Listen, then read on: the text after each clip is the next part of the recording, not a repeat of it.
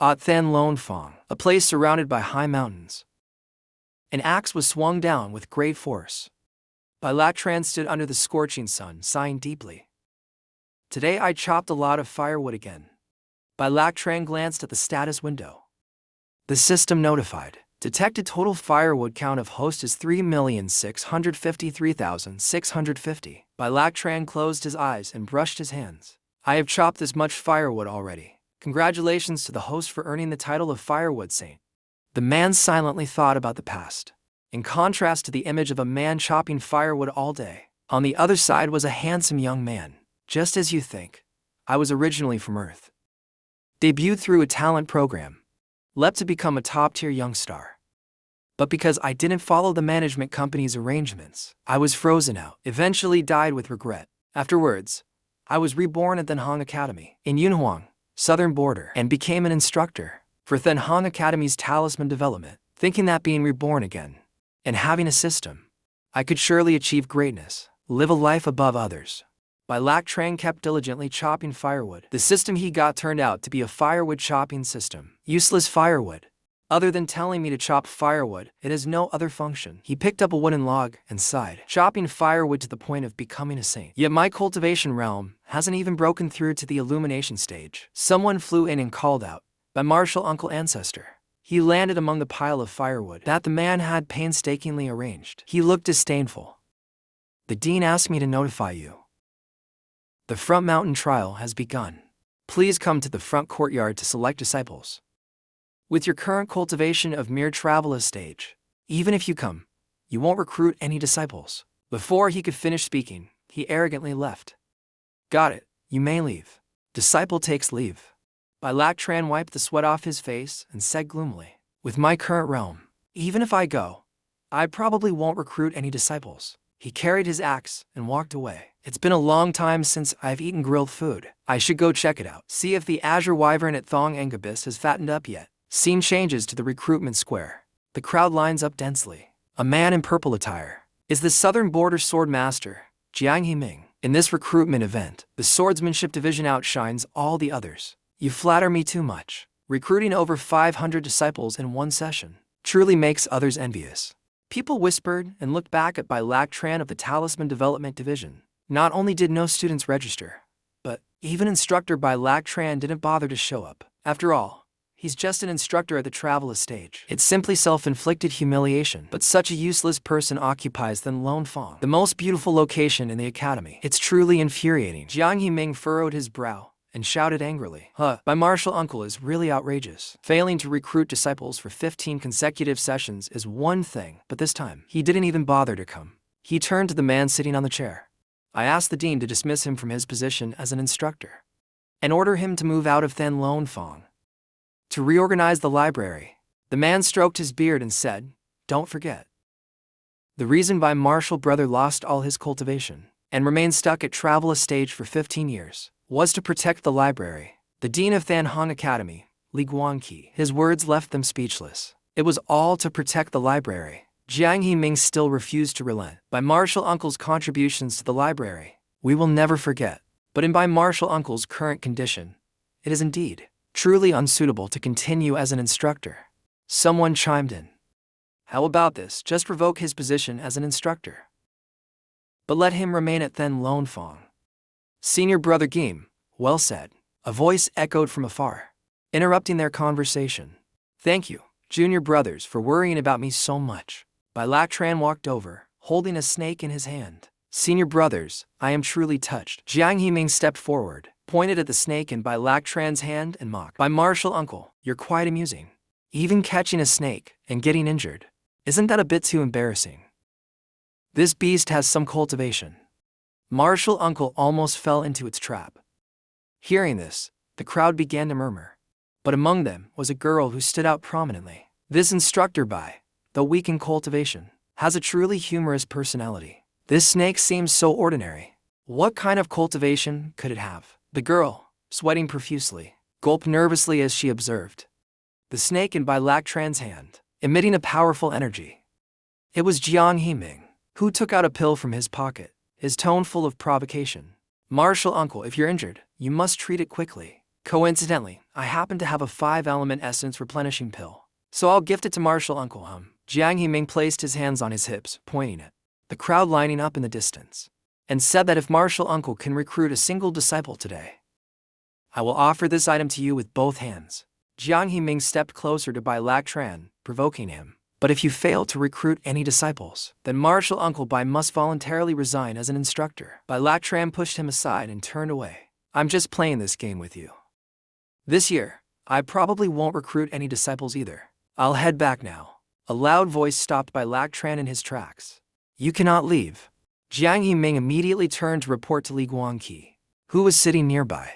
Dean, Bai instructor is lazy by nature and of low cultivation. Someone like him is unworthy of being a library instructor. He pointed to Bai Lak Tran, who was idly spinning the snake in his hand. I request the dean to dismiss him from his position as instructor. Those around them also agreed with Jiang Himing's words. Junior brother is absolutely right. My junior brother is indeed unfit for the responsibility of instructor. Li Guangqi looked at Bai Lak Tran with a scrutinizing gaze. By junior brother, what do you think? Bai Lak Tran shrugged.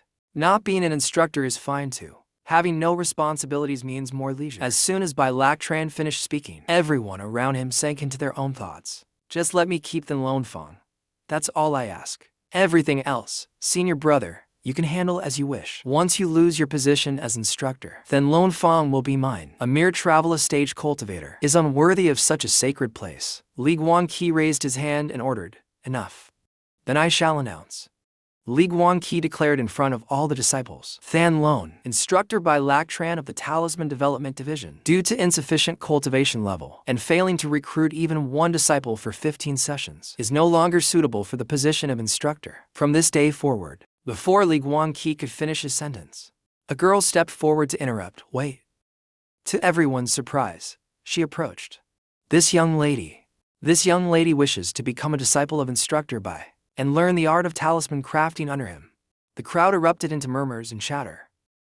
Travel a stage strength? Can't even fight like a chicken? This Bai guy is a complete loser. And yet something like this happens. What do you think? Watching the girls slowly walk out, they couldn't help but wonder. Young lady, we said so much earlier. Did you not hear anything? Her eyes were full of determination. Ignoring what they said, Bai Lakan is a useless person. He can't teach you anything. Being his student is just being a servant. Jiang Heming stepped forward sweating and made an offer. I see you are talented. Your foundation is excellent. Just agree to stay in my swordsmanship department, and I can give you the position of president. The girl stepped forward and held Bai Lakan's shoulder tightly. Her eyes were full of determination. To Bai Lakan's astonishment, I have made up my mind to ask for your guidance. Young lady, this is too abrupt, I don't agree. Jiang Heming gritted his teeth and glared at Bai Lakan. How hateful, how could she give up the swordsmanship department to follow that useless person and study runes? There must be some scheme here. Please accept me by instructor, but I just resigned. Jiang Heming then fell into deep thought. This girl must be someone Bai Lakan placed next to him deliberately. Now they are just putting on an act together. The goal is to seize the position of president of the swordsmanship department. By then, the swordsmanship department will become Bai Lakan's private garden, taking whatever he wants. Then Jiang Heming pointed at Bai Lakan, under the confused gaze of the latter. Bai Lakan, you are so cunning. Good thing I am not stupid. Jiang Heming stepped forward to report to the dean. There is a saying, forced fruits are not sweet. If this young lady has no interest in swordsmanship, then I won't insist further. The girl's face was full of happiness, while Bai Lakan seemed to be in despair. Just let her join Bai instructor's tutelage. Bai Lakan then questioned. Why do you want me as your teacher? As you can see, I am just a useless Le Jiaoqi. This is because the girl was thinking about past events. I am a reincarnated scattered immortal. In my previous life I failed to master the great path and could only carry memories into reincarnation. Originally I intended to choose swordsmanship, using my talent and beauty to secure resources. Obtaining swordsmanship resources would not be an issue, not a problem. The girl looked at Bai Lakan in front of her, but at the critical moment, she discovered a true master. Then she stared at the snake in Bai Lakan's hand. Bai Lakan, with the eyes of a scattered immortal, I am sure I am not mistaken. This snake is clearly a flood dragon about to become a true dragon. If evaluated by the human cultivator's levels, it would be a peak Mahayana stage expert. Even in my previous life as a scattered immortal, I would not dare say I could tame it. A flood dragon turning into a true dragon. A being full of power. The girl looked at Bai Lakan in astonishment. This tutor labeled as Li Jiaoqi. How did he manage to tame this flood dragon? Li Guangqi smiled and coughed a few times. Then he stepped forward and issued an order, leaving Bai Lakan caught off guard. If Instructor Jiang has no objections, then I declare hold on a moment. I still have something to say. Bai Lakan scratched his head and heard Li Guangqi's command. This disciple is officially transferred from swordsmanship to the rune development department, said Li Guangqi as he turned, giving a thumbs up to Bai Lakan, making him furious. Isn't senior brother good to you? Good my foot. Everyone left. Right after the enrollment assembly ended, Jiang Hemin approached Bai Lakan. Congratulations, Bai Instructor, on accepting a good disciple. In 3 months during the library exam, the rune development department will surely amaze everyone. Jiang Hemin laughed as he walked away. Bai Lakan couldn't help but wonder, is he out of his mind? Then, Bai Lakan turned to ask the girl's name. By the way, I still don't know your name. What is your name? Replying by Instructor, my name is Li Nuyet. Bai Lakan frowned, looking annoyed. If I had known, I wouldn't have come. Troublesome work for no reason. So tiring. The two of them left together. To Li Nuyet, such a nice name. Thank you for the compliment, Master, but since you have accepted me as your disciple, there's a saying, a master leads the way to cultivation. But whether one succeeds depends on oneself. It's still up to her efforts. Returning to King Luan Peak, to Li Nuyet couldn't help but wonder, by the way, if Bai Lakan is truly a master, then why is he bullied like this? Too much firewood. Looking at the snake on the ground, to Li Nuyet was puzzled by his cultivation level. In a flash of conversation, he could flatten the King Luan library. Why would he make himself suffer like this? Bai Lakan pulled her back. Now that Mistu has become my disciple, there are a few rules I need to make clear to you. Bai Lakan began to explain his personal rules. First, in my sect, we don't have any fixed curriculum. In the rune development department, everything depends on self-discipline. Second, we come and go freely. You don't need to report to me wherever you go or whatever you do.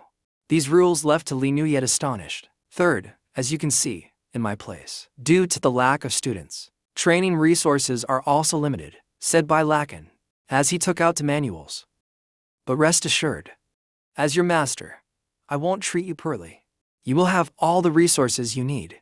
Bai Lakan glanced at Li Nuyet. And fourth, I haven't thought of it yet. Do you have any questions? Li Nuyet unhesitatingly replied, none, master. Then Bai Lakan handed the 2 manuals to Li Nuyet.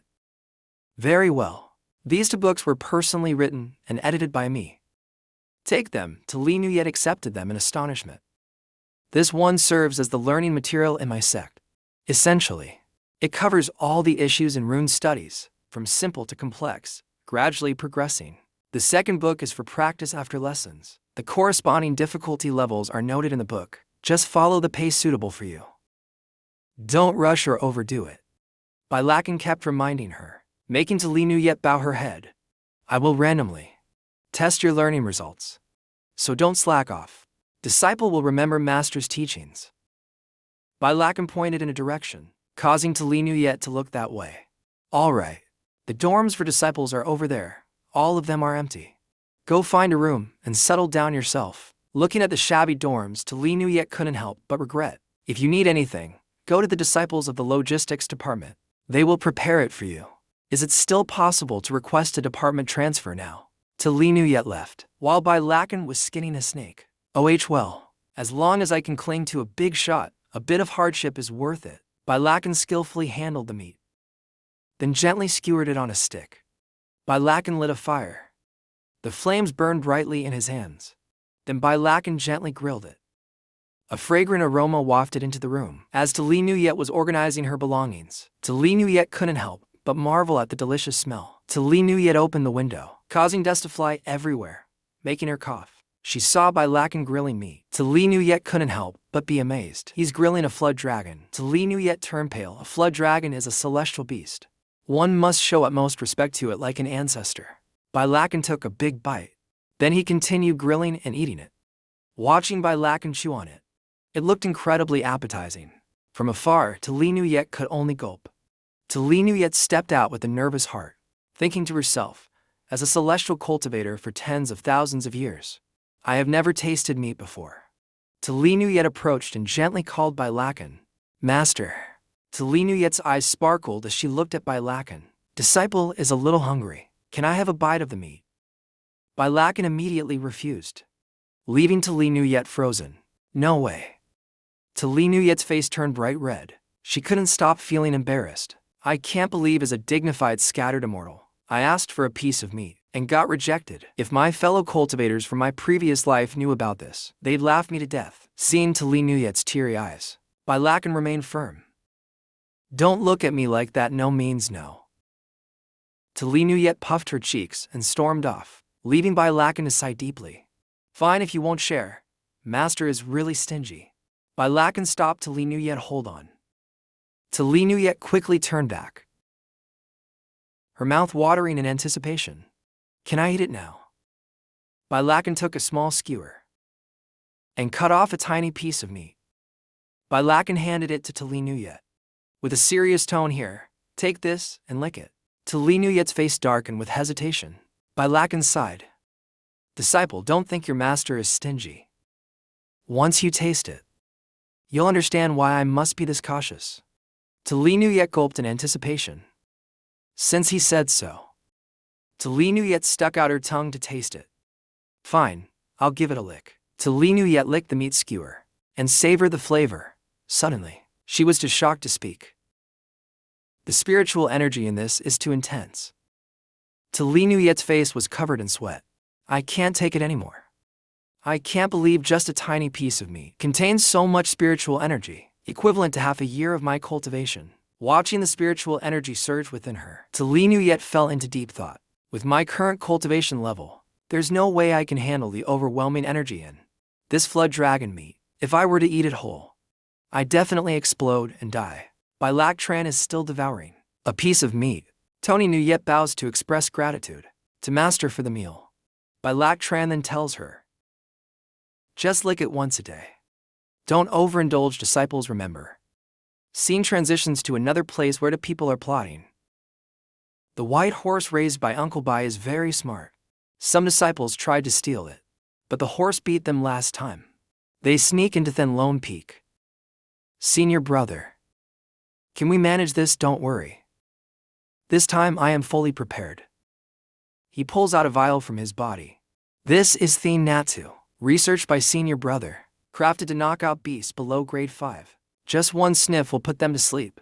The hesitant one is stopped by him, but sprays it as Bai Lakan is approaching, alerting the two. Someone Bai Lakan throws down some dry grass. Bai Lakan can't help but sigh. Remember when I first picked you up, you were so skinny and small, just like a donkey.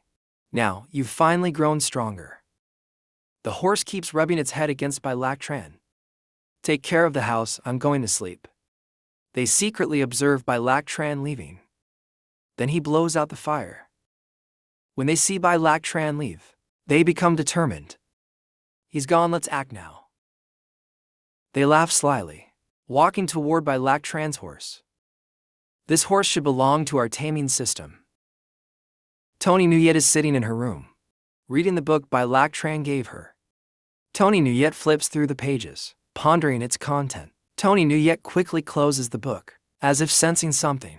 Who's bold enough to cause trouble on Than Lone Peak? Tony Nu yet puts the book down and steps outside. Tony Nu yet frowns in annoyance. Let me teach you a lesson. Back at the horse stable, the disciple of the taming system holds a vial in his hand, laughing maliciously. Both of them laugh slyly. Good horse, I'll give you more food. Tony Nu yet steps out with great energy and shouts loudly. Who dares to trespass? State your names to disciples of the taming system are puzzled. Senior brother, since when has Than Lone Peak had an extra person? Probably a freak. refused the position of swordsmanship chairman, and bowed to that useless Bai Lak than as master today. One of them waves dismissively. Tony knew yet. Young lady, there's no need for you here. Go back to your room and sleep. With me here, you won't touch anything of master. He quickly rushes toward Tony Nuyet, intending to strike first. You refuse a toast but want a penalty drink. He steps forward, smirking as he extends his hand. Then excuse me. His hand reaches toward Tony Nuyet. But she remains calm, then gently sidesteps. As he loses balance, falling forward, Tony Nuyet lifts her leg. Her slender leg kicks him, sending him flying and landing painfully on the ground. His junior quickly helps him up. After Tony Nuyet's kick, he spits out blood eye. I'm fine, this woman is trouble, senior brother. He refuses to give up and stands again, intending to face Tony Nuyet. Let me fight her again, and if I lose, you help senior brother, you can do it. Flames envelop him. Tony Nuyet remains unfazed and directly faces him.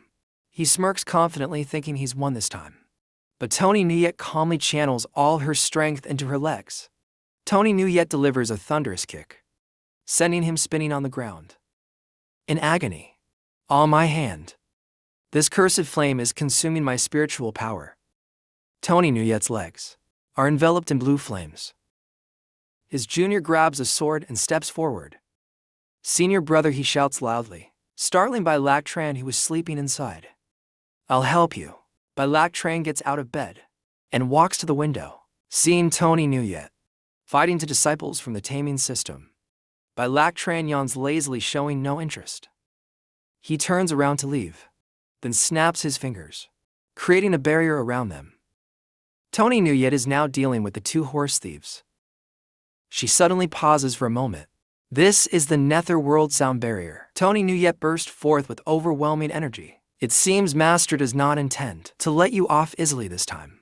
Their faces turn pale with fear, retreating step by step. A loud slam echoes across the room. That person is the senior brother of the taming system. Ha Tuong Than, you've gone too far. They kneel on the ground crying, senior brother. We've tried our best, but that new disciple of Bai's is really too powerful. We're no match for her. Don't worry, senior brother, after we recover, we'll definitely bring the horse back. After that, Ha Tuong Than gives them 2 vials of pills. Each of you take 3 Guilin pills and 2 Yangqi pills as compensation for your injuries.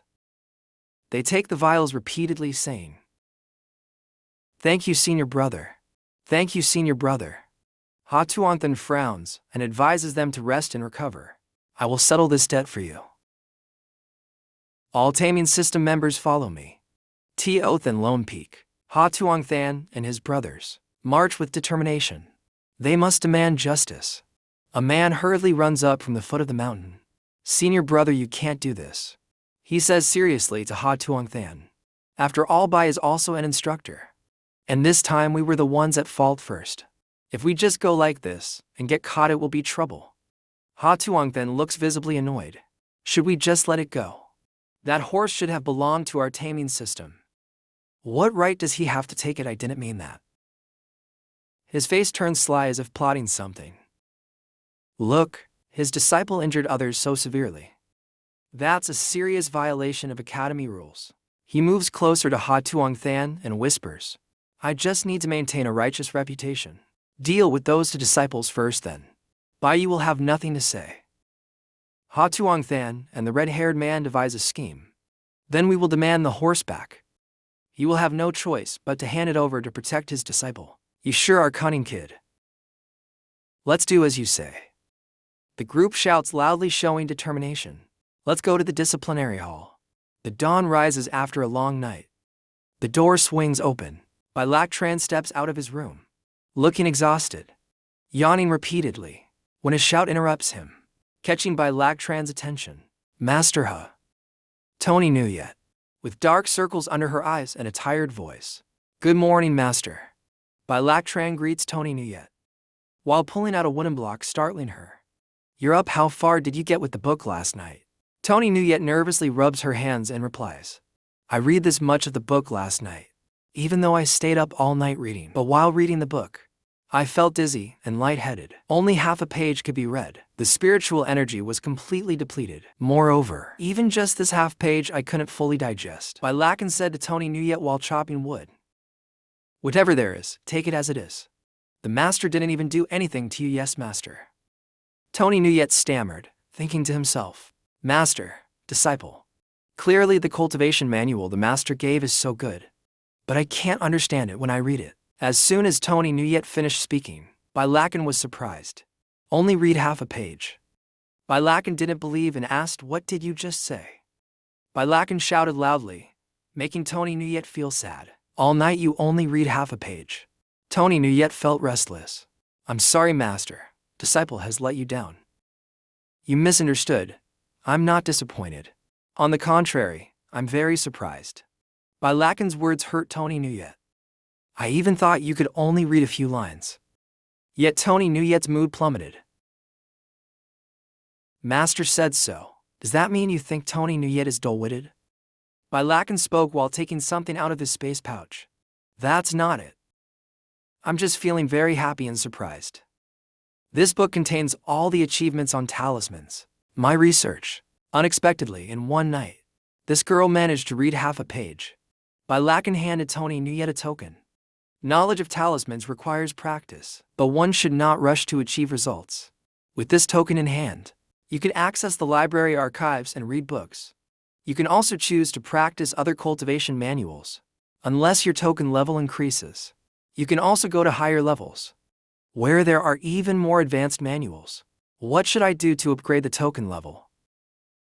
Lakan provided her with several methods. First, complete the tasks posted outside the library. Second, participate in disciple assessments. Tony Nuyet happily accepted and thanked the master for guidance. Disciple understands. Deep inside, Tony Nuyet kept comparing this token with the master's book. Tony Nuyet recalled her previous life. "After all, I was a wandering immortal for tens of thousands of years, basically lacking no cultivation manuals or techniques." Tony Nuyet happily hugged Lakan's book. "The manual master gave me is enough for me to study for a lifetime. Why would I need to learn anything else?" Lakan became distracted, making Tony Nuyet wonder, "Master, what's wrong?" Then Thenlone Peak disciple Tony Nuyet, "Come out quickly to receive punishment." Tony Nuyet immediately explained the situation, making Lakan pause. "Master, this must be because of some troublemakers coming to Thenlone Peak, causing issues that the disciple resolved last night." Tony Nuyet stammered, rubbing her hands together. "Disciple acted a bit heavy-handed, if it caused trouble." Lakan smiled reassuringly. "It's fine. I'll handle everything. You just focus on studying well." The two walked to the gate. "Let's go. See what's happening." Yes, outside, a group of people was waiting for them. Among them were two with immense power, followed by elite disciples. The figures of Lakan and Tony Nuyet appeared at the gate. Both calmly stepped out under everyone's watchful eyes. The first to speak was the Enforcement Hall's Tong Lang. At the Fusion Realm, the Enforcement Hall received a complaint saying that the Talisman System disciple Tony Nuyet disregarded library rules and maliciously attacked fellow disciples, injuring two of them. They stood above, speaking down to Lakan. "Master Uncle, please respect the library's rules." Tony Nuyet watched as Lakan calmly responded. Tony Nuyet couldn't help but feel uneasy. Wow, such a grand setup. Lakan walked boldly through the crowd gathered in front of Thenlone Peak. A man holding a token stepped forward. He was Zhao Than from the Enforcement Hall. At the Fusion Realm, the evidence is clear. "Mistu, please come with us." Lakan placed his axe on the ground unhurried. He glanced toward the two Enforcement Hall members. The one hiding behind there. Lakan frowned, displeased, and asked, "I want to know, those two disciples from the Beast Control System who ran to Thenlone Peak at night, causing trouble. What will be done with them?" All eyes turned to Ha Tuong Than, hiding behind. "How will they be dealt with?"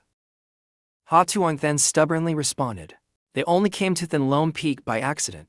There was no ill intent. I've already punished them." Lakan sneered at his words. "Came by accident, you say?" Lakan turned and walked away, surprising Tony Nuyet that my disciple only accidentally injured them. "I'll handle it myself. There's no need to trouble the Enforcement Hall." Ha Tuong Than, feeling indignant, shouted loudly, "Stop right there! The enforcement hall has declared your disciple guilty. If you insist on doing things your way, the outcome won't be pleasant." Bailakan grew angry, his aura flaring with intensity. "Are you teaching me how to do my job?" Ha Tuongthan, seeing this, became frightened and stepped back. He swallowed nervously, his throat trembling audibly. Then Ha Tuongthan turned around and pleaded with the two enforcement hall members. "Senior brothers, you saw that, didn't you?" Ha Tuongthan screamed frantically, accusing Bailakan of indulging his disciple's wrongdoing, as if complicit. Ha Tuongthan's words made Bailakan irritated. "Please, senior brothers, quickly take Tony Nuyet away to discipline the unruly peak." Tong Lang and Zhao Than landed heavily on the ground. Tong Lang's eyes gleamed with menace. "Anyone opposing the enforcement hall has never had a good end. Surely you know that, by instructor." Hearing this, Bailakan simply smiled. "Just a bunch of nobodies. Really? You think you can represent the enforcement hall?"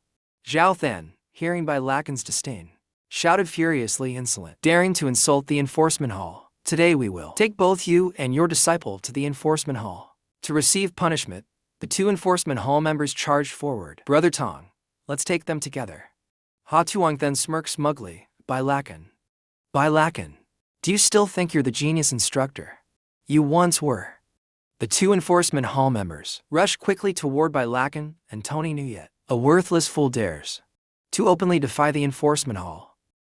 Truly doesn't know life from death." Bailakan patted Tony Nuyet lightly on the shoulder. "Consider this a test of your studies from last night. Don't disappoint me," disciple understood. Tony Nuyet charged forward, surprising Zhao Than. "Do you want to die?" Tony Nuyet looked at their attacks and smiled slightly. "Is that all you've got?" She easily dodged the attacks of Tong Lang and Zhao Than. Tong Lang struck at her, but she lightly sidestepped, causing his attack to hit the ground, his sword tip causing the earth to crack. Tony Nuyet was surprised by the scene. "No wonder it was used to test me. These two are so weak. They're not worthy of Master's intervention." Wherever Zhao Than attacked, Tony Nuyet effortlessly countered. The two continued to spar. "It seems clinging to Master's leg is all I need." Tony Nuyet got lost in her own thoughts. An ascension was now within her reach. Tong Lang observed the fight between the two from behind. Tony Nuyet and Zhao Than were puzzled by what Tony Nuyet was doing. They saw Tony Nuyet drawing talismans, and Tong Lang exclaimed in surprise, "Talisman art. A talisman master has to draw the talismans first. Is she drawing while fighting?" Zhao Than clenched his teeth in anger. "Is she mocking us?"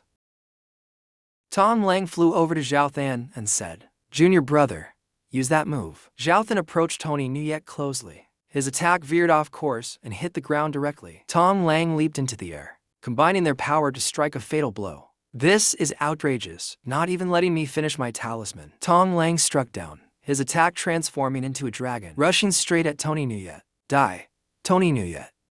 A surge of power appeared at her fingertips. Lightning energy enveloped Tony Nuyet. "You two are nothing special." A powerful lightning force concentrated around Tony Nuyet. She raised her hand, forming a protective barrier. Boom! A massive explosion erupted after the collision. Tong Lang and Zhao Than, observing from a distance, had to cover their faces from the smoke and dust. Tong Lang gritted his teeth and looked up. Success, maybe. Tony Nuyet concentrated, gathering the lightning into two beams of energy, which transformed into two thunderbirds. Time to get serious right now. They immediately charged toward where Tong Lang and Zhao Than stood. A bright light burst out, making Tong Lang and Zhao Than itch all over. Bailakan observed from a distance, lost in his own thoughts. "Lightning attribute, huh? The gallbladder dragon is wood attribute, so I can't let her use it." Tong Lang and Zhao Than were scorched black by the thunderbirds. "Looks like I'll need to visit Thong Ngo Qian to find her a lightning attribute breakthrough artifact." "It's over." Tong Lang, lying on the ground, shouted at Ha Tuongthan. "Junior brother Ha, why haven't you stepped in yet? We're here to stand up for you." Ha Tuongthan stammered, cursing in his heart. "Damn Tong Lang, calling my name at a time like this." He glanced at Tony Nuyet, who was drawing talismans. "You two together can't even handle her. What use would I be if I joined?" Tony Nuyet directs lightning towards a path.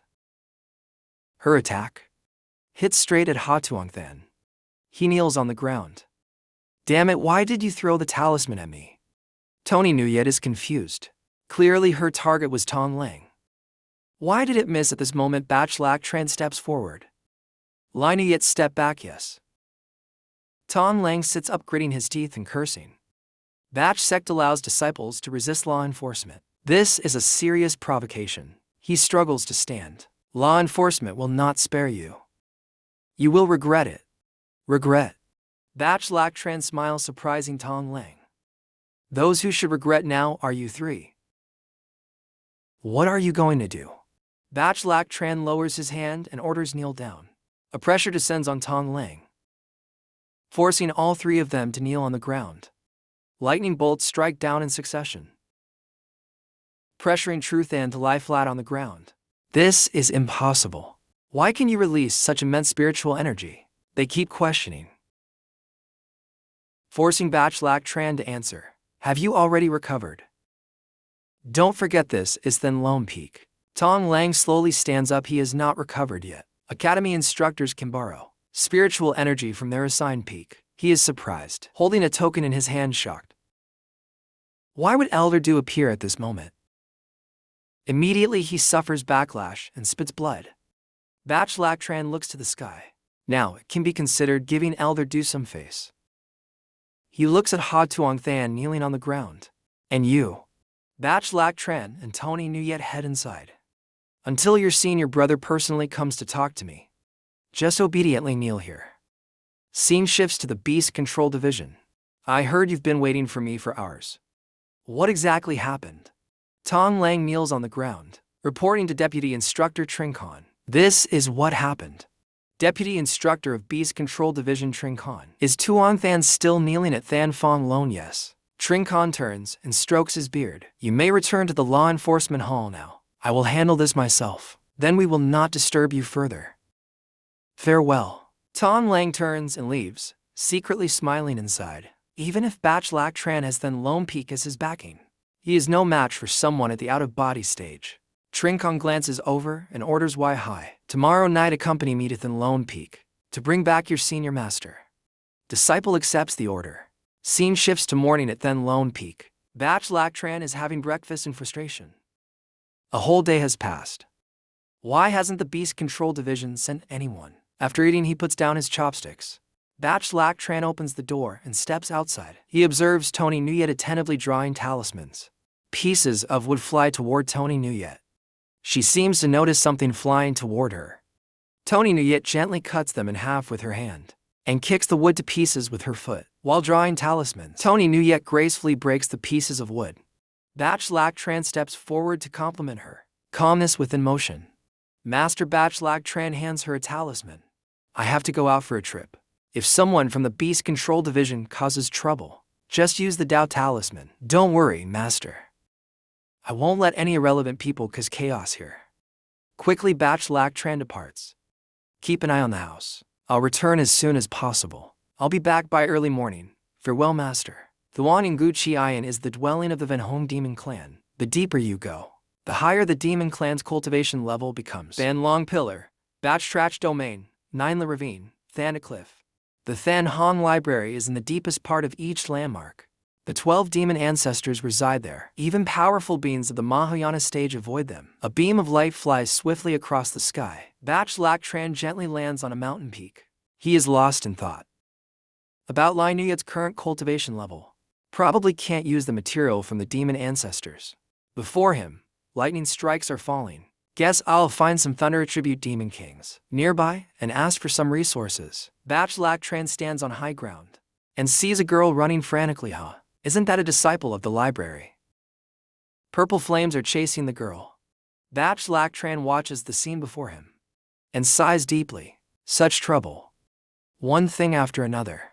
He pulls out a talisman from his robe. It's an invisibility talisman. Let's take a closer look and decide from there. The girl falls to the ground. A man with a sinister laugh approaches. Now there's no escape. A large man and his gang step closer. Don't run anymore. Let this big guy have some fun. It's not like you'll lose anything. The girl shouts angrily, I despise you, no way. The large man's eyes light up as he glances at her library insignia. Aren't you one of the concubines? Trained by the library. He slowly approaches, causing the girl to panic. Serve me obediently and make me happy.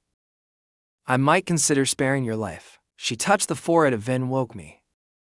Even in death I will not let you touch me. The big guy rushed quickly towards Vin Woke. Vin Woke trembled lying on the ground. My spiritual power has been sealed. The big guy touched Van's face with a delighted smile. Haha, such smooth skin. He stood up, leaving Vin Woke on the ground. Other places must be even smoother. Vin Woke felt unwilling. Could today be the day I am humiliated by an evil man's senior sister? Bai Lak Tran stood in the shadows, guiding her to strike his donjong point. Vin Woke felt as if awakened. My body can move again. Meanwhile, the big guy stood frozen. Vin Woke seized the opportunity to attack him. Why can't I move? Her strike went straight through him, sending his body flying over 10 meters. His flesh seemed to disintegrate. Vin Woke was also surprised by the situation. Didn't think I could land such a blow, His subordinate hurriedly ran to him. Boss. Vin Woke bowed repeatedly in gratitude. Thank you, senior, for helping. Bai Lak Tran could only smile wryly. Bowing to thin air again. Are all students under senior sister new yet like this? So clueless. His subordinate angrily shouted, filthy whore. I'll make you pay for the boss's life. Vin Woke hesitated, trying to resist. Come if you dare. Damn it, my spiritual energy is almost depleted now. Seeing the subordinate getting closer and closer, Vin Woke sought advice from Bai Lak Tran. Stop pretending. The earlier strike drained all your spiritual energy. Surrender, senior. What should we do now? Bai Lak Tran calmly guided a step to the left. Hit the Xian to acupoint of him. He gently dodged Yun Ru's attack. Even you want to hit us, That guy smiled smugly. Go die. His attack approached Yun Ru's neck, frightening her. Bai Lak Tran flicked his fingers, gently binding the guy, surprising Yun Ruo. Bai Lak Tran ordered her to kill him. Yun Ruo hesitated. Senior. My senior sister's whereabouts are only known by him. Can we ask for her whereabouts first? Then kill him. No point in asking. That woman destroyed her own qi to preserve her purity. She's been dead for a long time. His words enraged Yun Ruo. Her qi is crippled, probably devoured by the worms in Thang Wu Chi Yuan, leaving only bones. You're lying. My senior sister won't lose to someone like you, he shouted, revealing his identity. Have the guts to kill me. Let's see if the Wuxiang sect will spare you. What? You're from the Wuxiang sect? Bai Lak Tran stepped forward, making Yun Ruo delighted. Hey kid, split end hair senior, you slowly revealed yourself, startling the guy. What is the Wuxiang sect of the Northern Territory sending you to do? Why is it you? Bai Lak Tran slowly approached. So I'm that famous, The guy shouted. Obviously you're the trash that just reached the Lujiao stage. This is impossible. Yun Ruo couldn't help but be surprised. The one secretly helping me is a useless guy, recognized by the entire library. Bai Lak Tran? Bai Lak Tran approached, but he remained indifferent. I'm not in the mood for interrogation games with you. Speak quickly. I won't tell you anything. Without saying another word. Bai Lak Tran made him explode. Then die. Blood splattered everywhere, scaring Yun Ruo. But Bai Lak Tran remained calm. Yun Ruo approached and scolded Bai Lak Tran. Uncle Bai, you killed him. How will I find my senior sister now? I know you're anxious. But calm down, I can find her. Bai Lak Tran conjured a golden bird and turned to Yun Ruo. Do you have anything of your senior sister's? Preferably a personal jade pendant or something. I have a handkerchief my senior sister embroidered for me. Bai Lak Tran then ordered the bird to search. Yun Ruo couldn't help but feel excited. Go, find the owner of the handkerchief. Little bird, good luck. Senior sister, I leave it to you. Bai Lak Tran's bird flew deep into the forest, searching every corner of the woods. Yun Ru's senior sister was in a deep pit, unexpectedly escaping that woman only to fall into this pit, her body covered in wounds. Now that Hai's energy has dissipated, the pit is only 20 meters deep. This is likely my grave. She raised her hands as if seeking help, wondering if Yunru was safe. A hurried voice caught her attention. Senior sister heard the voice and looked up, checking if you were down there. She anxiously stood up. Yunru, is that you? Yunru joyfully said to Bai Lakan. Uncle Bai, it's true, senior sister is down there. She seems to be seriously injured. She anxiously wanted to jump down, but was stopped by Bai Lakan. I'll go down and carry senior sister up. Don't rush, let me handle this. Watching Bai Lakan drawing talismans surprised Yunru. Uncle Bai is drawing talismans in midair. Then Bai Lakan sent the talisman down into the cave. Beams of light approached the girl. Yunru's senior sister was amazed by the bubbles. Then the bubbles combined together, lifting the girl up, leaving her astonished. Where did I end up? Inside the bubbles. The bubbles quickly carried the girl out of the deep cave. She was brought up, making Yunru cheer with joy. Senior sister, they hugged each other and cried uncontrollably. It's all right, it's all right. Senior sister is fine now, senior sister. Then they remembered Bai Lakan. Vantik thanked Uncle Bai for his assistance. Thank you, Uncle Bai. Bai Lakan took out a pill from his robe and handed it to Vantik to stop the bleeding. This is it. It's Jiang He Ming's elixir, a precious 5 elements restoration pill. Uncle Bai, this is the treasure of the alchemy sect. It's valuable. I cannot accept something so precious. Is a pill more important than life?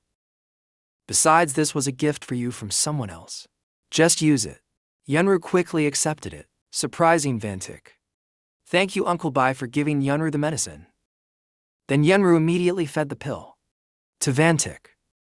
Senior sister, Yunru asked worriedly. Do you feel better now? The wounds on her body quickly healed. Truly worthy of being the treasure of the alchemy sect.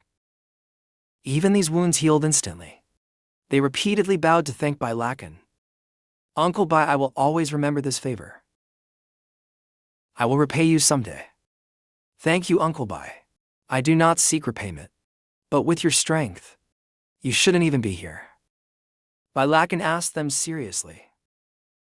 Tell me, why have you come to Thangwu Abyss? Vantik and Yunru hesitated, looking at each other without speaking. Scene shifts back to King Luan Peak. At this moment, Tony Nuyet was reading Bai Lakan's book. She stretched her body, finally finishing one page, feeling as if she was about to break through. Now it's time to meditate. Then Tony Nuyet touched the gem on the table. She seemed to sense something. Immediately stood up. As expected, someone is causing trouble. While the master is away, outside, the wind picked up. A powerful force was gathering. A shadow was slowly appearing at King Luan Peak. Arrogant fool, Bai Lakan indulges his disciples in defying the rules and using violence against enforcers. Trinkan introduced himself. I am the deputy instructor of the beast-taming sect. Trinkan demands you confess your crimes. Bai Lakan loudly scolded Yunru and Vantik. You two dared to enter the Demon King's territory again. Are you tired of living? Vantik hesitated. It's all my fault. I wanted to find a spirit instrument for Master. So greed got the better of me, leading to these consequences. Bai Lakan frowned, sensing something unusual. Is something wrong? Bai Lakan pondered as he listened to Vantik. The disciple chased after a 9th grade superior ice silkworm from outside to this place. If the disciple guessed correctly, then someone from the Wuxiang sect might also be here for it. It may not just be a 9th grade superior ice silkworm. For the Wuxiang sect to go to such lengths, chasing it from the northern to the southern territories. Bai Lakan sank deeper into his thoughts.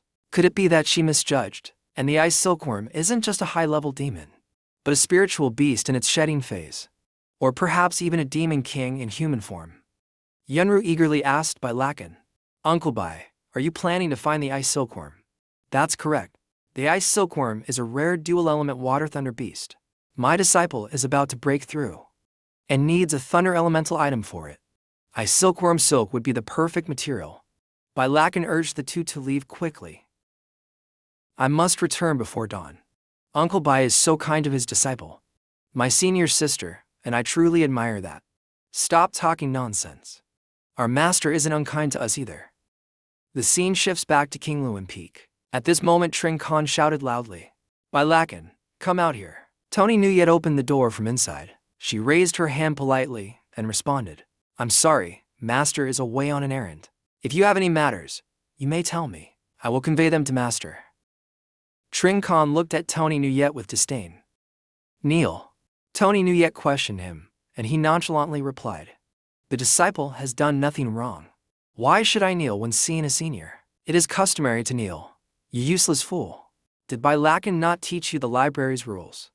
I'm sorry, I've never heard of such rules before. And my master is not a useless fool. Please watch your words, senior." Trin Khan angrily unleashed his power insolently. A mere novice disciple dares to argue against a deputy instructor. He raised his hand, ordering Tony Nuyet to kneel. A massive oppressive force descended. The overwhelming pressure cracked the ground. But Tony Nuyet remained still. Her mouth and eyes were bleeding, but she calmly responded, "I have done nothing wrong. I will not kneel." Trin Khan's eyes blazed with anger. "Good, very good," he shouted in fury. "Let's see how long you can hold your defiance." Trin Khan repeated his command. His attacks rained down with each word. "Kneel before me. Kneel, kneel. Kneel down." Trin Khan suddenly froze, stunned. Tony Nuyet remained calm, taking his attacks without moving. She did not flinch. Tony Nuyet's eyes shone brightly. A powerful aura surrounded her, burning her cultivation realm just to resist kneeling. This female disciple is truly troublesome. If this spreads, both I and the beast-taming sect will lose all face in the library. Trin Khan observed Tony Nuyet, her eyes full of determination. This person must not be allowed to remain. Trin Khan ordered Yihai to kill her. "Master, isn't this too harsh? I told you to kill, so just do it. Or do you intend to defy my orders as well?" "I dare not disobey, Master. But I feel this junior sister's offense does not warrant death. Allow me to speak with her. If she is willing to admit her mistake, her life can be spared." Tony Nuyet observed everything and smiled. Unexpectedly, an incompetent master could teach a disciple with some decency. "Because of what you just said, if I survive today, and my cultivation realm is restored in the future, I will definitely spare your pathetic life." Yihai approached to persuade Tony Nuyet. "Junior sister, my master values reputation. Kneel down and bow to admit your fault. This matter will be let go. Losing your life over pride is not worth it. I really didn't expect the most reputable cultivation sect in the southern wilderness would harbor someone like your master." Yihai saw that Tony Nuyet remained defiant and sighed. "Junior sister, why do you have to suffer like this? No need to say more. If your master wants to kill, let him kill. I will never beg for mercy." Yihai raised his hand as an order difficult to defy. "Then I have to apologize. It should be me saying sorry. This move was originally reserved for your master." A shadow quickly approached Yihai. Zhao Wu struck Yihai fiercely, making him cough blood. Yihai was thrown hundreds of meters away. After Zhao Wu's impact, Yihai collapsed. Tony Nuyet hesitated. Zhao Jinkan smiled with delight. "No wonder that fool Ha Tuong Than couldn't forget you. It turns out you're a spiritual beast." Zhao Wu unleashed his power and roared. Zhao Wu immediately blocked Tony Nuyet, catching her off guard. Zhao Jinkan shouted, pulling out a whip. "If you hadn't appeared, I wouldn't have remembered you." Zhao Jinkan lashed fiercely at Zhao Wu. "But you reckless beast. Since you charged out, don't blame me." The whip wrapped around Zhao Wu's neck, surprising him. "Be obedient." Zhao Wu charged forward, making Tony Nuyet try to stop him. Zhao Wu, no. Zhao Wu fearlessly lunged at Zhao Jinkan. Zhao Jinkan clenched his fist, channeling all his strength. "Beast, do you want to die?" Tony Nuyet, with tears streaming, watched Zhao Wu being thrown away, seeing Zhao Wu crashing into the ground. But Tony Nuyet could do nothing. Zhao Wu lay in pain, dying on the ground. Tony Nuyet wept bitterly in agony. "Zhao Wu," she cried, "old man. Today, either you kill me, or if I survive this debt, I will make you pay." Zhao Jinkan heard and flew toward Tony Nuyet. He landed on the ground. The two faced each other. "Fine, then I'll grant your wish." Tony Nuyet seized the opportunity and charged at him. "This is the perfect distance. The range of the lunar blade is inescapable. Tony Nuyet closed in on Zhao Jinkin, igniting her cultivation. This move was prepared for this moment, sending you to hell. The blade slashed through. Tony Nuyet calmly glided past Zhao Jinkin. Blood spilled from the wound. Luckily, I was prepared. Zhao Jinkin immediately treated his wound. If I hadn't brought protective artifacts, this time, I would have been severely injured or dead. Being able to handle two useless fools like Tong Lang. To show some skill. Today, I must eliminate this woman. Tony Nuyet trembled. Her spiritual power was drained. Zhao Jinkin, taking advantage of Tony Nuyet's exhaustion, he captured her. He grabbed the whip and pulled it with all his strength. Come here.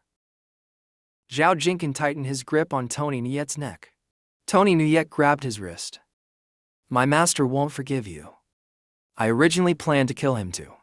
That useless man has never been worth anything to me. Zhao Wu slowly got up from the side. Tony Nuyet shouted to stop Zhao Wu. Zhao Wu, don't come here, run away. Zhao Jinkin smiled as he looked at Zhao Wu. Then I'll kill you first and capture it later. And teach it slowly. Tony Nuyet was covered in wounds by this time. Tony Nuyet remembered what Bai Lac Tran had told her. If people from the Beastmaster sect cause trouble, use this talisman. A talisman appeared before Zhao Jinkin. He smiled disdainfully.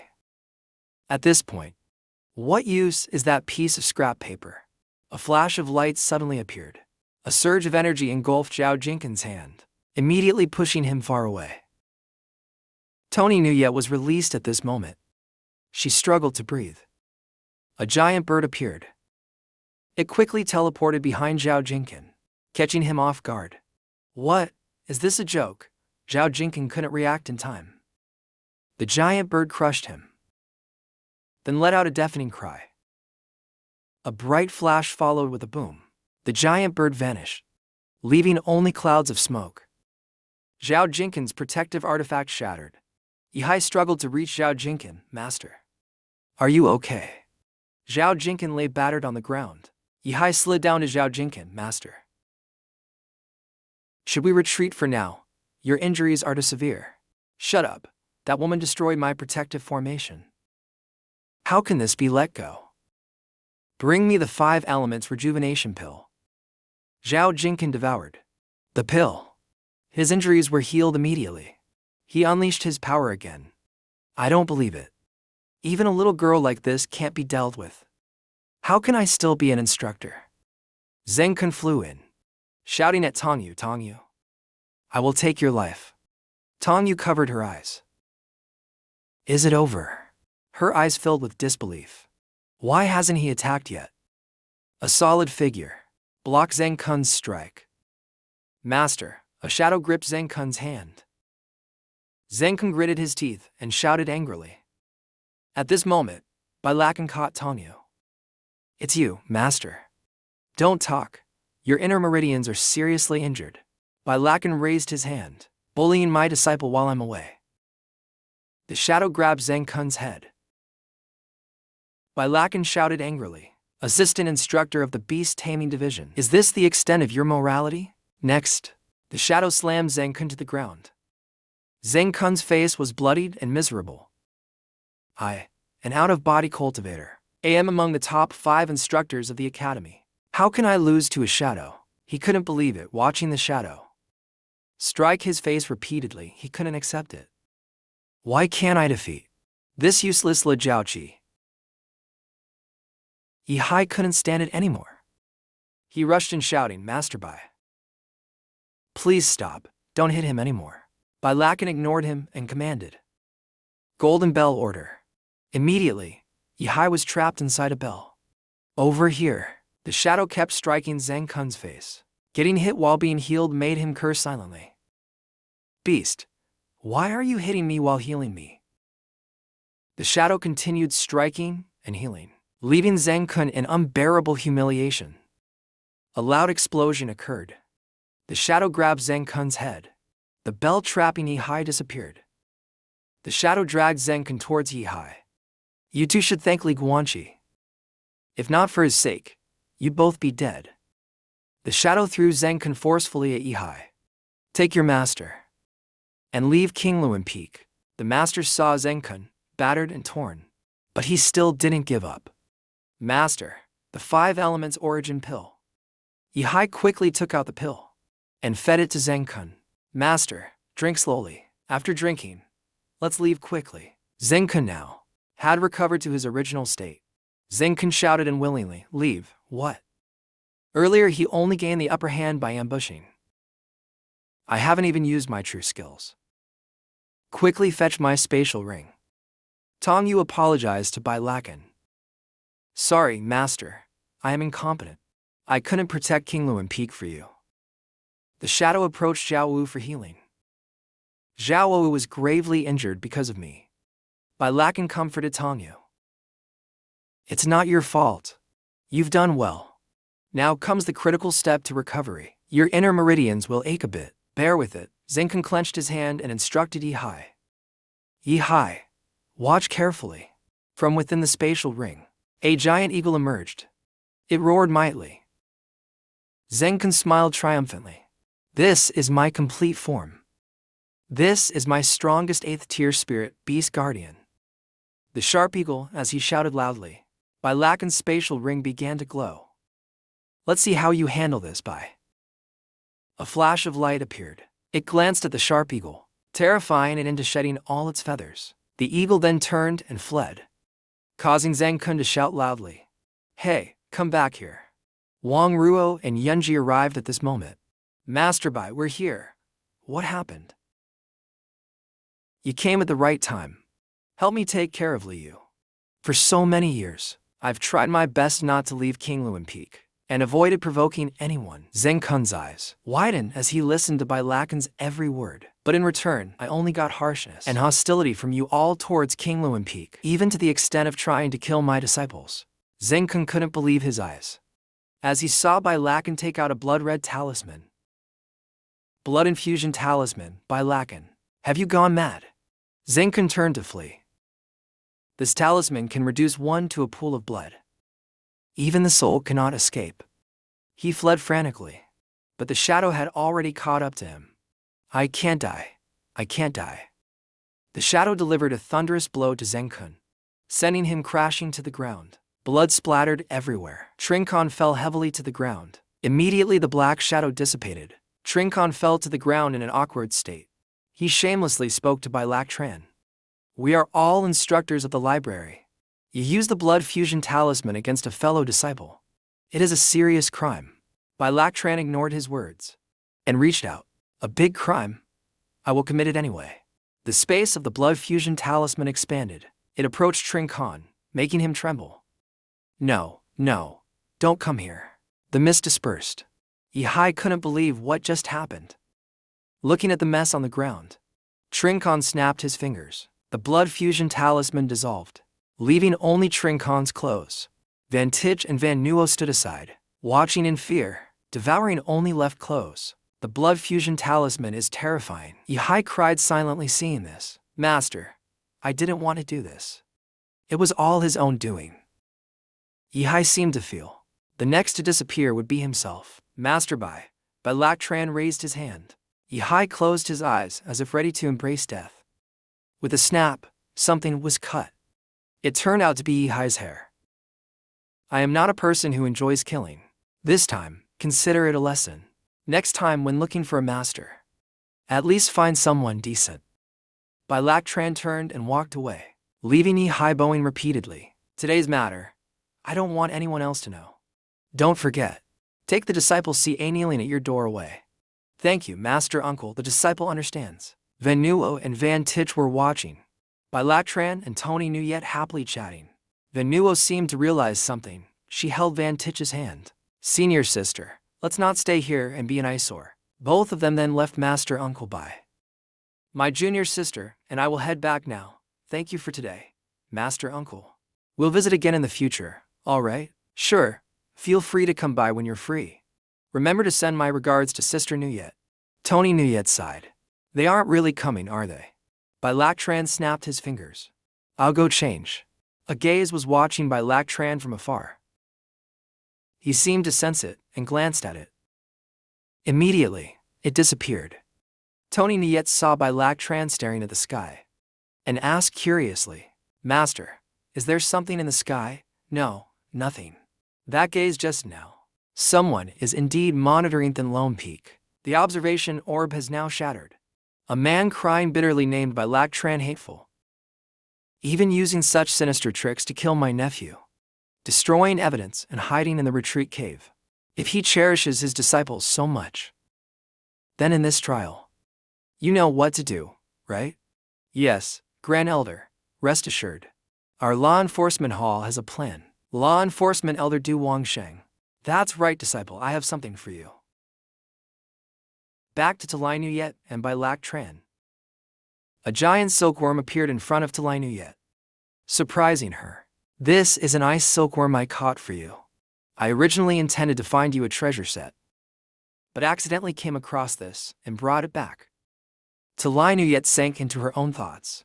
This ice silkworm is clearly a demon emperor in strength, even comparable to a fusion stage cultivator. Yet in the master's hands, it is so obedient. The ice silkworm obediently wriggled in front of by Lac Tran. This ice silkworm has dual attributes of lightning and water. Very suitable for you. From now on, let it assist you in cultivation. Talai Nuyet seemed extremely touched. A demon emperor that even in her previous life as a loose immortal, she struggled to subdue. Her master casually gifted it to her. Master.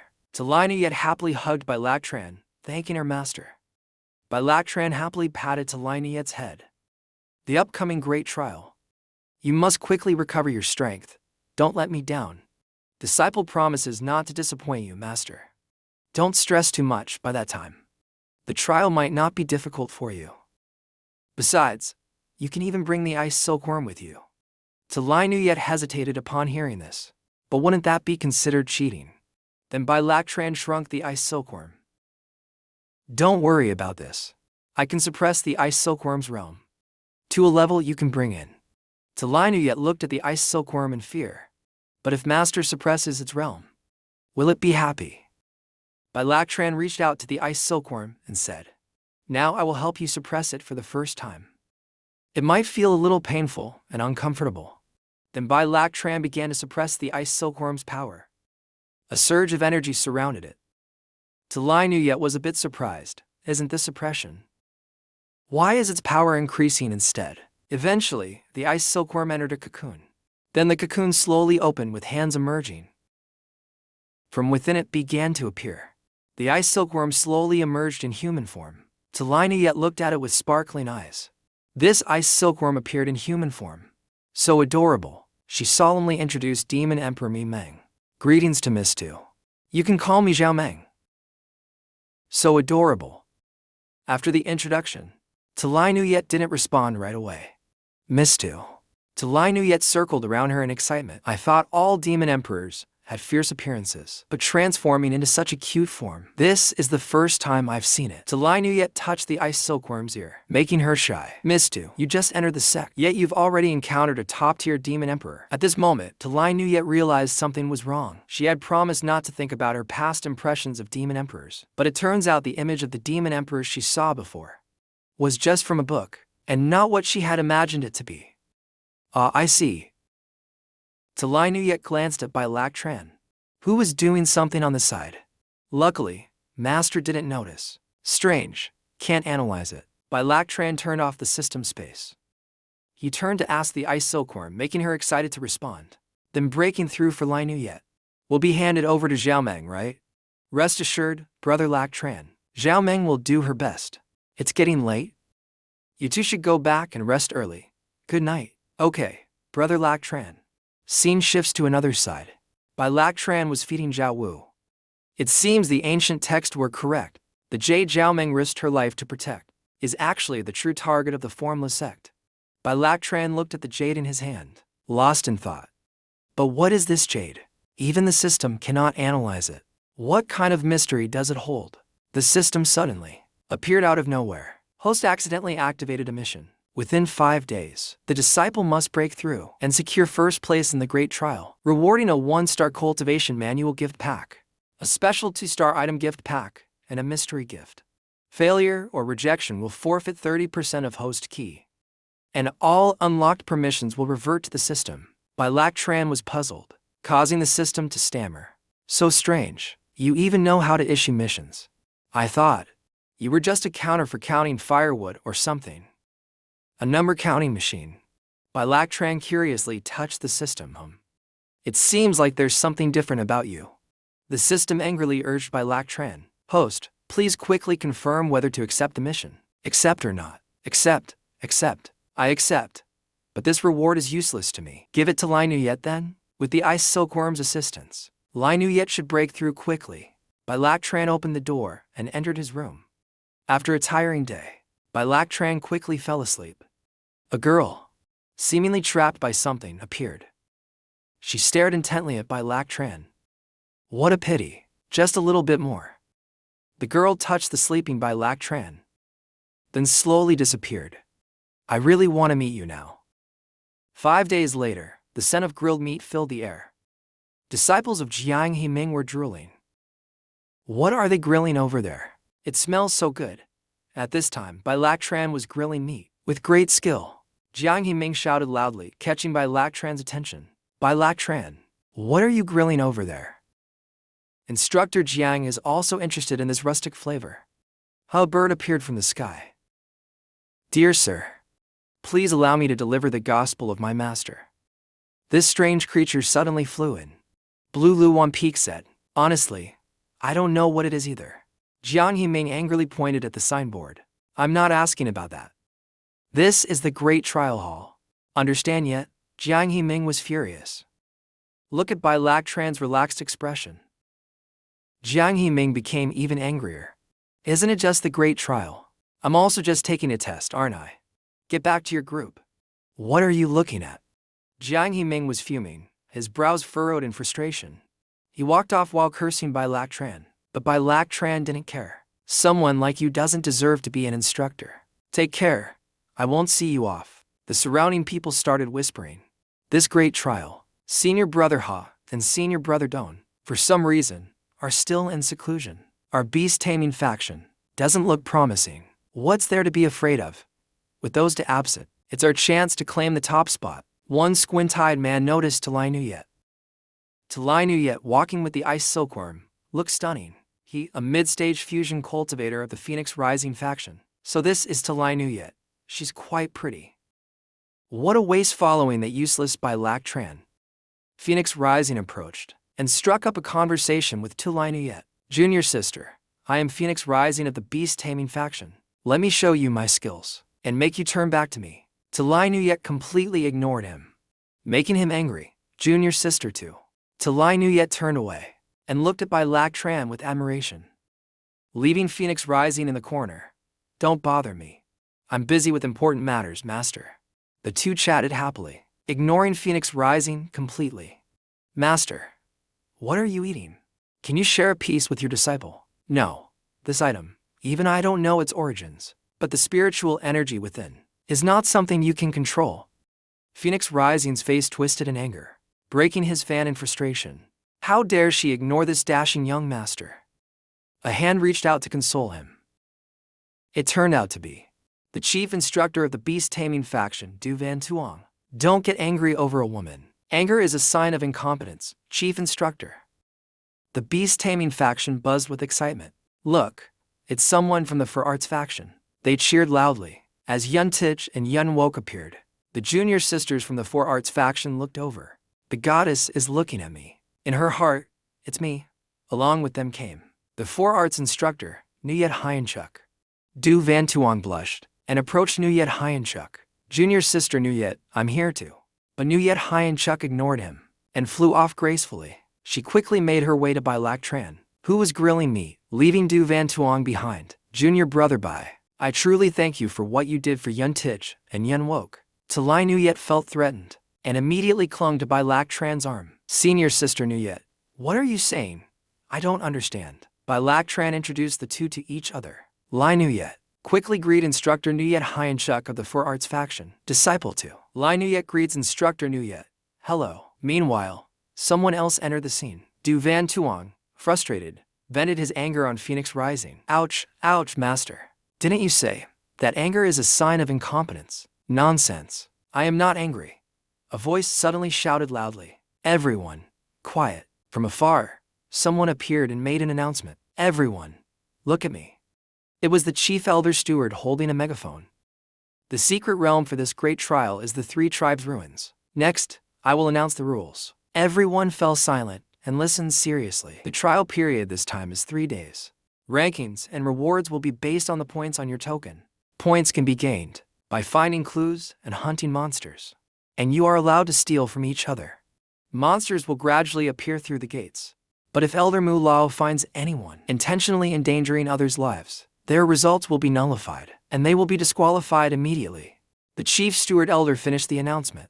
The crowd below was left in shock, unable to believe it. The elder then left after finishing his announcement. The trial began. Phoenix Rising immediately took the lead, rallying the beast-taming faction disciples to charge forward, heading to secure advantageous terrain. Lai Nuyet walked calmly. She waved calmly back at Bai Lak Tran. Master, your disciple is leaving now.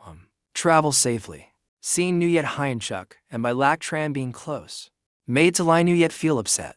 Senior sister Nuyet, hee. Looks like I'll have to finish this quickly. I heard your disciple only recently joined the sect. Why do you look so unconcerned? Lai Nuyet is exceptionally talented and hardworking. Her strength is certainly not weaker than others.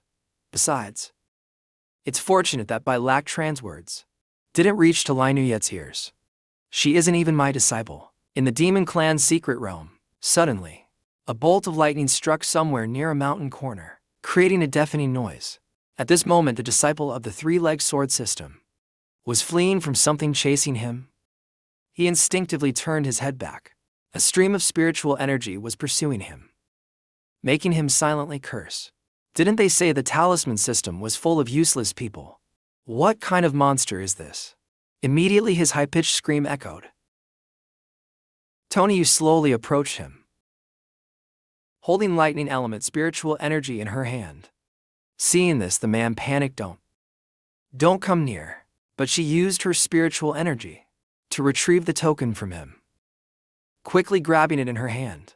Then Yu handed the token to the big-headed creature beside her.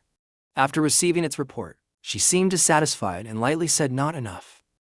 Still to slow, Yu glanced at the beast beside her, dragging away the eliminated person. At this moment, no one else was there. She raised her hand to grab Dream Essence. Got it.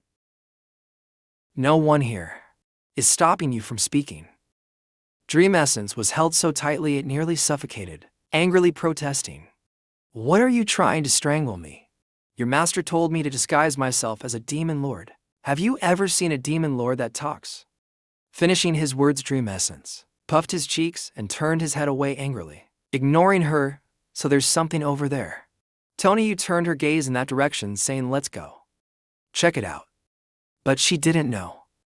Behind her back, there was a mysterious person, silently observing all her actions, holding a toad with a fiery red body. The two stood on a high branch, whispering to each other. Haha, we found her, let's go. We'll meet her at the library square. There, disciples standing outside were watching the live broadcast of other disciples' trials. Everyone who saw it was terrified. Mao Zagapi, they exclaimed. So cruel. Senior brother Fong HCC already conceded, but Tony Nuyat still struck so hard. The teacher of the talisman system is useless. How could his disciple be this strong?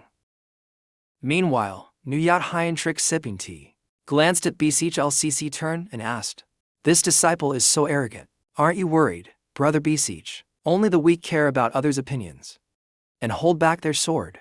He raised his hand to rub his head and retorted, whether the strong are arrogant or not depends only on their mood. Hearing this from him, Nuyat Hyenchuk smiled lightly. Then she recalled some of his past events and smiled as she replied, you are indeed still Beseech LCC turn, the conqueror of heroes, overlooking the world 15 years ago. Hearing this, he looked away awkwardly and replied, it's just an illusion of yours, senior sister. Suddenly, a hand holding a bell rang it.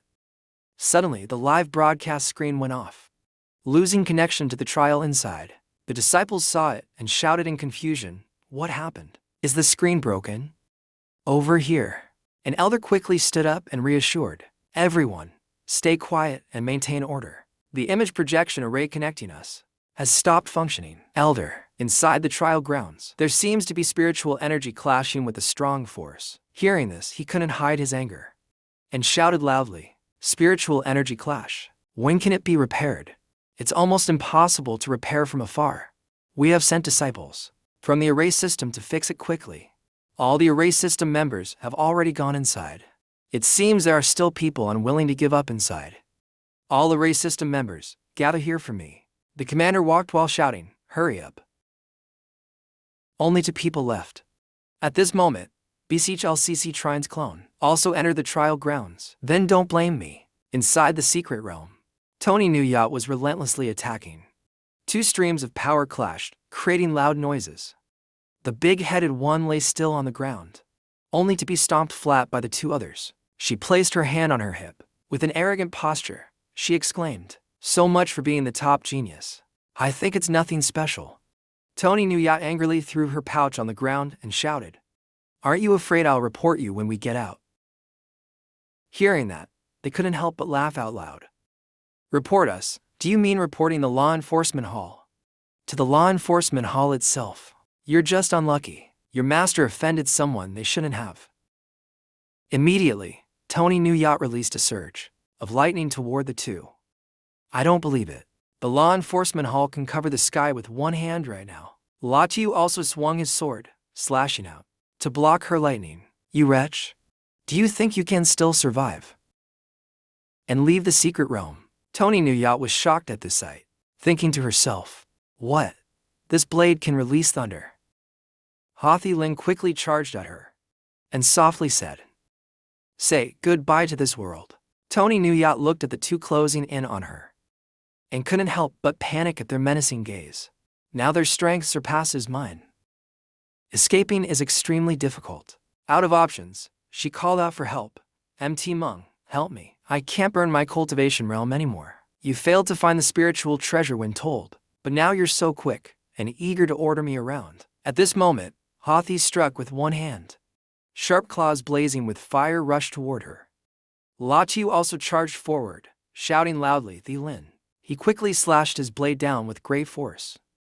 But unexpectedly, a surge of spiritual energy burst out, so powerful that it shattered his weapon into hundreds of pieces. MT Mung gently blew out a stream of spiritual energy, which quickly resolved the 2 law enforcement hall members. At this moment, MT Mung appeared in a massive form and threatened them.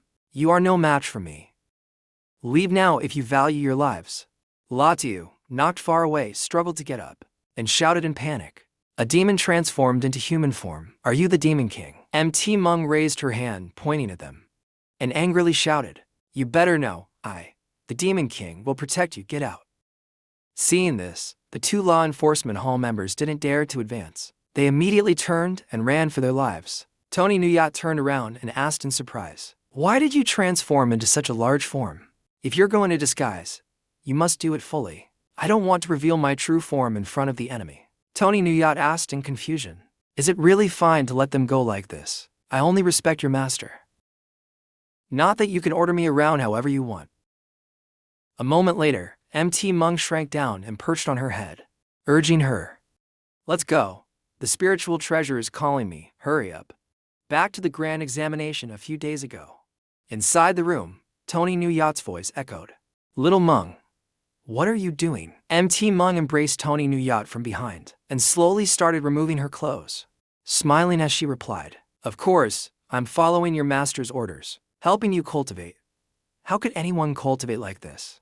Right after, MT Mung held Tony Nuyat's 2 hands tightly with hers and pressed down, while placing her other hands on Tony Nuyat's round, full breast, and squeezed them, saying, "I'm helping you heal.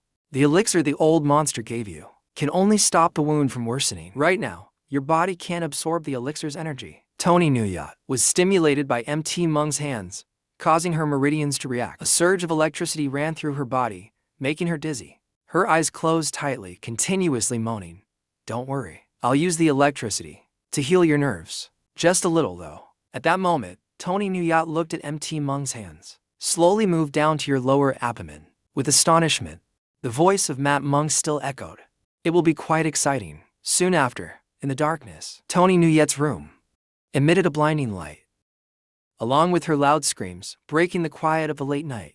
At the Love Tribe ruins in a forest, Latu was trying to release the seal for Hathi Lin. He kept transmitting red flames to melt the ice block. Lin, you cannot fail. If you die, how can I live? Suddenly, Latu seemed to notice something. He turned around, exclaiming, "There's killing intent." A voice echoed from behind. Disciple of the Law Enforcement Division, Latu and Hathi Lin conspired to kill their accomplice, a crime that cannot be forgiven. At this moment, he was horrified, sweating profusely, when he realized that the person was the avatar of Bai Lak Tran. His voice continued to echo. Before you kill someone, remember to prepare for the possibility of being killed from the other side. In the air above the training area, everything around was within the sights of something. At that moment, a large eye was watching all the movements of Bai Lak Tran's avatar. He looked ahead, thinking to himself, "You forced the Law Enforcement Division to use such a move. Don't blame me for being cruel." He withdrew his words and raised his fingers, muttering something under his breath, but still thinking to himself, "A final warning. Don't push me too far." Suddenly, an old man spat blood from his mouth. His eyes filled with red streaks at the secluded meditation cave. Two servants saw his condition and couldn't help worrying. They rushed over and asked anxiously, "Elder Supreme, are you all right?" "It's nothing," he said. Yet he looked utterly miserable, gritting his teeth in anger and muttering, "Bai Lak Tran, just how much of your strength have you recovered to become this terrifying?" Meanwhile, at the ancestral site's cave, Mat Mung kept pointing, but his mouth didn't stop shouting, "It feels like we've been here before. Do you even know where you're going?" Mat Mung's nagging was relentless. "I can't believe it, you're not only terrible at fighting, but you can't even find the treasure. I'm exhausted. Let's just find it and go rest, okay?" Tony Nuyet heard this, and his face darkened, looking visibly annoyed. "Are you serious? Can't you handle this? And you expect to be the top contestant in the trial? You're so weak." After a series of Mat Mung's disdainful remarks, Tony Nuyet couldn't take it anymore. Finally, he shouted out, "If it weren't for finding treasure for you, we wouldn't even be lost here." Lin Ba grumbled, "This is so frustrating." Suddenly, Mat Mung's eyes flashed with killing intent, releasing a sudden attack. Tony Nuyet, furious, generated a surge of energy and yelled, "What are you trying to do? You want to fight?"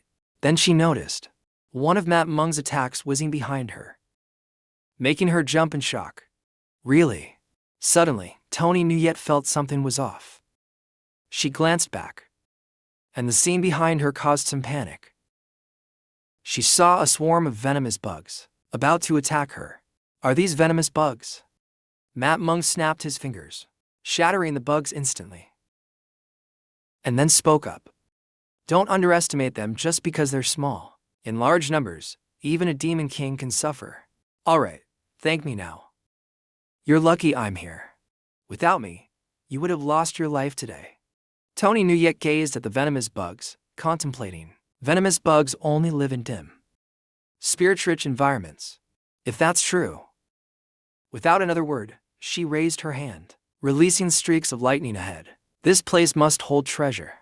Soon, the venomous bugs were completely destroyed. Nothing remained. After defeating the swarm, rocks around them began to crumble, revealing a mysterious door. Mat Mung jumped with joy. "Wow, what a lucky find. Looks like I have hope for a breakthrough now. I'm so happy I can't even speak. Why does this place feel so familiar?"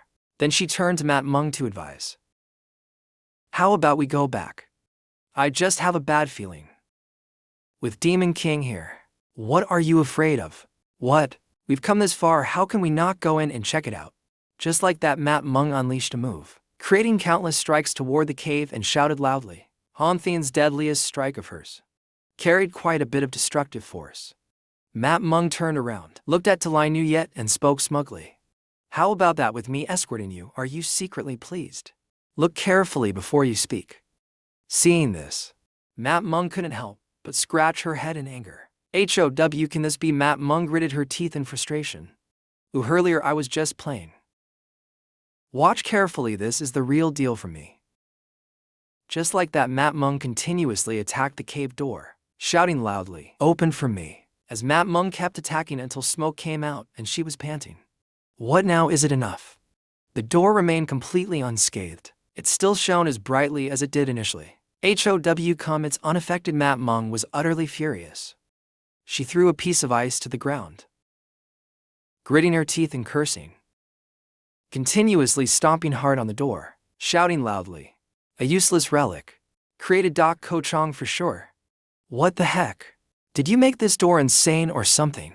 Right at that moment, Tony Nuyet suddenly noticed a handprint on the stone slab. She placed her hand on it, then focused all her spiritual power into her hand to align with the other handprint.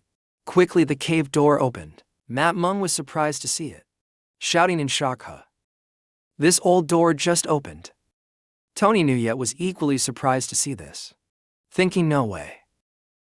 Can this be? Then both stepped inside. Mat Mung was skipping and singing along the way. Once there was a cute little demon king.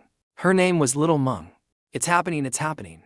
Contrary to Mat Mung's excitement, Tony Nuyet remained highly alert. She began to carefully observe her surroundings, thinking this place feels oddly familiar.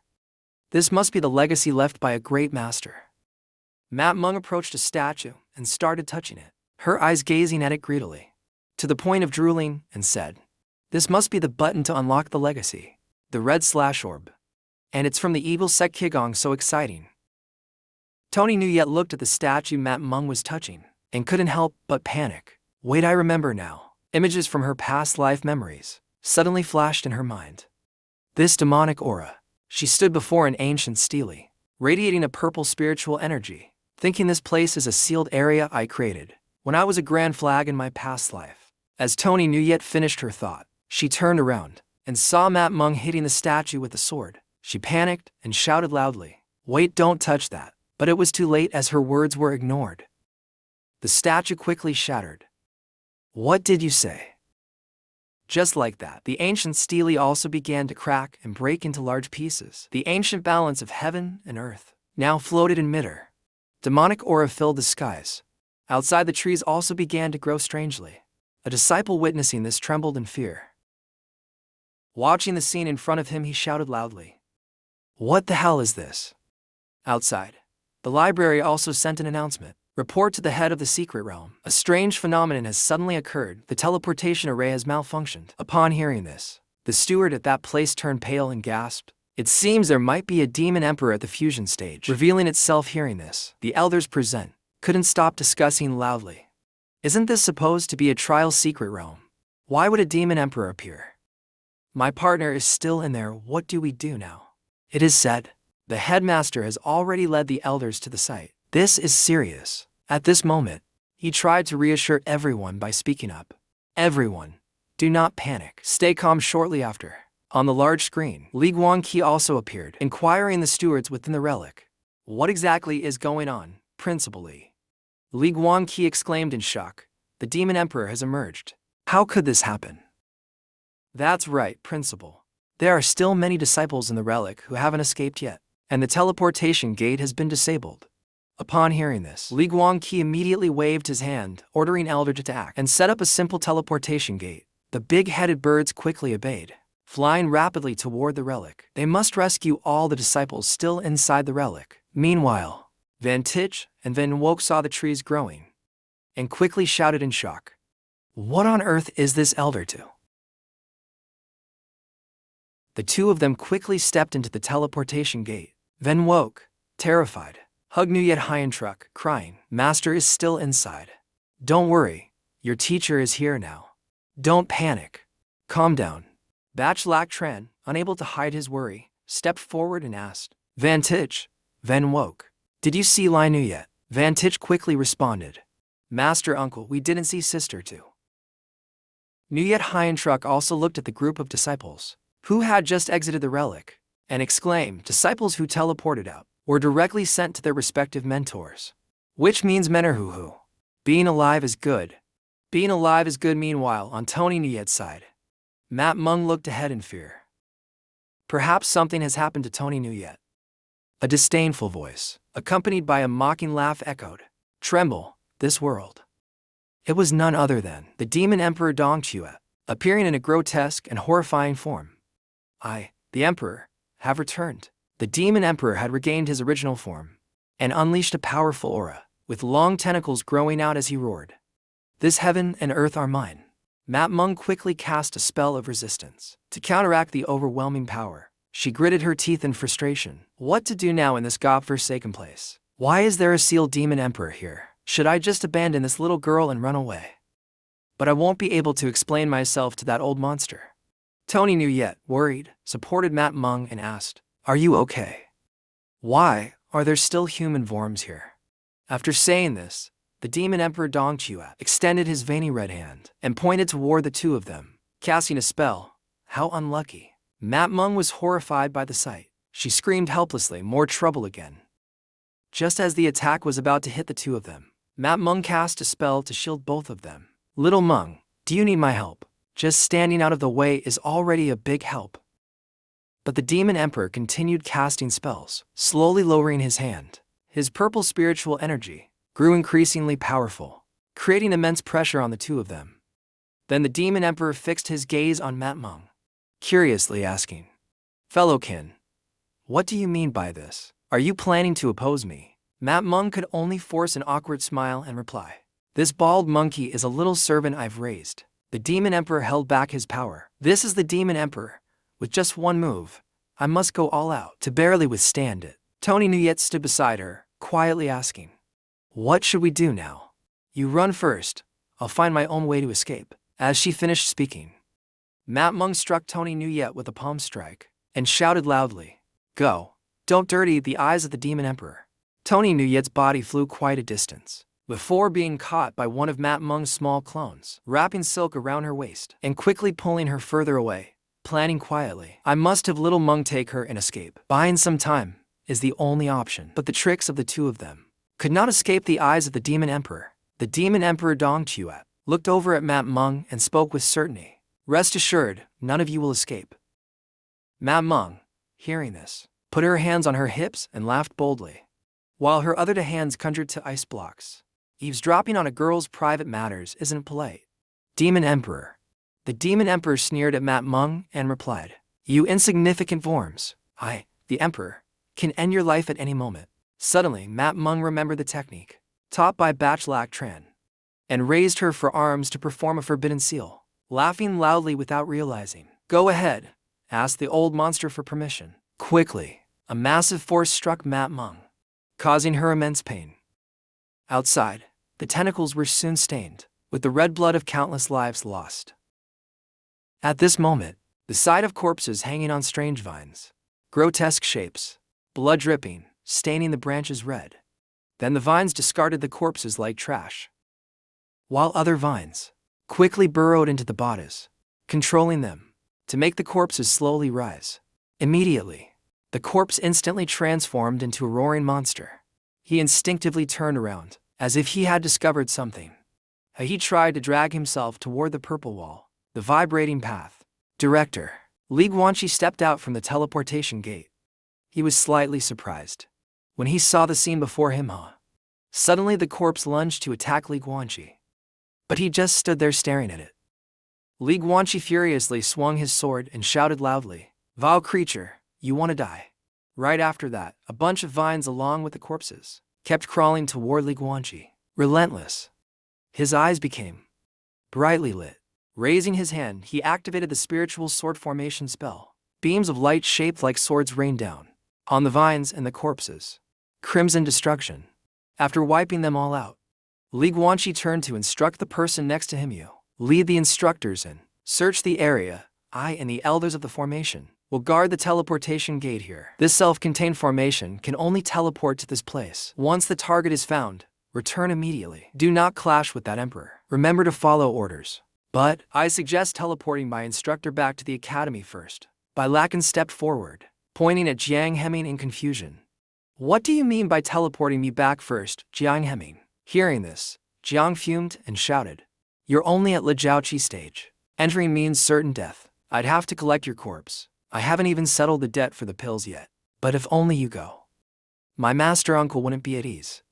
Director Li Guanqi began to speak as well. "Junior brother Bai, You've sacrificed much for the library already. This time, just let it go. Yu Zhuanju, who had been silent, stood up and spoke on his behalf. Li Sr., Lacan is also an instructor. How can he stand by while the academy's disciples face danger without help? Not to mention, his only disciple is in the life or death secret realm, still unaccounted for. Senior brother, let him go. Li Guanxi could only sigh at this, nodding in agreement. Fine, so be it. Afterward, he instructed them. The two of you, don't push yourselves too hard. Understood, senior brother. Just in time to see how much he has recovered. But Jiang Heming continued fuming, yelling a few more insults. Truly ignorant and ungrateful. If you die in there, no one will collect your corpse.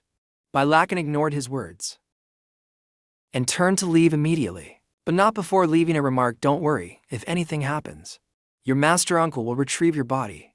Bai Lacan hesitated there. Elsewhere, a massive beam of light suddenly pierced through the mountain. Its power tore through rock and earth, shooting into the sky. The ground below melted into lava. Yet the demon Emperor Dongtu remained unscathed. A golden light enveloped his body like a protective barrier. He raised his head angrily toward the source of the attack and shouted, "Who dares ambush this emperor?" In the sky, a dark figure hovered above the clouds, surrounded by golden beams of light circling their form. They spoke with authority. Breaking the seal met with resistance. So that shadow was actually a part of Bai Lac Tran. His clone began to extend both arms to create an energy sphere, starting to destroy. The energy sphere acted like a black hole, pulling everything in and rapidly accumulating energy. The sphere in his hands grew larger like a black hole. Suddenly it exploded, creating a shockwave that shook the heavens and the earth, illuminating the entire sky. Within the ruins, the lifeless body of Mat Meng remained. Her head drooped, her forearms severed, her body cracked continuously like a statue. It seemed her life had come to an end, when suddenly a silk cocoon emerged from her mouth, shimmering as if containing life within. The cocoon fell to the ground and began to grow, emitting a surge of energy. As the cocoon cracked open, Mat Meng's pale body began to emerge. As if reborn, her body collapsed. The scene was somewhat damp and steamy, exuding an irresistible allure. Mat Meng tilted her head slightly back, as if searching for something. Suddenly she held her head and let out a pain cry. The old monster's trap was truly insidious. Fortunately, I had the silkworm cocoon to escape and save my life. At that moment, Mat Meng's clone suddenly returned to report on Zhao Xiaomeng's situation. Afterward, she flew in the direction indicated by her clone, arriving at a bush. Mat Meng quickly discovered Tony Nuyet lying motionless, with only her legs exposed. Getting closer, Mat Meng couldn't help but be stunned by Tony Nuyet's condition. On Tony Nuyet's pale face, a flower had grown in her eye socket, along with a creeping vine emerging, causing her to breathe heavily in discomfort. Seeing this condition, Mat Meng could only anxiously turn away, reminding herself repeatedly not to look. Not to look. If the Shadow 7 is defeated, the Demon Emperor will come for my life. This girl has been tainted by YouTube and carried along.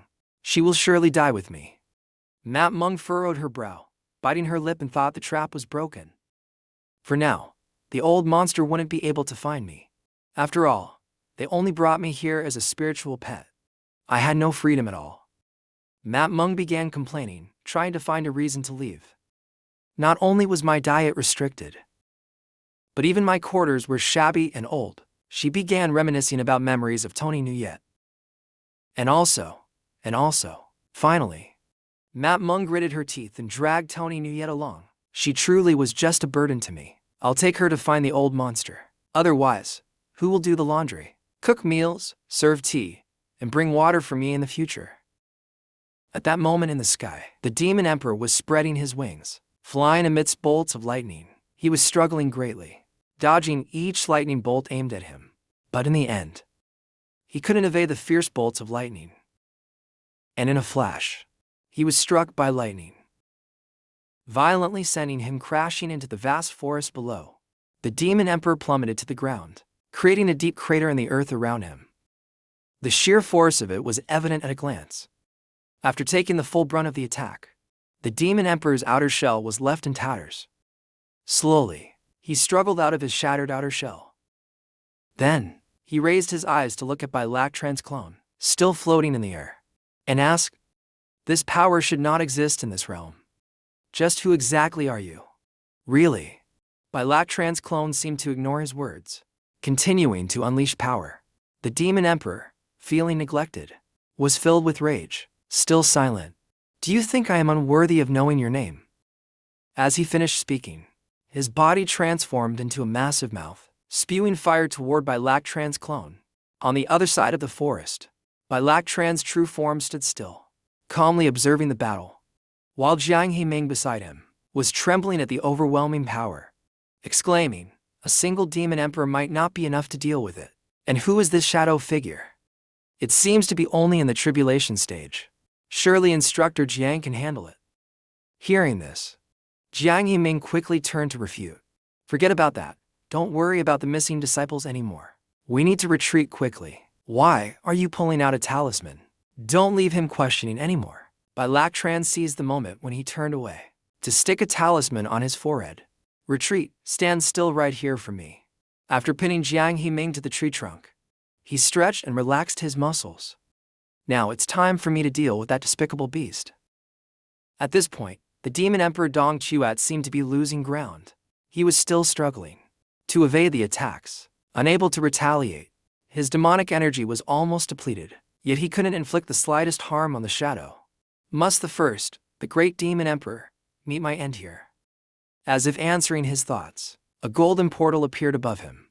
He quickly recognized it. Could it be Lord Earth Demon visiting? Suddenly, a one-eyed monster with white wings emerged from the golden light. Its appearance filled the Demon Emperor with glee. "With Lord Earth Demon's help, you are nothing but insects." Bai Lac Tran's clone in the air was gradually dissipating, murmuring below that the time limit had been reached, and immediately returning to his weakened true form. Dong Chuat saw this and hurriedly merged with the Earth Demon, divine possession, trying to escape. He unleashed countless hands toward Bai Lac Tran's clone, shouting, "Die! Chaotic celestial destruction." Bai Lac Tran also began to speak, issuing commands and executing them. 5 stellar extermination talismans. Mat Meng only saw a massive green sword and exclaimed, "Is this the aura of the old monster?" As the sword struck down, it collided with the purple demonic aura, shielding the Demon Emperor inside. After the collision, the smoke cleared, revealing the Demon Emperor unharmed. He looked up, thinking to himself, "Is there another master involved?" Dong Chuat looked at Bai Lac Tran and asked in surprise, "Who are you? Was it you who spoke to the Earth Demon earlier?" Above, Bai Lac Tran held a talisman in his hand, slowly merging with his clone, then looked at the Demon Emperor with disdain. "Clearly, you've been fighting my clone for so long, yet now you don't recognize the real one." With that, he lightly waved his hand, sending the talisman toward the Demon Emperor. The talisman suddenly transformed into multiple arrows, encircling him. He exclaimed in shock, "A Kongshan talisman, impossible. A mere Lu Jiaoqi. How could he possess a Kongshan talisman, an Azway tribulation clone?" Hearing this, Bai Lac Tran coolly retorted, "What of my Lu Jiaoqi cultivation level? Just because you haven't seen it doesn't mean it's impossible. Who exactly are you?" He continued to control the Demon Emperor and commanded, "Who am I?" "That's something you don't need to know. Where and when did you associate with the Western demons? And what is this thing that can burn even soul forms?" The Demon Emperor couldn't endure any longer and shouted out desperately, "I truly don't know anything. Stop burning me." Dong Chuat's voice pleaded in agony. "The old monster will surely punish me for this mess if it gets back to him." Bai Lac Tran ignored his pleas and coldly said, "No rush. You can take your time thinking I know you don't really know." Just then, Mat Meng suddenly brought Tony Nuyet before him, shouting, "Lac Tran brother.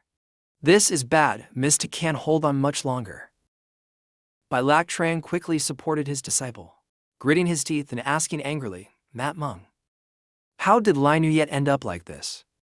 Being questioned like this, Mat Meng started sobbing in grievance and apologized, "Lac Tran brother, it's all because I'm useless. I couldn't protect Mistu." Hearing this, his rage boiled over, and he turned toward the Demon Emperor, holding a talisman in his hand. Now that Miss Tu has ended up like this, it's all because of that monster's cruel actions. Very well. Now I no longer care whether you have any connection to the demon clan.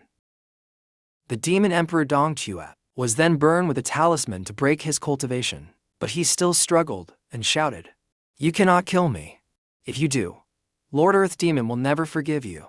As the demon emperor's body and soul burned away, something unfamiliar appeared before him, leaving him wondering, what is this?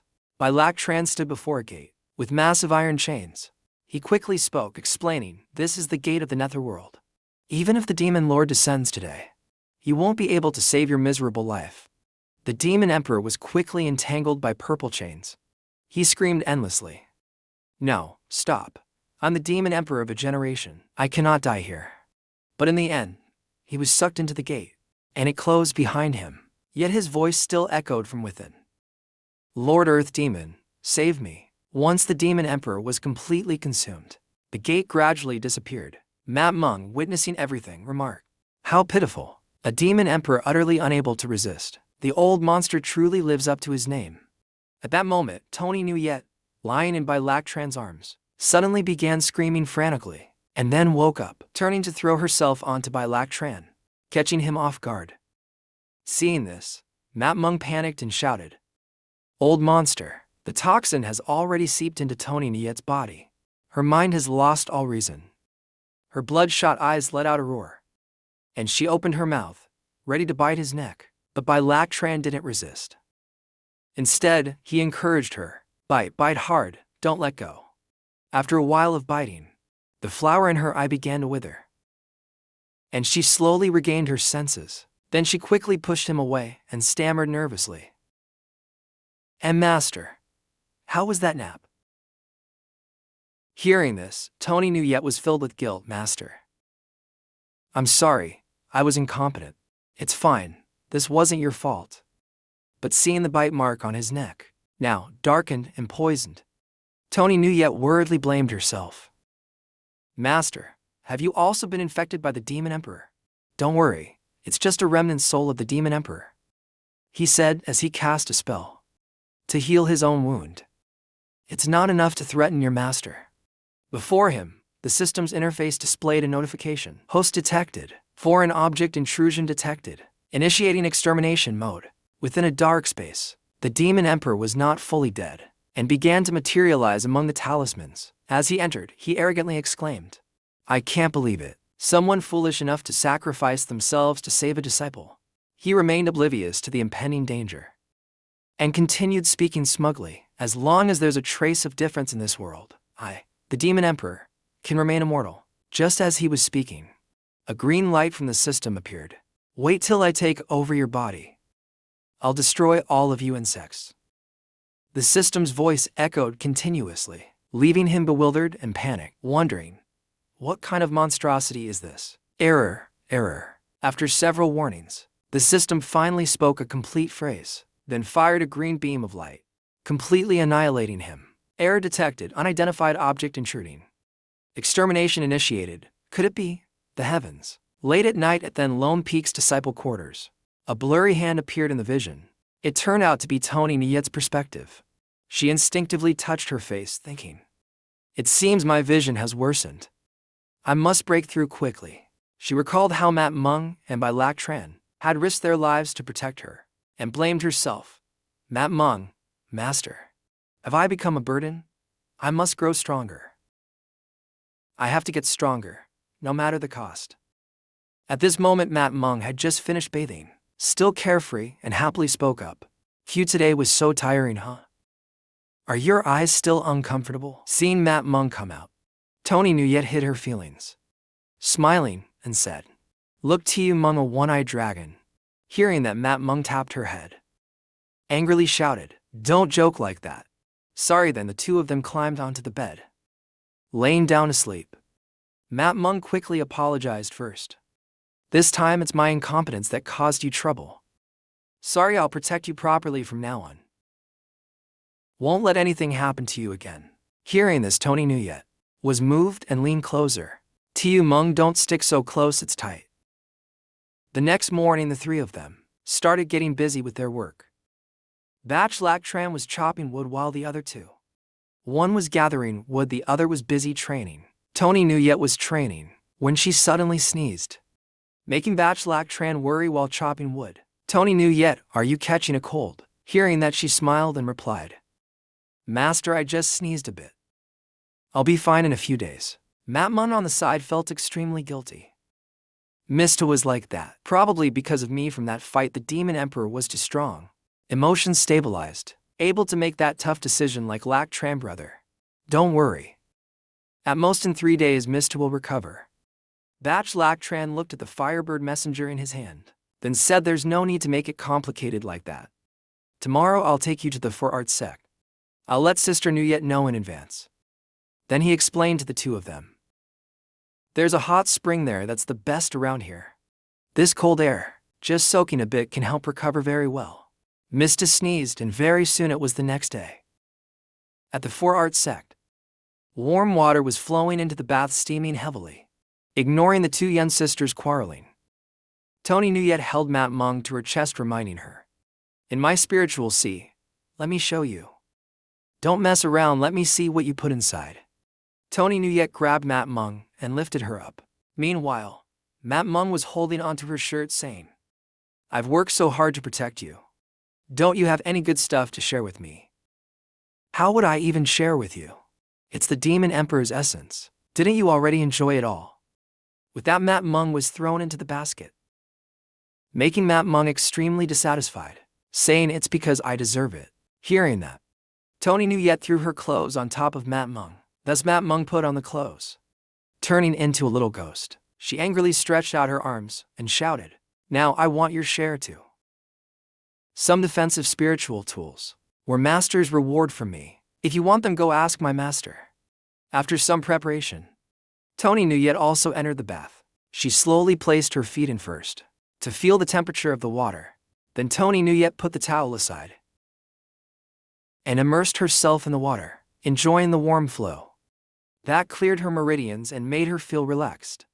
She softly exclaimed, It's so tingly. Vantich smiled from behind and asked, Sister two, how does it feel? Feels like the cold energy in my body has completely disappeared. Hearing this, Van Woke proudly responded, Amazing, right? The 4 Arts sect's hot spring is second to none. Across the 4 seas and 3 wildlands, there's only one place like ours. Then Van Woke swam slowly towards where Vantich was soaking, with a mischievous smile. Suddenly Van Woke splashed water at Vantich and shouted loudly, Senior sister, take this. After teasing Vantich, Van Woke stood up and said, Run away. Run away. Vantich chased after her, shouting, Van Woke, you're being naughty, I'll catch you. Tony Nuyet paid no attention to their pranks, but instead noticed some strange creatures and wondered, Oh, what are those? The creatures were calling to each other in their own language, which was very hard to understand. Oh, Lisa Noi Baba Pascal Nana Iachi Lu. Just one sip each, don't drink too much. At that moment, Vantich had caught and was holding Van Woke tightly. Then she explained, Those are a type of spirit demon called Tintu, specialized in cleaning the hot springs. The miraculous technology of the 4 Arts hot spring is thanks to them. One Tintu hit its companion and said, This is awesome, this is the day I've been waiting for. Don't shout, if we get exposed, what will we do? Tony Nuyet looked at them in disbelief and asked, Is this really used to process hot water? I've never heard of this. Could this be a new species? Suddenly footsteps of someone were getting closer to the bath. No one else but the 4 Arts sect deputy priest Lutini. She arrogantly struck a pose and spoke up, as expected of a disciple from the enhancement sect. Even if ranked first, still just a country bumpkin. Hearing this, Tony Nuyet couldn't help but get angry. She glared at her and asked, Who are you calling a country bumpkin? Lutini gently placed her foot in to test the water and exclaimed with a disdainful tone, So overconfident. After ensuring the water was warm enough, she sat down with a contemptuous smile and said, Like master, like disciple. After saying this, Lutini smugly raised her foot to let you witness the real effect of the Tinda spirits. Come here immediately. Instantly 3 Tinda spirits scrambled, rushing over each one sticking out its long tongue and shouting, "I'm coming. Don't fight with me, step aside, I'm going first." Lutini laughed loudly in delight. "It tickles too much. Be gentler. Like this is enough." Van woke, had already gotten out of the water. She crossed her arms and spoke to comfort. "Sister too. Don't mind her. She can't beat Master Nu yet. So she's just taking it out on you." Laughing, "Why would I stoop to compete with someone beneath the priest of Lac sect?" After that, Lutini gleefully recounted, "I personally saw your useless master go into the room of priest Nuyet." Hearing this, Tony Nuyet was incredulous and asked again, "What did you just say?" At that moment, Batch Lac Tran was starting to feel both overheated and irritated, saying, "Senior sister, this doesn't seem appropriate." Nuyet Hyantruck, panting heavily, spoke up, "What's appropriate or not appropriate? Don't you like it or what?" Batch Lac Tran stammered in response, "Of course I want it to be serious." It turned out he was holding a sweet potato in his hand, as if thinking about something, muttering to himself, "Is roasting these things appropriate here? So strange. Are you grilling chicken wings during a trial? When did you start caring about these things?" Batch Lac Tran quickly retorted, "Different times. A man and a woman alone in one room. Men and women should keep their distance. HMPH. When you were a naughty kid, why didn't you care about such things?" He recalled his childhood self and felt a bit embarrassed, saying, "I was just clueless back then." Suddenly Batch Lac Tran became serious and asked, "So senior sister, calling me here alone, it's not just for small talk, is it?" At this moment, Nuyet Hyantruck had finished bathing. She stood up from the tub, while wrapping a towel around herself, and said, "Junior brother, that person is truly boring." Then she said a lot of things, leaving him very confused, and asked again, "Actually, I want you to take the Fur Art Sect disciples to the secret realm of Van Hoso, to train secret realm of Van Hoso. Why have I never heard of it even though I've finished bathing?" Batch Lac Tran was thinking, when Nuyet Hyantruck suddenly appeared from behind, and explained this as a newly opened secret realm not long ago. So it needs a stabilizing presence, huh? He hesitated and asked again, "Senior sister, do you really trust someone of my level? Although I don't know how strong you are right now. But cultivation level doesn't represent strength. But I can't just leave my disciple unattended. So take him along. The resources in the secret realm are abundant for cultivation." Nuyet Hyantruck looked at him with hopeful eyes and said, "This competition, we didn't get much resources. This concerns the prosperity of the Four Arts sect and Van Tich, and I cannot leave temporarily. If you agree, senior sister will not treat you poorly." "All right, I agree." Nuyet Hyantruck cheered with joy. "I knew junior brother would definitely agree. My master is amazing." Suddenly, the door swung open, just as she leaned close to Batch Lac Tran and said, "You're as adorable as you were when you were little. Let's return to Thin Lone Peak." Tony Nuyet stepped forward and grabbed Batch Lac Tran's hand, leaving him bewildered, saying, Lai Nuyet didn't give him time to say much. She dragged him away while crying and shouting, "Then woke, Van Tich, senior sister, Priest Nuyet, my master, and I are heading back to Thin Lone Peak. So I'll head back now, senior sister. Thanks for your hot spring. Don't forget what you agreed to." As the two of them left, the two sisters cheered together joyfully and shouted in unison, "Congratulations, master." Oh, at Thin Lone Peak at night, the high mountains pierced through the misty clouds. On an open space, a large fire was burning, with falling branches crackling down.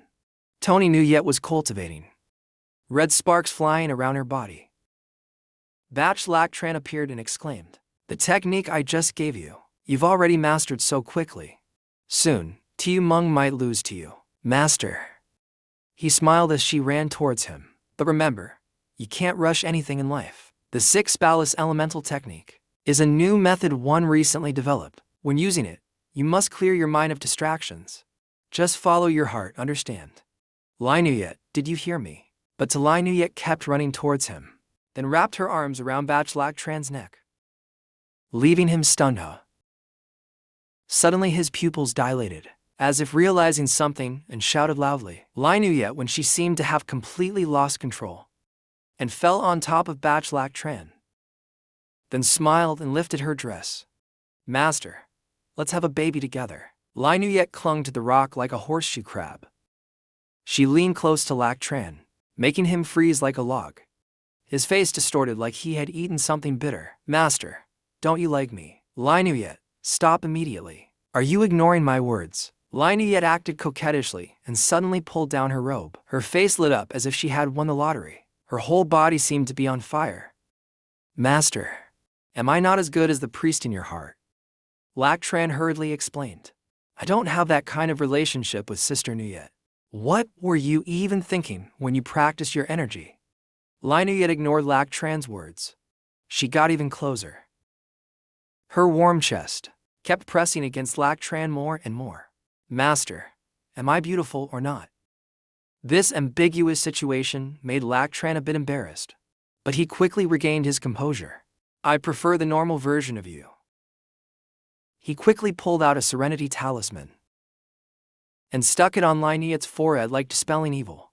Her demeanor changed instantly, floating as if she was on cloud 9. Lak Tran sighed in relief as the ordeal ended.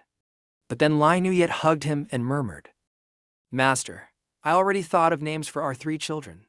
The next morning, at the secret Fuang Ho Sun area, a few makeshift tents were set up haphazardly inside the campsite. Lak Tran was standing in front of a map, carefully giving instructions. When entering the secret realm, follow the timing. Once inside, report your location immediately. Then regroup. I've handed you positioning talismans and protection charms. Keep them with you. Did you all hear Uncle Bai's instructions clearly? After Bai Shishi finished his instructions, Lak Tran turned to Lai Nuyet and continued to warn her. Before regrouping, don't get greedy for resources. Regrouping is your top priority. Got it? Yes, Master. Her mind was a tangled mess, embarrassed and wanting to bury herself due to last night. What should I do? I can't even look at Master directly. I fell into the love trap while practicing my energy. I did such a thing with Master. What should I do? What should I do?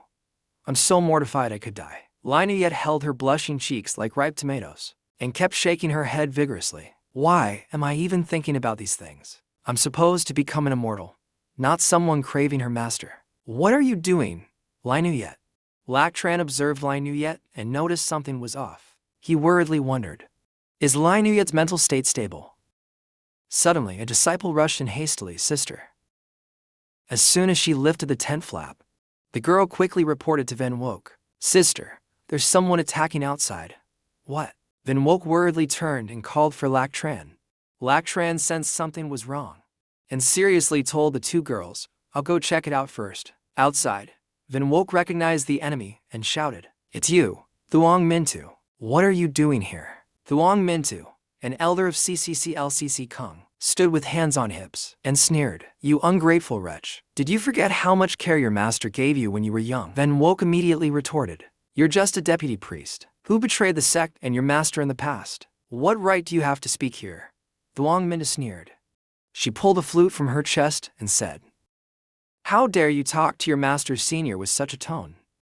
With that, she brazenly threw the flute, accompanied by a fierce surge of spiritual energy.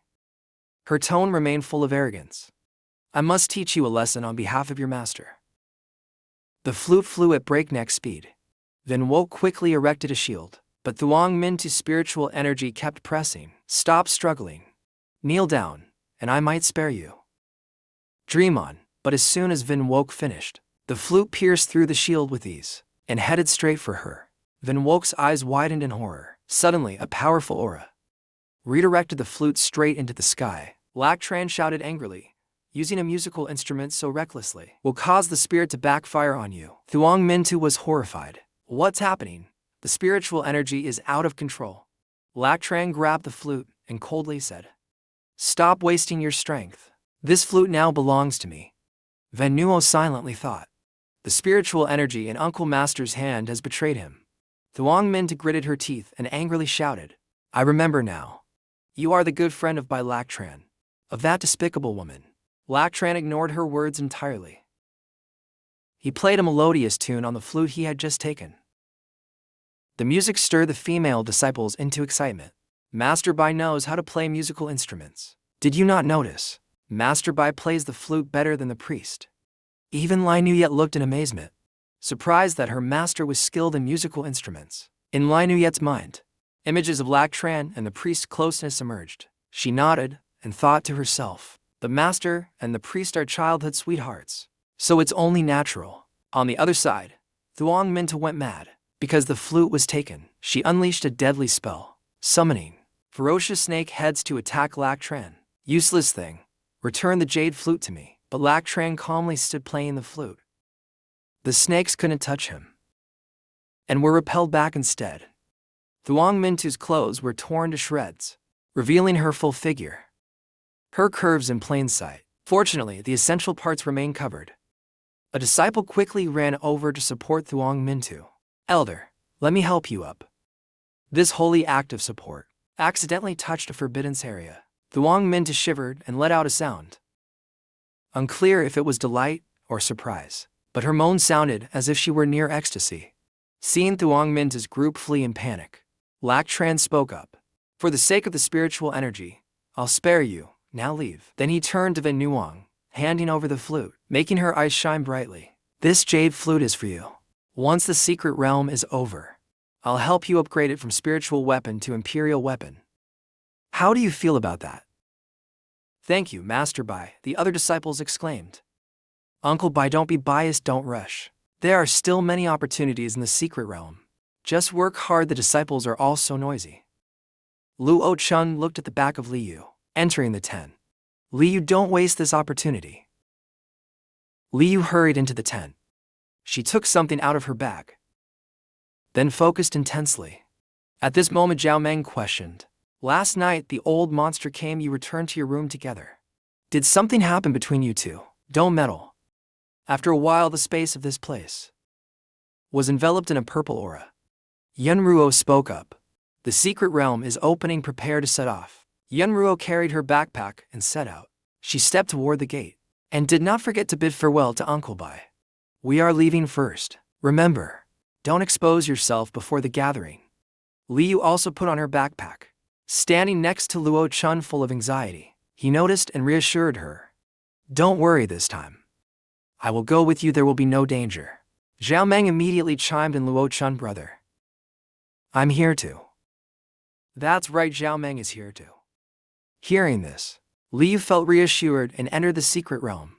Looking at Liu's back, Luo Chun thought, ordinary people affected by the tranquil heart seal would have blurred memories after one day. Did I do something wrong?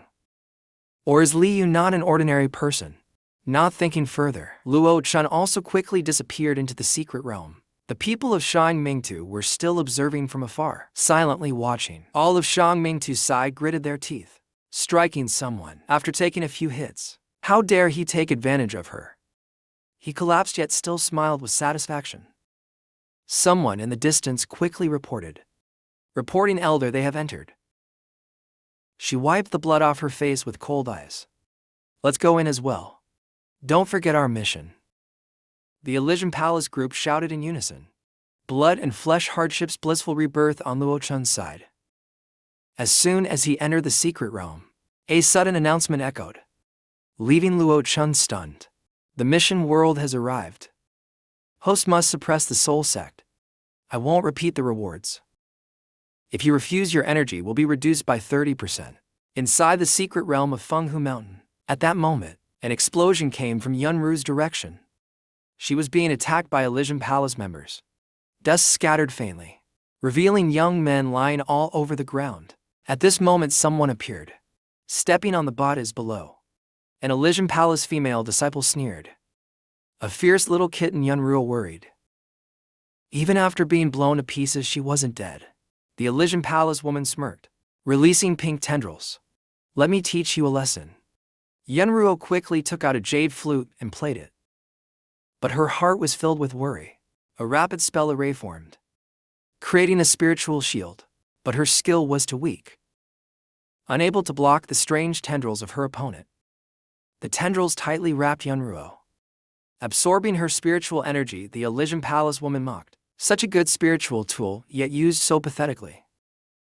She approached closer, shamelessly adjusting Yunru's posture. Even whispered into Yunru's ear. If you have any tricks, just use them. Shameless Yunruo planned to use the talisman Luo Chun had taught her, silently praying inside. Uncle, save me. But her intention was detected by the woman. Calling for reinforcements, she waved her hand.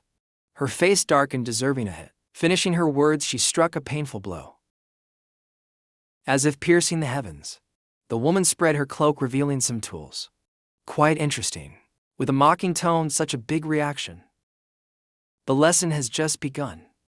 Suddenly a flying fish with spiritual energy pierced through her chest. She couldn't react in time. Standing frozen on the spot, her eyes widened in shock. Moments later, she collapsed to the ground. The tendrils disappeared as well. Yunruo turned around, seen by Luo Chun approaching. Uncle Bai Elysian Palace has set an ambush in the secret realm. No wonder I waited half a day without seeing you all. Even worried about grilling fish for you all. Yunruo collapsed weakly. Luo Chun quickly caught her. Are you okay? Can you walk on your own? Yes, just drained of spiritual energy. Legs feel weak. Where are the others? She tiredly looked up at Luo Chun. The ambushers were mostly dealt with. I'm sure they're fine. Luo Chun handed a backpack to Yunruo. This is what you dropped. Hurry, let's go regroup with everyone. Yes, at that moment Yunruo noticed something. Her eyes filled with astonishment. She grabbed Luo Chun's shoulder and softly called uncle. The two looked toward the spot where the Elysian Palace woman had fallen. Seeing a strange creature, Yunruo pointed at the creature and asked, "What is that?" Luo Chun immediately used spiritual energy to capture it. With a wave of his hand, he grabbed the creature. Looking at it in his hand, Luo Chun realized it was a soul-devouring wasp. If I'm not mistaken, the Elysian Palace uses them to collect souls. Luo Chun crushed the soul-devouring wasp, gazing into the distance. Quickly, we need to find the others. The scene shifts to another location in the secret realm. A powerful lightning bolt strikes down, creating a deep crater. Hidden behind the lightning was a figure. Turns out in the crater was Liu, attracting heavenly lightning. Lightning bolts continuously struck down. Liu exhaled softly, closing her eyes. Suddenly Zhao Meng appeared, placing a hand on Liu's shoulder, startling her. She shouted in surprise. Li Nuyet got angry. Don't appear so suddenly and scare people like that. I didn't scare anyone. You brought heavenly thunder, causing the ground to crack everywhere. What kind of lunatic cultivates like you, calling heavenly thunder to strike yourself? Look at your hands and how beaten up they are. Hearing this, Li Nuyet also raised her injured hands. But she kept a calm attitude. The path of cultivation is inherently going against fate. To gain something, you must pay a price. Besides, I must quickly catch up with my master. Mat Meng gritted her teeth angrily. Why are you so stubborn, chasing after that old monster? That person is already a monster, completely beyond ordinary standards. Li Nuyet blushed like a ripe tomato. She stammered nervously. It's because of that. That is. Suddenly a member of the blissful palace appeared arrogantly and said, unexpectedly, before unsealing the soul ancestor, we gained an additional prize. Both Li Nuyet and Mat Meng looked up in surprise. The blissful palace members had appeared out of nowhere. That blissful palace member sneered. Be a good girl and come with me to avoid pain. Hearing such disgusting words, Mat Meng laughed coldly as countless lightning bolts appeared in her hand. Oh, haven't had enough pain yet. You sewer rats. Dare to threaten the two of us. That blissful palace member Minta wasn't weak either, and immediately formed a seal. A flower appeared on her chest. Just a little demon girl, huh? I was just hiding my true power earlier. Saying so, she launched the flower into the sky. This is her true weapon. Mat Meng watched worriedly. And then something gigantic, like a giant drumstick, slammed into the ground, where Mat Meng and Li Nuyet were standing, causing the ground to shatter completely. Mat Meng was terrified as cold sweat dripped down from her fear. Li Nuyet was also thrown back by the demonic energy. She struggled to get up and called out urgently for Tu Meng. Hearing Li Nuyet call out, Mat Meng anxiously turned to look, but she didn't realize something was coming at her with incredible speed. Mat Meng only managed to shout Li Nuyet's name before being blasted into a mountain wall by a wave of energy. Not only that, the powerful force pushed Mat Meng to the edge of a cliff. Mat Meng was battered and bruised. Lying weakly at the bottom of a deep pit, she muttered, that one isn't someone we can deal with. Mat Meng's face was covered in scratches. She weakly continued, quickly call the old monster here. Li Nuyet froze, staring at the green demonic energy in front of her. Her eyes widened in terror. This dense demonic aura. The blissful palace members clasped their hands in salute. Thank you, Sixth Venerable. A figure of a rabbit girl appeared. She clenched her fist in anger. How many times have I told you to stop calling me Sixth? It turns out this girl was a demon venerable. The scene shifted to a blissful palace cave. Li Nuyet was unconscious and woke up slowly after a while. Finding herself hanging, she was startled and asked herself, "Why am I here?" In front of her was a group of blissful palace members, standing under a floating coffin. Seeing the coffin, Li Nuyet exclaimed, "What is that?" Thuong Minh stood below the coffin, spreading her arms. Green demonic energy surged around her in waves. The time has come, begin. Li Nuyet looked to the side, seeing a group of Koa-Tika members also bound tightly. Even the junior sisters of the Tuga sect were here. She tried to summon her spiritual energy to break the bindings, but it didn't work. Anxiously, she thought she must save them quickly. Mat Mung appeared with a sinister smile. Don't waste your energy. These silk ice threads are super strong. A masterpiece of mine. Li Nuyet couldn't believe her eyes and questioned urgently. Tu Mung, why are you tying me up? How dare you betray me and the master? Mat Mung glared, baring her teeth with a sinister look.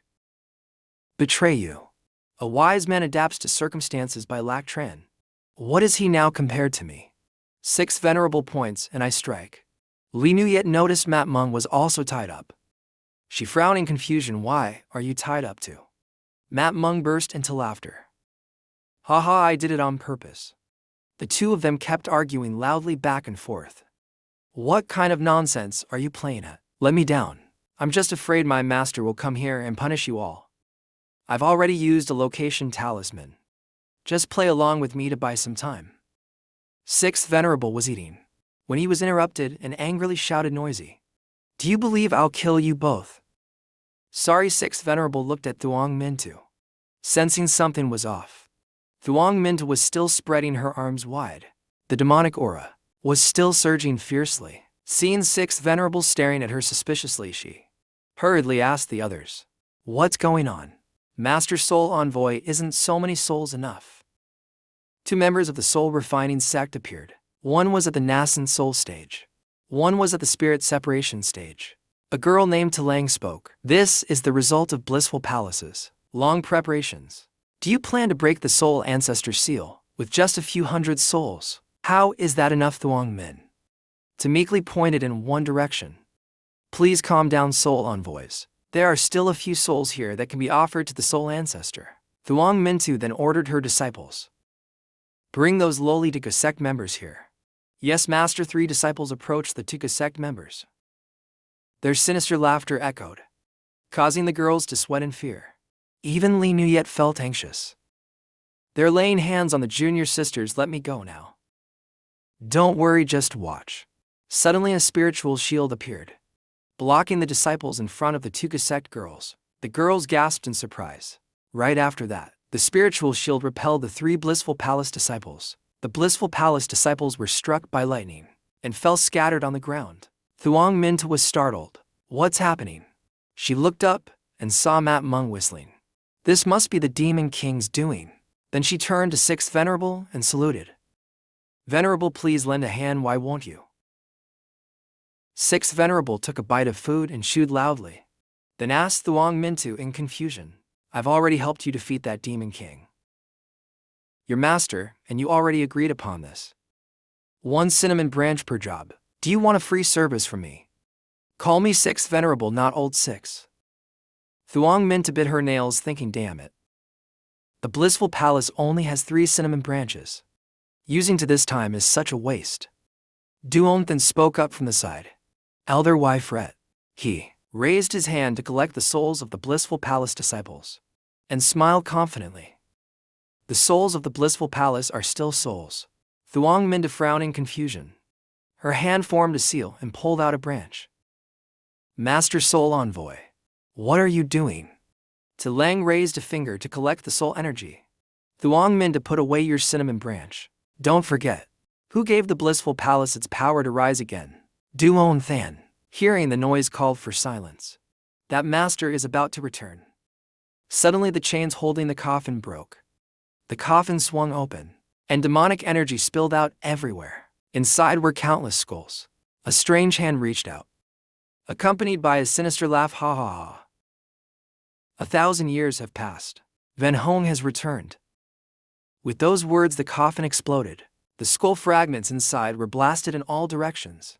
A massive shockwave rocked the cave. Li Nuyet was horrified. What the blissful palace released? Could it be the disaster-causing Van Hong of centuries past? The sole ancestor of the Earth Immortals. The giant grotesque figure, formed from bones and skulls of ancestral spirits, appeared with a menacing aura engulfing his whole body. The disciples of the soul-refining sect knelt down and chanted.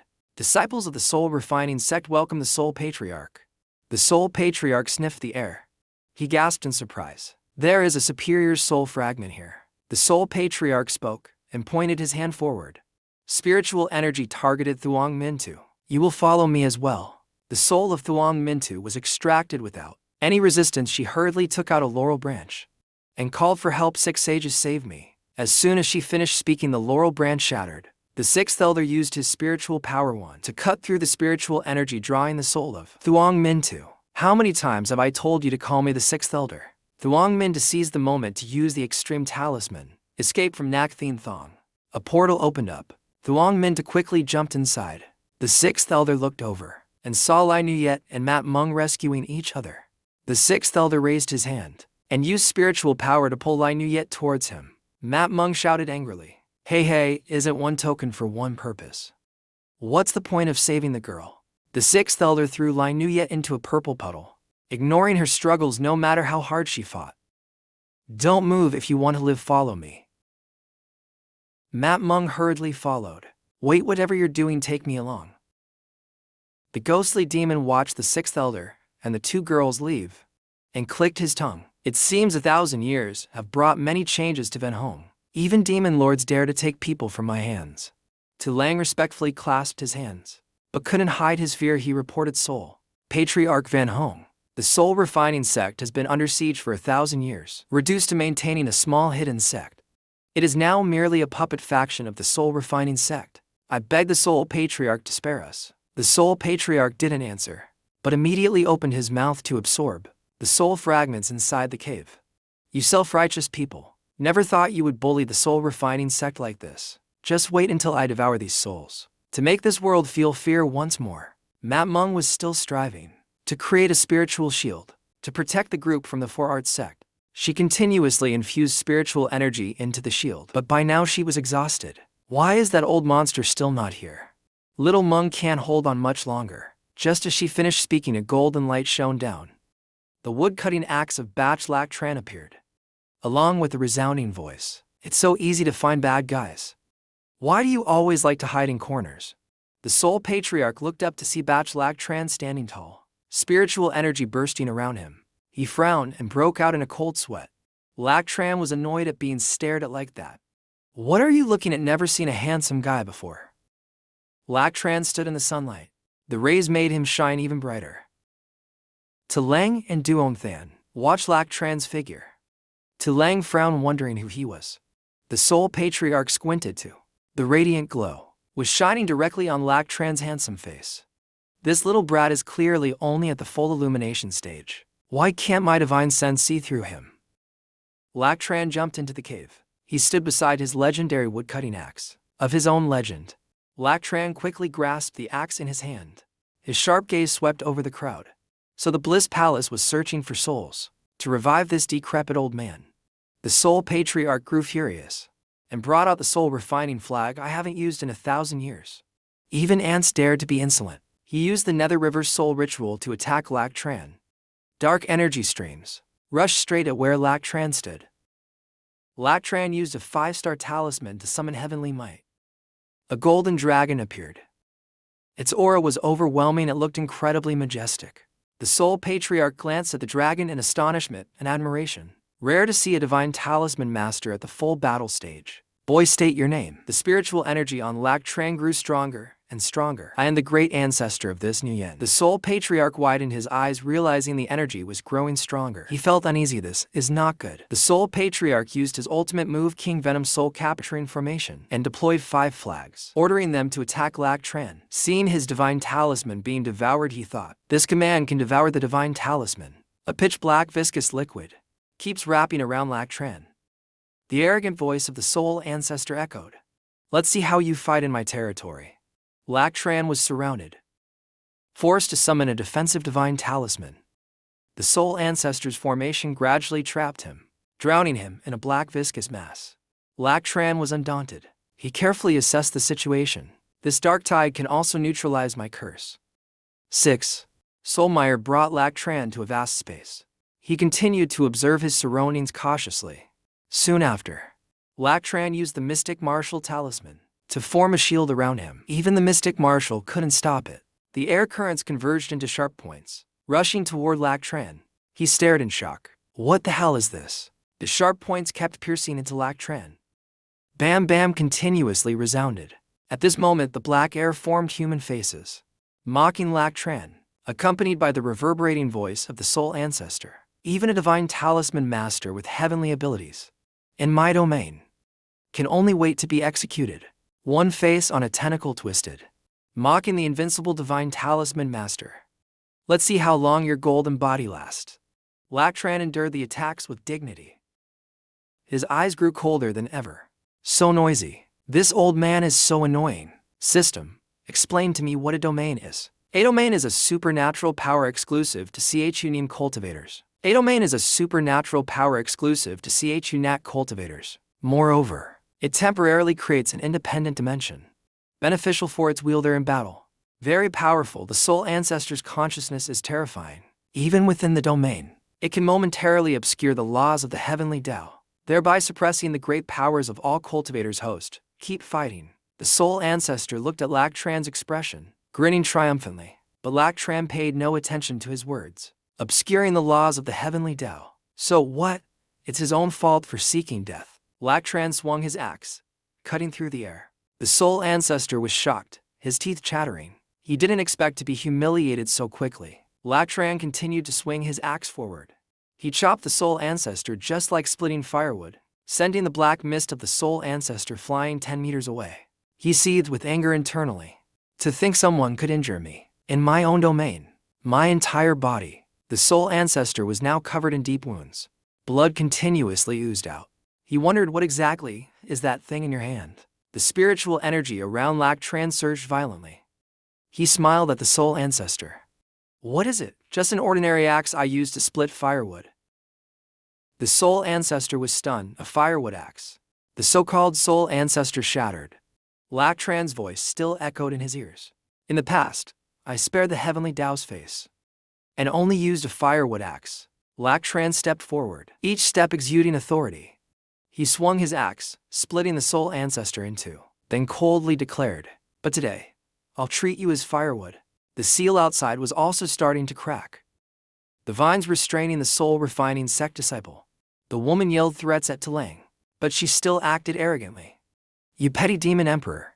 Wait until the ancestor gets out, he'll kill you. Suddenly, she saw the light and joyfully realized, is the old monster coming out now? The next moment, Lac Tran walked out majestically, holding the soul ancestor's head. Van Woke rejoiced, while Duong Than, still bound, was terrified.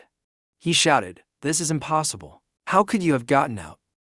Where's the ancestor? He looked but was blind. Lac Tran then threw the soul ancestor's head down. The head rolled to Duong Than's feet.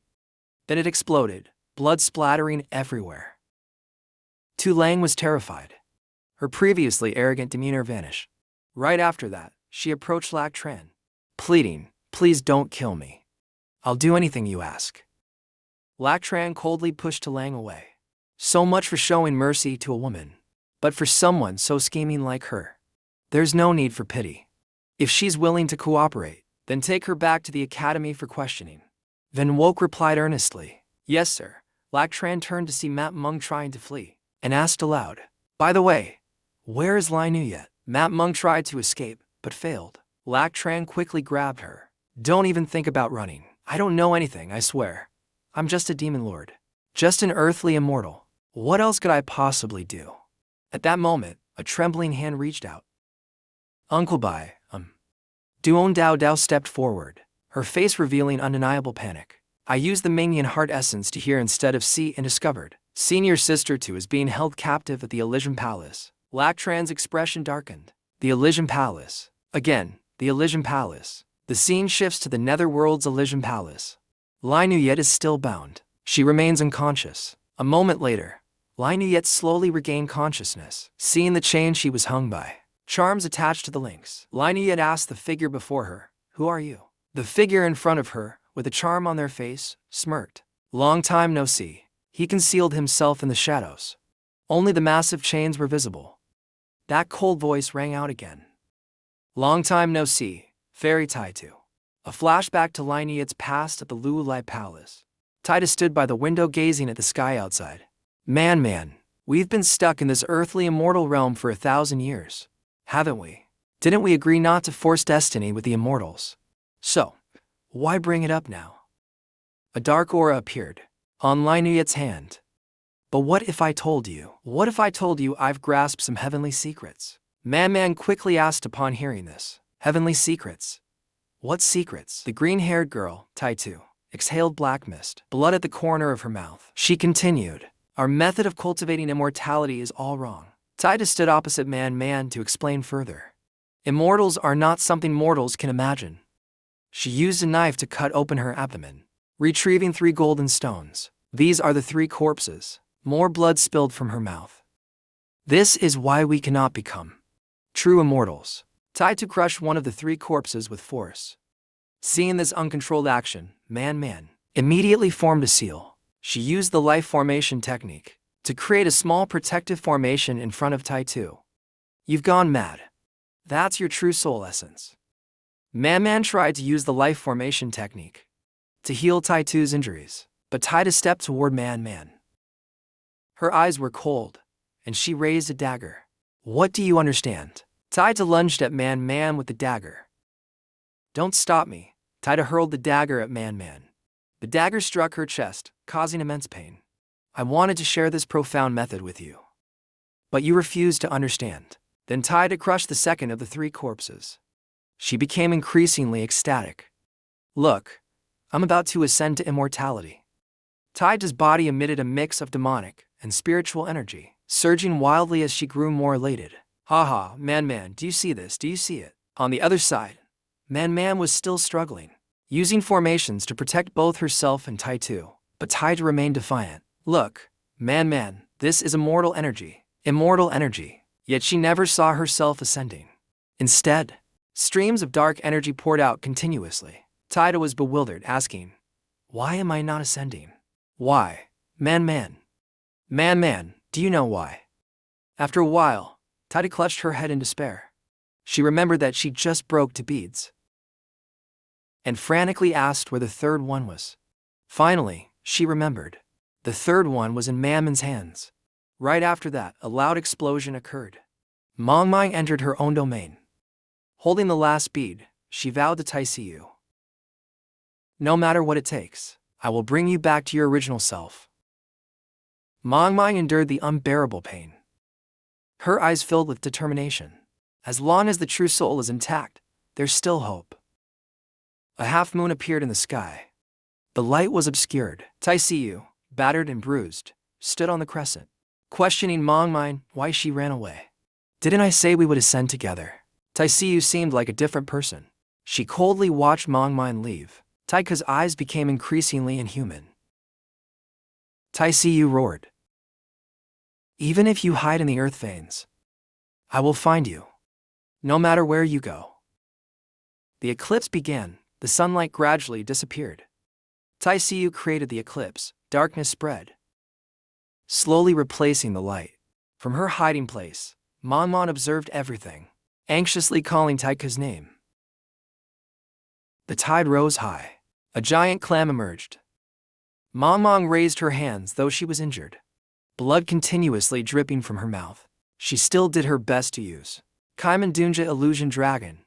A water dragon soared up, straight toward the eclipse. Taisiu coldly waved her hand to cut it down. The dragon immediately lost its head. A second later, it was chopped into pieces. Such recklessness. Even the giant clam was sliced in half. Realizing the dire situation, Mangmang mustered all her strength to escape underground. "This is the power of the celestial weapon Moon Celestial Wheel. I must quickly get out of her sight." Taisiu coldly looked down, crossed her fingers and gathered a ball of spiritual energy. Stop running, Mong Mong. 1,000 years have passed. I've long seen through your every move. Taika's pupils began to change color. She looked no different from a demon now. If you hide in the mountains, I'll level them. If you dive into water, I'll drain it all. Taisiyu summoned countless spiritual arrows to strike down. Wherever the arrows landed, the ground trembled. The arrows poured down in torrents, like a relentless storm. After a while, Taisiyu smiled confidently. I see you now, Mong Mong. Taisiyu continued to control the spiritual arrows, attacking in Manman's direction. Mong Mong was ambushed. She froze for a few seconds, unable to react. Faced with the critical situation, Mong Mong had no choice. She immediately opened Kaiman, stomping her foot down. Then straightened her chest and raised herself up. A giant formation appeared under her feet. She loudly questioned Taisiyu. What divine secret did you steal? Why have you gone mad like this? Taisiyu spread her arms and laughed, arrogantly declaring, the mad one is you, not me. Mong Mong, ascend to immortality with me. Mong Mong felt a tinge of sadness. She hid Taiku's last beat in her chest. If becoming immortal means becoming like you. Mong Mong glared at Taisiyu, then formed seals to activate the formation. Kaiman reincarnation, then I won't let you become immortal. Taisiyu proudly sneered and retaliated. Then let's see if your Kaiman technique is stronger. Or my moon's celestial wheel. Taisiyu swung her blade downward. Mong Mong unleashed countless green dragons. The two sides clashed fiercely. The sounds of explosions echoed endlessly. After a while, both their clothes were in tatters. Mong Mong faced Taisiyu directly. Taisiyu, it seems I've won this time. Taisiyu fell to her knees with wounds everywhere. Her eyes were bleeding. Mong Mong, why don't you want to become immortal with me? Aren't we best friends? Mong Mong smiled in response. Yes, we are the best of friends. Therefore, I can't bear to see you become like this. Mong Mong looked at Taisiyu with sparkling, tender eyes. I just want you to return to your original self. Even if just a part of it. Taisiyu was moved by this precious friendship. She tearfully called out Manman's name, but it was already too late. Mong Mong had exhausted all her strength. She collapsed right in front of Taisiyu. Now, even an apology from Taisiyu couldn't bring Mong Mong back anymore. Taisiyu, heartbroken, fell to her knees. Blaming herself. Mong Mong, I killed you, sobbing. It was I who killed Mong Mong. The painful past keeps haunting endlessly. Lin Yuyet collapses in sorrow, her arms hanging limp. A sense of despair fills the air. Impossible. Tears well up in Lin Yuyet's eyes. She still can't let go of the past. Impossible. Man speaks up from behind her. After seeing so much, have you remembered? Lin Yuyet still can't believe it. She screams, she's not me. This is all fake. Who are you really? What do you want? Man's eyes are filled with sadness. She is standing next to Lao 6. Man's hands and feet are tightly bound by chains. Listen to me, Taitu, from deep within. A glimmer of hope shines in Man's eyes. Don't lose your way anymore. At that moment, Lin Yuyet regains her composure. She is shocked to realize the person before her is Man. You have turned into a corpse immortal. Suddenly, there is a loud noise outside. The cave shakes, and stones start to fall. Man looks up, realizing visitors have arrived. She frowns, her gaze serious. Then she gestures for Lao 6 beside her. Zhao 6, go welcome them. Outside the Hall of Bliss, flames blaze fiercely. Bai Lak, Zheng holds an axe in one hand and a disciple of the Hall of Bliss in the other. Return my disciple to me. The Hall of Bliss master steps out quickly to confront him. Seeing the situation before her, she can't help but curse. Damn it, so many of you, yet you can't handle him. But moments later, a cold smile spreads across her face. But you're too late. Your disciple has likely become food for the great immortal. Bai Lak Cheng hesitates and attacks with blood-surged talismans. Countless talismans shoot out, dye in the space red. You all will be buried with her. The hall master quickly raises a shield, while the surrounding subordinates scream in agony. As the blood-surged talismans corrode them, Bai Lak Tran charges forward with his axe. His eyes burn with fury. This time, he seems determined to repay blood with blood. Thu Tao can't hold out, and calls for help. Zhao 6, Venerable, save me. Right after those words, Lao Six's weapon crashes heavily into the ground, right where Lac Tran was standing. The impact cracks the ground wide open. Luckily, Lac Tran's agility allows him to dodge the blow. To everyone's surprise, Lao Six stands atop his weapon, under the blinding sunlight, and says, "How many times do I have to tell you to call me Lao Six?" Lao Six swiftly lands, and Thu Tao sighs in relief. This is the last branch of Gui Zi. From now on, neither of us owes the other anything. Thank you, Venerable. Bai Lac Tran is surprised, a demon lord in the tribulation phase. Are you the great figure they've been mentioning? Lao Six glances at Bai Lac Tran with disdain. Who I am is none of your concern. Get lost back to wherever you came from. Lac Tran is annoyed by Lao Six's attitude. His body surges with spiritual energy, so powerful that the surrounding stones lift into the air. He speaks in a chilling tone. Watch your mouth. I just want to know where my disciple is. Lao Six smirks mockingly and even sticks out his tongue in defiance. So you're her master. Why should I bother telling you anything? These words from Lao Six instantly infuriate Bai Lac Tran. The enraged youth glares and shouts, "Even if you're a demon lord, you won't stop me." Bai Lac Tran raises his hand and pulls Lao Six toward him. The previously smug figure is now left dumbfounded and confused. Thu Tao panics, sweating profusely, and shouts, "Zhao Six, Venerable." Lao Six is grabbed tightly by Bai Lac Tran by the ears and lifted up, but still talks big. Why so much yelling? That useless trick won't work on me. Bai Lac Tran raises his hand as if to smack Lao Six's behind. At that moment, Lao Six starts panicking. His face turns pale like a frog's belly. Sweat pours from him in large drops. What are you doing? Do you dare hit me?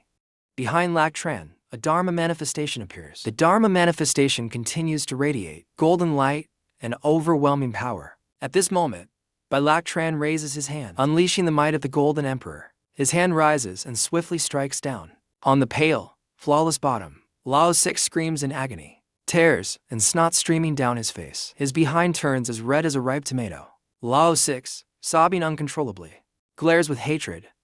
What the hell are you doing? Lac Tran replies nonchalantly, I'm hitting you. So what? The Golden Slap Master raises his hand again. Lao Six is struck repeatedly until his bottom swells. He writhes in pain but can do nothing, only cursing through gritted teeth, I'll kill you. I'll tear you to pieces. Lac Tran's eyes suddenly gleam brightly, and he coldly says, still acting tough, I'll show you what true punishment is. Thus, Lao Six continues to be smacked until his bottom is burning with pain, accompanied by Lac Tran's relentless questioning. Will you speak or not? Will you speak or not? Golden spiritual energy coils tightly around them. Lac Tran strikes with even more intensity. Speak now, you bastard. The tougher Lao Six acts, the harder Lac Tran hits. Thu Tao, watching from the sidelines, starts sweating profusely. Finally, Lao Six shouts, stop, I'll talk, just stop hitting me. Lao Six, clutching his swollen bottom, sobs, I am your disciple. Help the Hall of Bliss because of an old favor, but that's all repaid now. Lac Tran crosses his arms, frowning as he asks, so my disciple is safe? If you'd spoken earlier, you could have avoided all this pain. Lac Tran's tone grows urgent. Take me to my disciple now, no more nonsense. It hurts like hell already. Thu Tao, drenched in cold sweat, thinks, is his power really this terrifying? Even Zhao Six, the Venerable, couldn't stand up to him. Suddenly, she smirks maliciously, but just at the right moment, she presents. The suffering of Zhao Six, the Venerable, just happens to be useful for my plan. Thu Tao thinks as she charges toward Bai Lac Tran and Lao Six, activating the flesh and blood dawn stage formation. Under Lao Six and Lac Tran's feet, a blood-red formation appears, surrounded by giant hands. Both Lac Tran and Lao Six are caught off guard. A hint of worry appears on Lac Tran's face. Flesh and blood dawn stage formation. Did I hit you so hard you've gone mad? Being defeated hurts more than physical pain, doesn't it? As she finishes speaking, Lao Six is grabbed by the giant hands. Struggling as he might, he can't break free. Lac Tran is also seized by another hand. Thu Tao now sits atop a monstrous creature. Its fur ears and hands tightly grip Lac Tran and Lao Six. Thu Tao looks down at the trapped figures, laughing smugly. The suffering of flesh and blood, eternal bliss. Thu Tao continues to laugh atop the monster's head. The creature radiates a dazzling golden light. Lao Six, being squeezed, shouts angrily. You dare deceive me? I'll tear you into 100 pieces. Thu Tao responds nonchalantly. Venerable, don't be angry. Then, Thu Tao sticks out her long, wet tongue, mixing her flesh and blood. Isn't this wonderful? Thu Tao becomes even more exhilarated.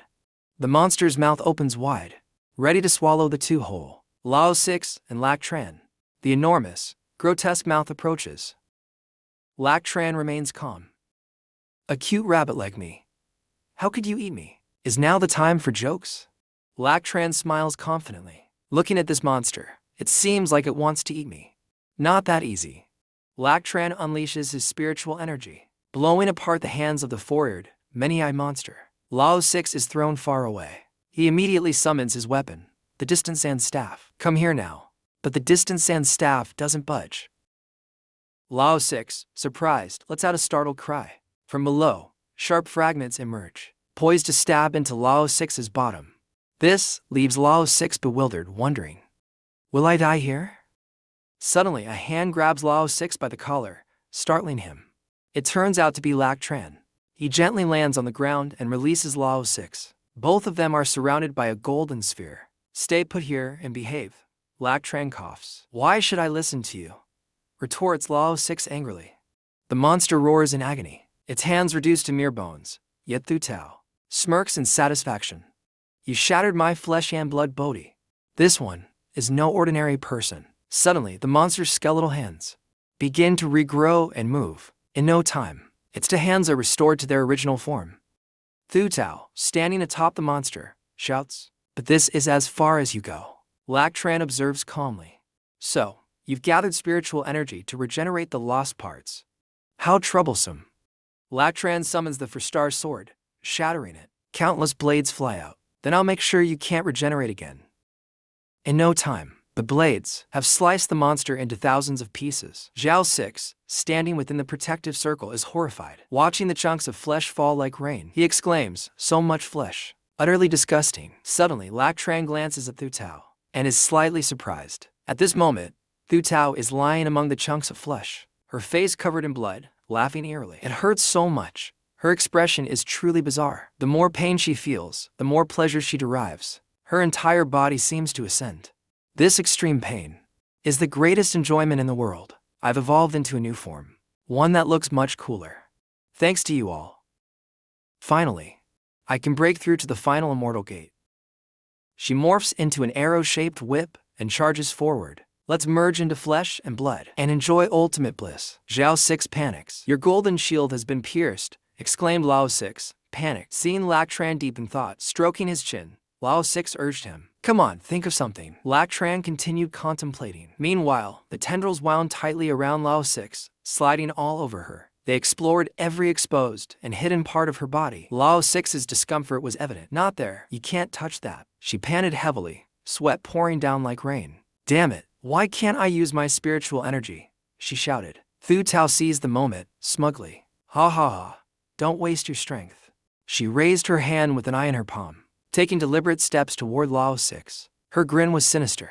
Just touching my flesh and blood allows me to absorb the spiritual energy from my opponent. Then she stuck out her long tongue, licking Lao 6's chubby cheeks. I won't let go until I've drained every last bit of you. Disgusting freak. Stay away from me, Lao 6 shouted. Thu Tao turned toward Lac Tran, who was also being drained. She smirked. Of course, this handsome guy is no exception. Just as she finished, Lac Tran's spiritual energy erupted. Then keep trying to drain me. A surge of immense energy flowed into Thu Tao. Her body swelled as if it were about to explode. How is this possible? How can there be such overwhelming spiritual energy in the world? She clenched her teeth, trying to endure. But it was too much. It's too much. It's about to spill over. Thu Tao exploded, her flesh and blood flying everywhere. Lac Tran and Lao 6 were freed from the tendril's grip. Didn't you want spiritual energy? Take it. Lao 6 rubbed his arms, staring at the scene before him. But he still felt doubtful. Is she really dead this time? Lac Tran stood nearby, deep in thought. So that's how it is. He finally understood Thu Tao's secret. When she transformed into this state, she used the flesh and blood formation to merge herself with the earth's veins. Now, the chunks of flesh began to gather, forming once more. She laughed smugly. That's right. Thu Tao's face gradually emerges. A sinister smile spreads across her lips. As long as the land remains, I won't die. Lac Tran slits his palm. Fresh blood begins to drip from the wound.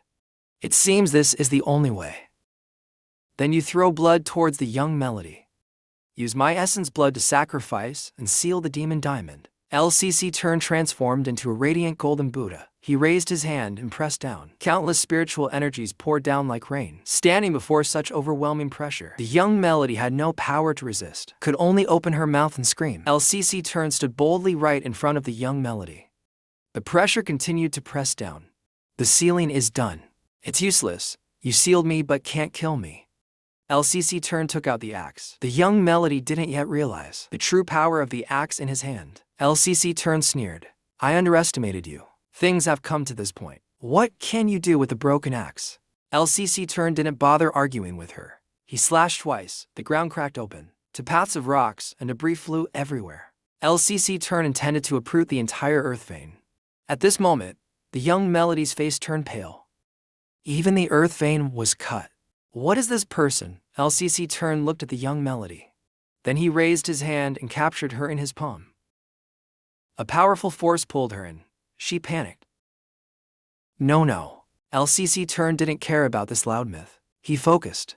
Used spiritual energy to capture her. The young Melody, after a while, didn't dare to open her eyes. Finally, she squinted to examine her surroundings, only to find herself tiny and trapped in LCC Trine's palm. She was terrified. Why have I become like this? An immortal demon turned into a miniature model, crushed in LCC Trine's hand. The young Melody struggled but failed. Stop struggling.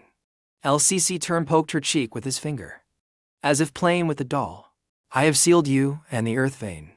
Now you are a model filled with spiritual energy. I still want to enjoy this bliss. I don't want to be some model. LCC suddenly turned to ask TU6. TU6, what are you doing? LCC turned through the young Melody to TU6. Here, take this. La 6 reached out and caught it in her hand. Now it was the mini version of the young Melody, sealed but still emitting powerful spiritual energy. The young Melody cursed the damn seal. TU6 felt the energy radiating from her. This is so strong.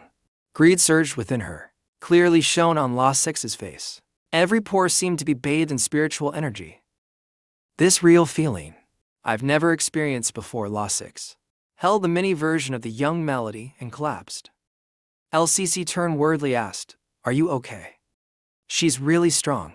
TU6 struggled to stand, her body weak, her legs trembling. How does this model have so much spiritual energy? LCC turned explained her body is connected to the earth vein, like a mobile spiritual spring.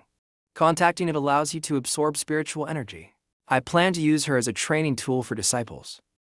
For now, I'm entrusting her to you for safekeeping. TU6 looked at the young Melody with a sly smile.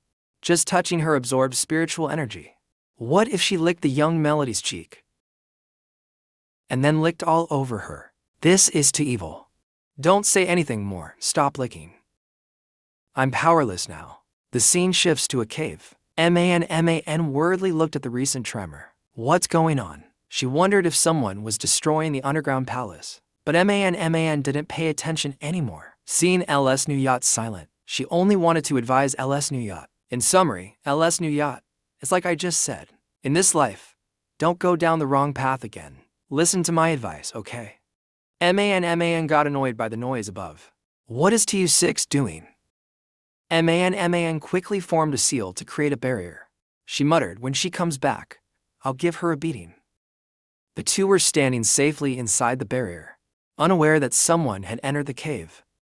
LCC turned stepped in with La 6. At this time, TU6 was still busy licking the young Melody. LCC turned spoke first. Are you the one who tied up my disciple?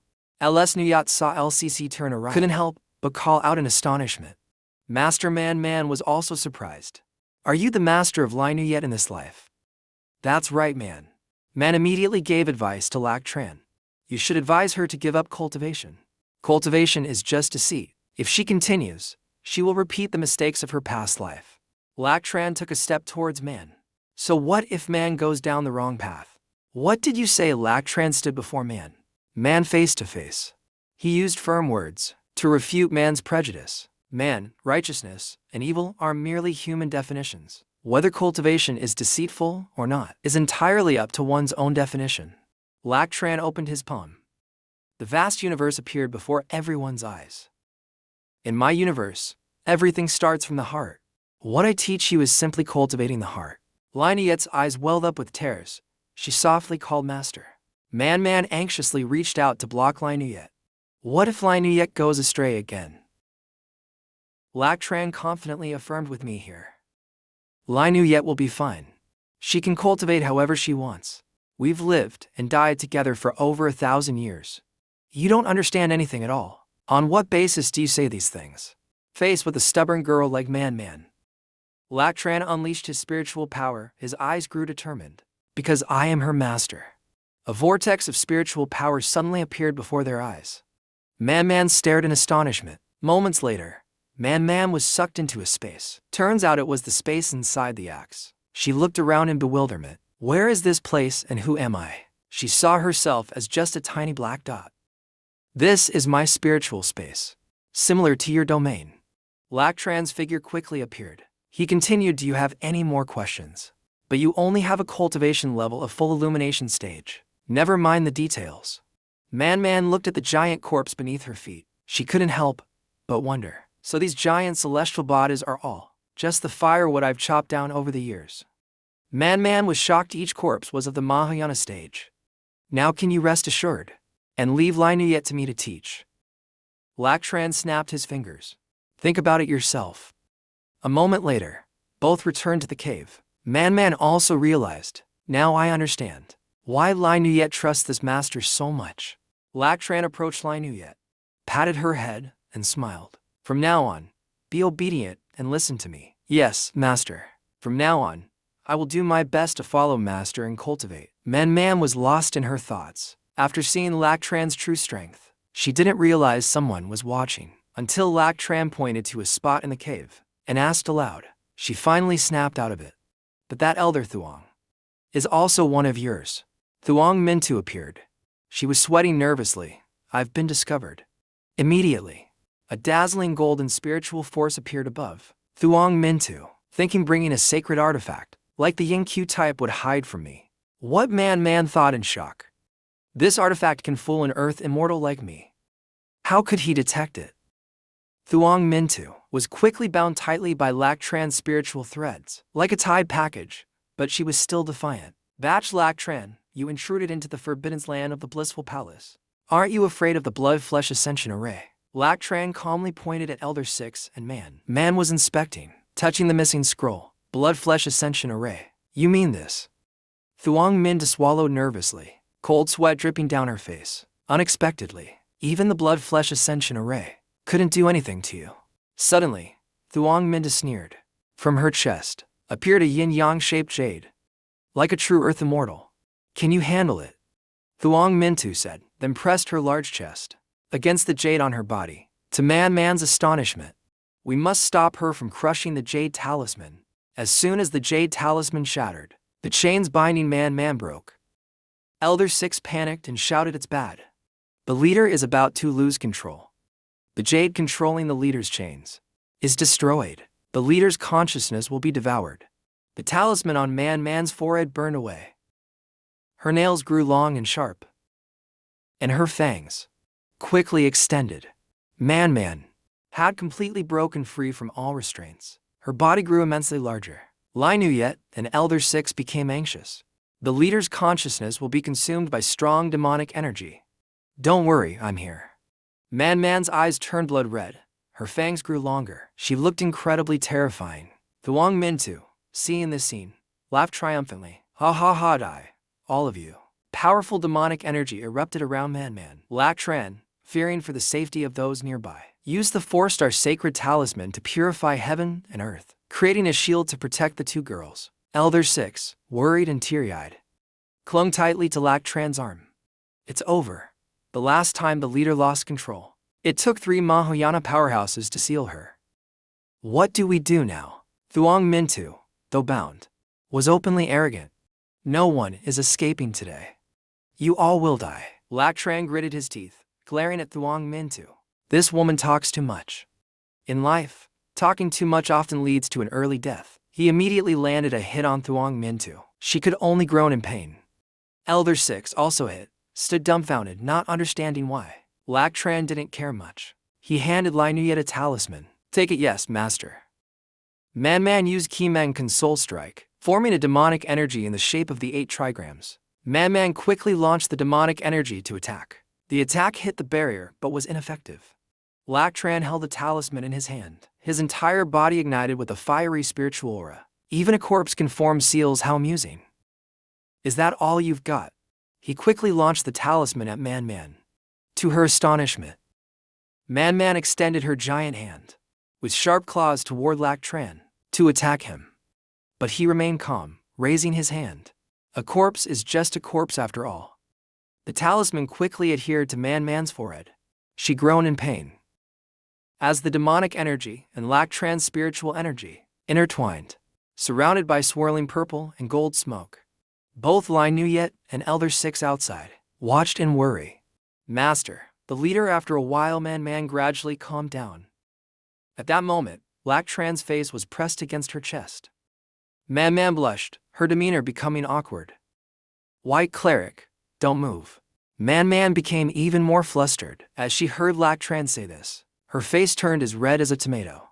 Although I am a female cultivator, my body has been refined into a zombie. So you, that? Lac Tran, still with his face buried in her chest. So that's it. I understand now. He lifted his face, his mouth stained with a green liquid. Elder Six, seeing Man return to normal, waved happily to her leader. You're back to normal. Man, still blushing on one side, shyly implied it wasn't intentional, but rather he discovered something wrong with my body. A stream of green breath exhaled from Lac Tran's mouth. That's right. It was just an accident, no ulterior motives. Now your body can't last any longer. I could only handle it slightly for now. From the green breath, he condensed a silver needle. A thorough solution is quite complex, and we don't have enough materials here. You need to come back to the sect with me. Man hesitated. I'll think about it.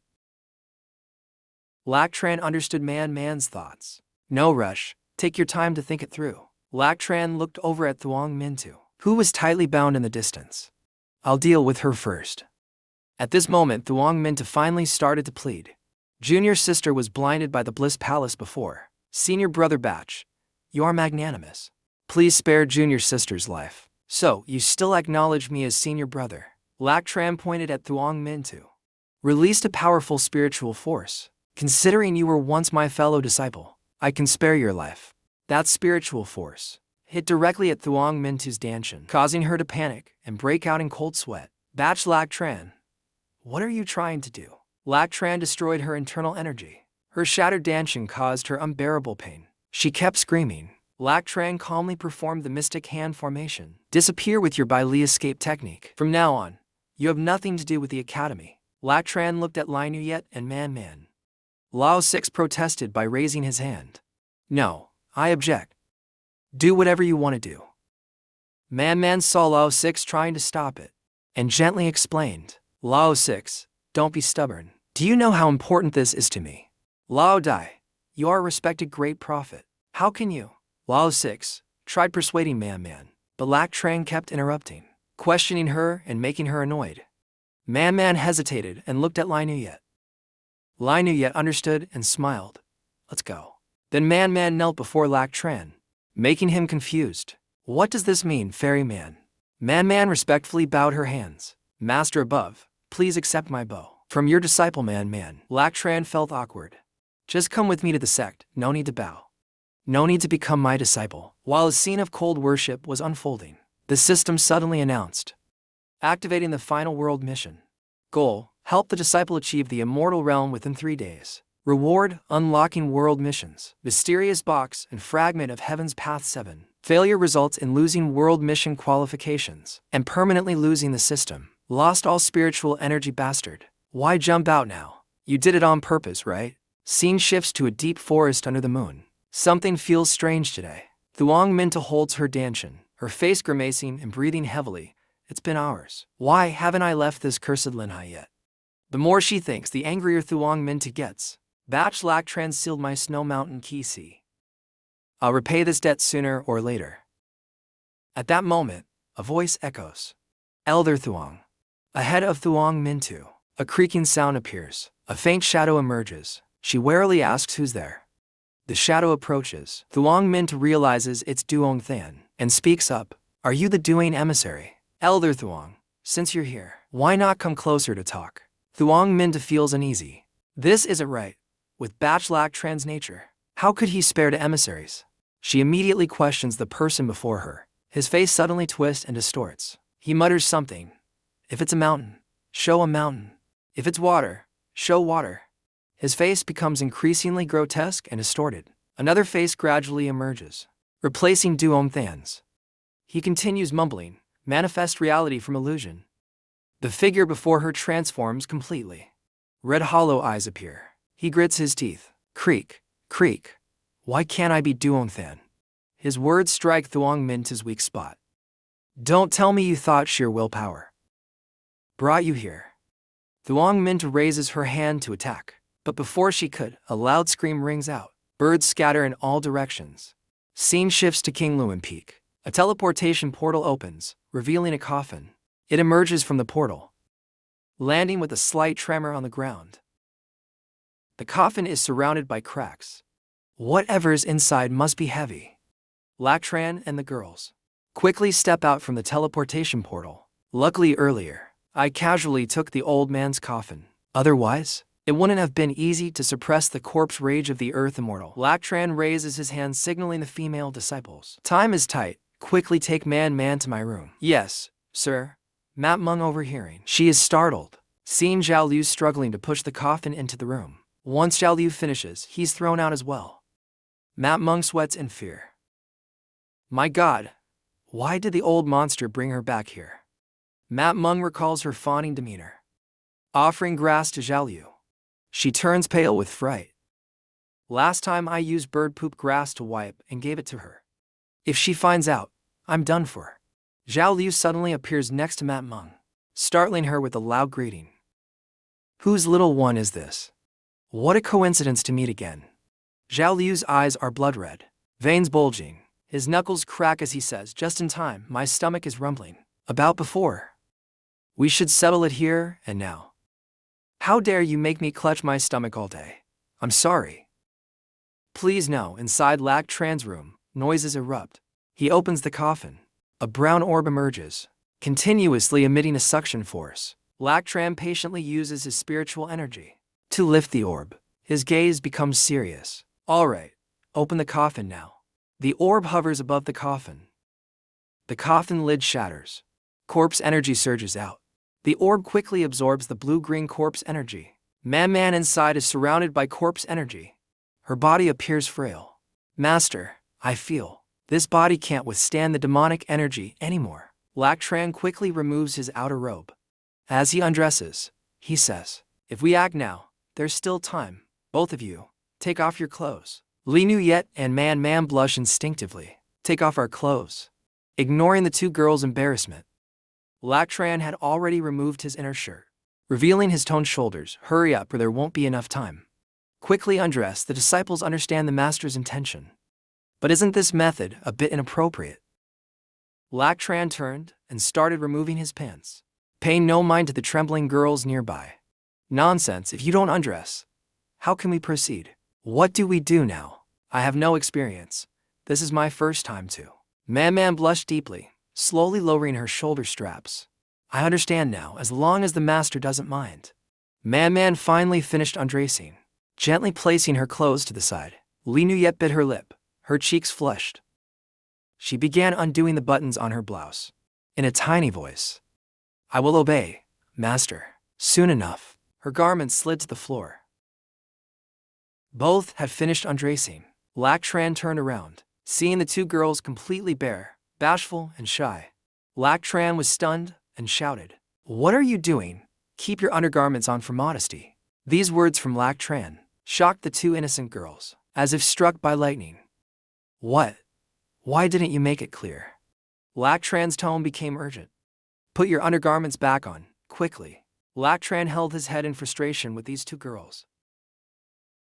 Direct contact improves energy transfer efficiency. He immediately pointed and lightly scolded the girls. What were you thinking? So in your eyes. I'm that kind of person. Li Nuyet stammered. I'm sorry, master. My Dao heart isn't pure. Lac Tran didn't dwell on it further. The corpse energy was growing stronger. He raised a finger and began. Let's start. The Earth Immortal Corpse Rage isn't a joke. I'll teach you the method now. Listen carefully. The two girls pressed their bodies closer together. Man reminded Li Nuyet, be careful. I'm fine, let's do it. At this moment, Lac Tran's entire body emitted spiritual energy.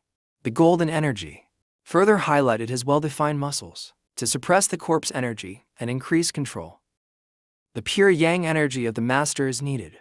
He further explained. If the master directly channels energy into the body, Man might explode due to the conflicting energies. So the energy needs to be blended through Li Nuyet. Before being channeled into Man's body, Lac Tran's pure yang energy was so intense that it left the two girls struggling. Sweat pouring down continuously. Both were panting. Li Nuyet gasped. Master, please be gentler, but Lac Tran didn't stop. Direct contact with spiritual energy is rare. It's also beneficial for your cultivation, understood, master? Li Nuyet's stomach felt hot and tight. The master's spiritual energy was overwhelming. Li Nuyet felt the energy nearly bursting out. After a while, both were exhausted. Lac Tran wiped the sweat from his forehead and switched positions.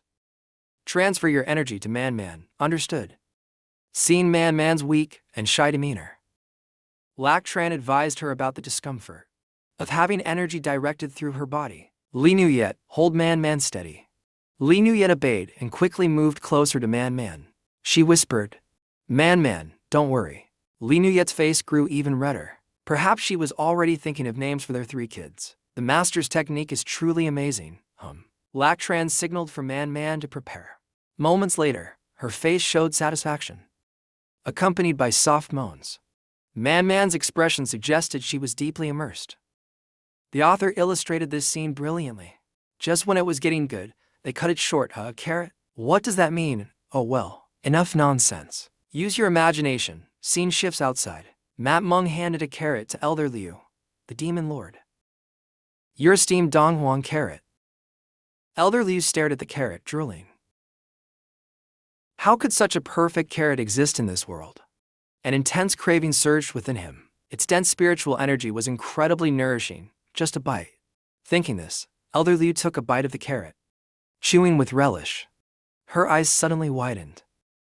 This is truly delicious. Lao 6 seemed promoted, immersed in the freshness and deliciousness brought by Dong Huang carrots. Look at her laughing joyfully.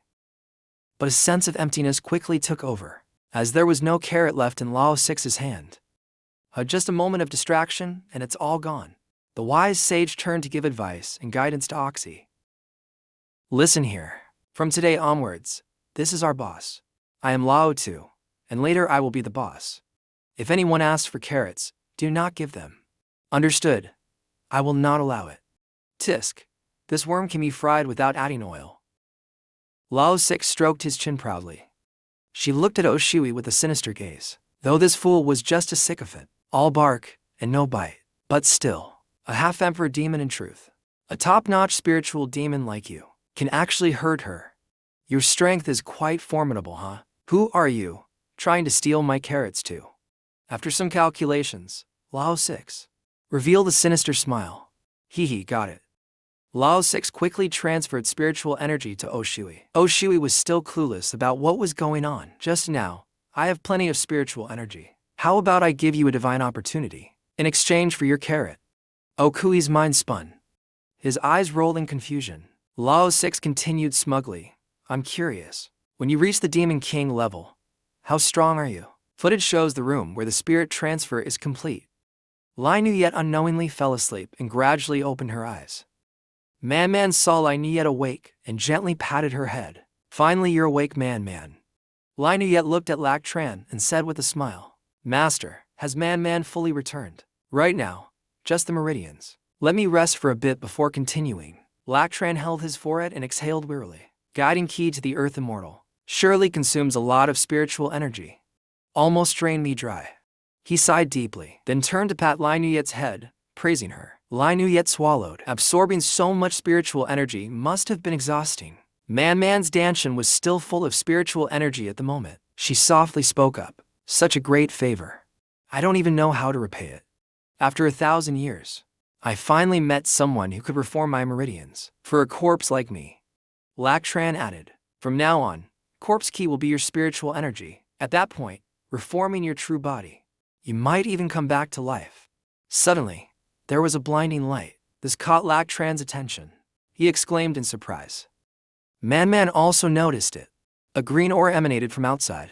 This aura signified the emergence of the Demon King. You to rest here. I'll go check outside the scene shifts. The moon had risen high. A green light illuminated the entire sky. Lao Liu and Mat Meng stood beside the green light observing carefully. A brown-skinned figure stepped out of it. Otrai appeared with an entirely new look. Looking extremely slimy with two beast-like ears, she walked up to Lao Liu. Lao Liu laughed proudly at his creation. Good, from now on you're the demon brother outside. Just mention Lao Liu's name. No demon will dare bully you. Otrai placed her hand on her chest. Her lemons had now turned into grapefruits. Round and juicy. She couldn't help but complain about the weight and discomfort. Can I be like you? Mat Meng laughed and turned away. Poor Lao Liu. So flat that it could be described as barren land. Seeing Mat Meng laugh at her, Lao Liu became furious, rolling up her sleeves ready to pounce. Looks like I need to teach you how to respect your elders. Oh great demon lord, you misunderstood. I don't see you as a child. Mat Meng's slip of the tongue made Lao Liu even angrier, veins bulging on her face. Her hands already gathering spiritual energy. I said respect your elders. Oh no, she's serious. Lao Liu aimed a punch at Mat Meng's chest. Her two grapefruits bounced up and down from the impact, painful enough to make her cry out. Mat Meng held her chest in pain. Clenching her teeth to endure it, she groaned. Is this the cruelty of being flat-chested? Those words made Lao Liu even more enraged. Flames of anger ignited in her eyes. The cruelty of being flat-chested, she said, as she raised her hands fiercely toward Mat Meng, causing Mat Meng to be terrified. Yours seem quite heavy too. Let me help you get rid of them. If I can't have them, I'll destroy them. Lao Liu charged forward, but was pulled back by a hand-eye object. Just got here and already causing trouble. Lao Liu was grabbed by Lac Tran. He reprimanded her. Barely gone for a while and you're already stirring up trouble. Only you are allowed to light fires inside, and I can't light a lamp outside. Lac Tran scratched his head explaining. I was just helping Man adjust her meridians. As if you haven't taken advantage of the boss yourself. Mat Meng suddenly charged in, then yelled at Lac Tran. Boo hoo hoo. She tried to hug Lac Tran, but was pushed away. Lac Tran brother. They're bullying me. Say it without rushing at me. At this moment, Otrai rushed over and knocked Mat Meng away. Mat Meng was caught off guard, flying uncontrollably and crashing into a nearby wall. Dust rose everywhere as Otrai fumed in anger. Who told you to steal my carrot? Lac Tran noticed Otrai's change and patted her head with a smile. Your speech is more fluent now. But Otrai, even Mat Meng, is considered your senior in some ways. Now that you are officially a demon king, you must respect your elders and care for the young. Understood? Yes. Then, Lac Tran ordered Lao Liu to escort Mat Meng to her room. But the way he called Lao Liu Little Liu visibly irritated her. Little Liu, take Mat Meng to her room first. Little O, come with me. Still not dead yet. Lac Tran raised an eyebrow in surprise. The Demon King's emergence caused such a stir. Surely it will draw attention. And indeed, several figures darted over like arrows, glowing in green, red, purple, yellow, and other colors, all heading toward Lac Tran's location. Soon, they landed. In front of King Luan Peak, a red-haired man holding a compass spoke.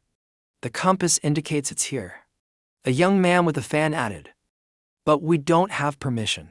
Breaking into King Luan Peak is inappropriate. This was Ni Huck, a formation path priest, at the peak of the out-of-body stage, and another priest, Danchi Path, Kim Thuongkan, middle phase of soul division, also agreed. I think it's inappropriate to. At the very least, We should get permission from the law enforcement hall elder. The red-haired man smiled at this. You don't forget that right now. The dean sent everyone to rescue. White priest by. There's no one here. The academy's safety is our responsibility now. Stop worrying about every little thing. It's all that foolish by Lack then's fault. Overestimating himself, rushing to the Bliss Palace alone to save someone. Truly, did he think being a full-tide stage meant he was invincible? Now, the dean took over half of the combat hall to rescue him, leaving us to patrol late into the night after class. What an exhausting chore. Now there are monsters in the house. We still have to deal with them. That by guy is really not human. Moon Cleric sighed helplessly. You Cleric continued, although it's just a demon king at the initial phase. Everyone must stay vigilant and prioritize the academy's safety. Your brother is absolutely right. Moon Cleric smirked slightly. You must also dislike that by guy, right? Or is it Jiang Cleric who bothers you? I looked at the locked door. The red-haired one. You Cleric called for cooperation and offered to take the lead. The red-haired one punched the door, breaking it open. Everyone rushed in and unexpectedly saw Lack Tran chopping wood. Both sides were surprised. Moon Cleric was delighted to see Lack Tran. Junior brother by, Lack Tran paused chopping, clapped and greeted, Hello, senior sister Moon. Isn't this the gathering of all departments? Why come to my thin lone peak? You Cleric couldn't hide his surprise. By Lack Tran, why are you here? Where's the Demon King? Lack Tran leaned on the axe and sighed heavily. You Cleric found the question amusing. As a rune system cleric. Of course, I stay with the rune system. Then he reached out towards the far corner of the room. About the Demon King you mentioned, Oxy, come here. The red-haired one widened his eyes. Is this for real? Lack Tran happily patted Oxy's head. Sorry, my little horse. Just recently broke through.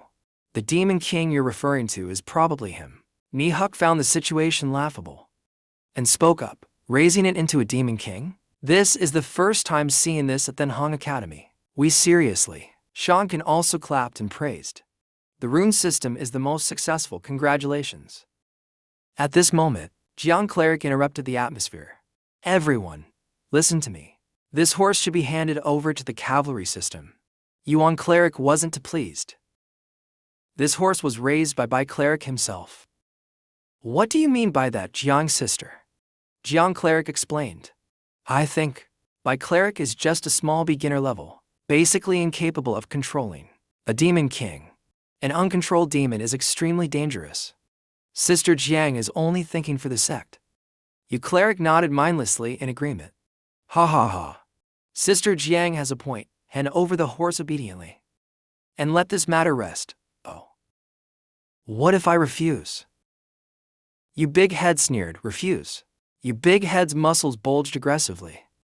He used beast art to explode his spiritual power, and relied on numbers to bully the weak. This is not up to you to decide. The red-haired one unleashed his spiritual power with confidence. I won't let a beast bully you either. If you can stop me, then you're capable. Lack Tran immediately refused. Then there's no need, just as well. I also want to test my Oxy's strength. You Cleric, how about we use our beast to have a match? You Cleric was stunned and had to confirm again. What? You looked at the beast system Cleric. I'll say it again. He boldly repeated, I said. Let's have a match with our beast. You Cleric laughed excitedly. Ha ha ha, alright, if I win. Your horse will be mine, period. He pointed to fingers to the sky, summoning a magic circle. Calling out arrogantly, Emperor of Pride, come forth. Within the magic circle, something began to take form. It quickly coalesced into a shape. What the red-haired one summoned was a peak demon king. As the Emperor of Pride appeared, he moved his gaze towards Teacher Moon's side, instantly gathering spiritual power on his fingertips as a warning, but was stopped by Jiang Craneming, calming things down. It's just a little sparring match. Why are you so worked up, Moon Cleric? She reminded that if anything happens, the principal won't forgive you all. Moon Cleric, don't worry. Uncle, you will handle this with care. Besides, battles between demon kings don't happen every day, do they? Watch closely. The show is starting. The Emperor of Pride, full of menace, marched boldly towards Oxy, Oxy cautiously observed. As the Emperor of Pride launched a punch towards Oxy, Oxy blocked the attack with one hand effortlessly. The red-haired one smirked confidently. The Emperor of Pride is an unbeatable demon king, trained by my beast system with speed and strength, clearly superior to Oxy. What do you have to win? So, it's a beast of the same type as Oxy. If that's the case, Oxy glared, radiating powerful spiritual energy, then launched a strong punch in return. Counterattacking the Emperor of Pride, Oxy's spiritual energy formed a majestic image. Jiang Crane Ming exclaimed in amazement.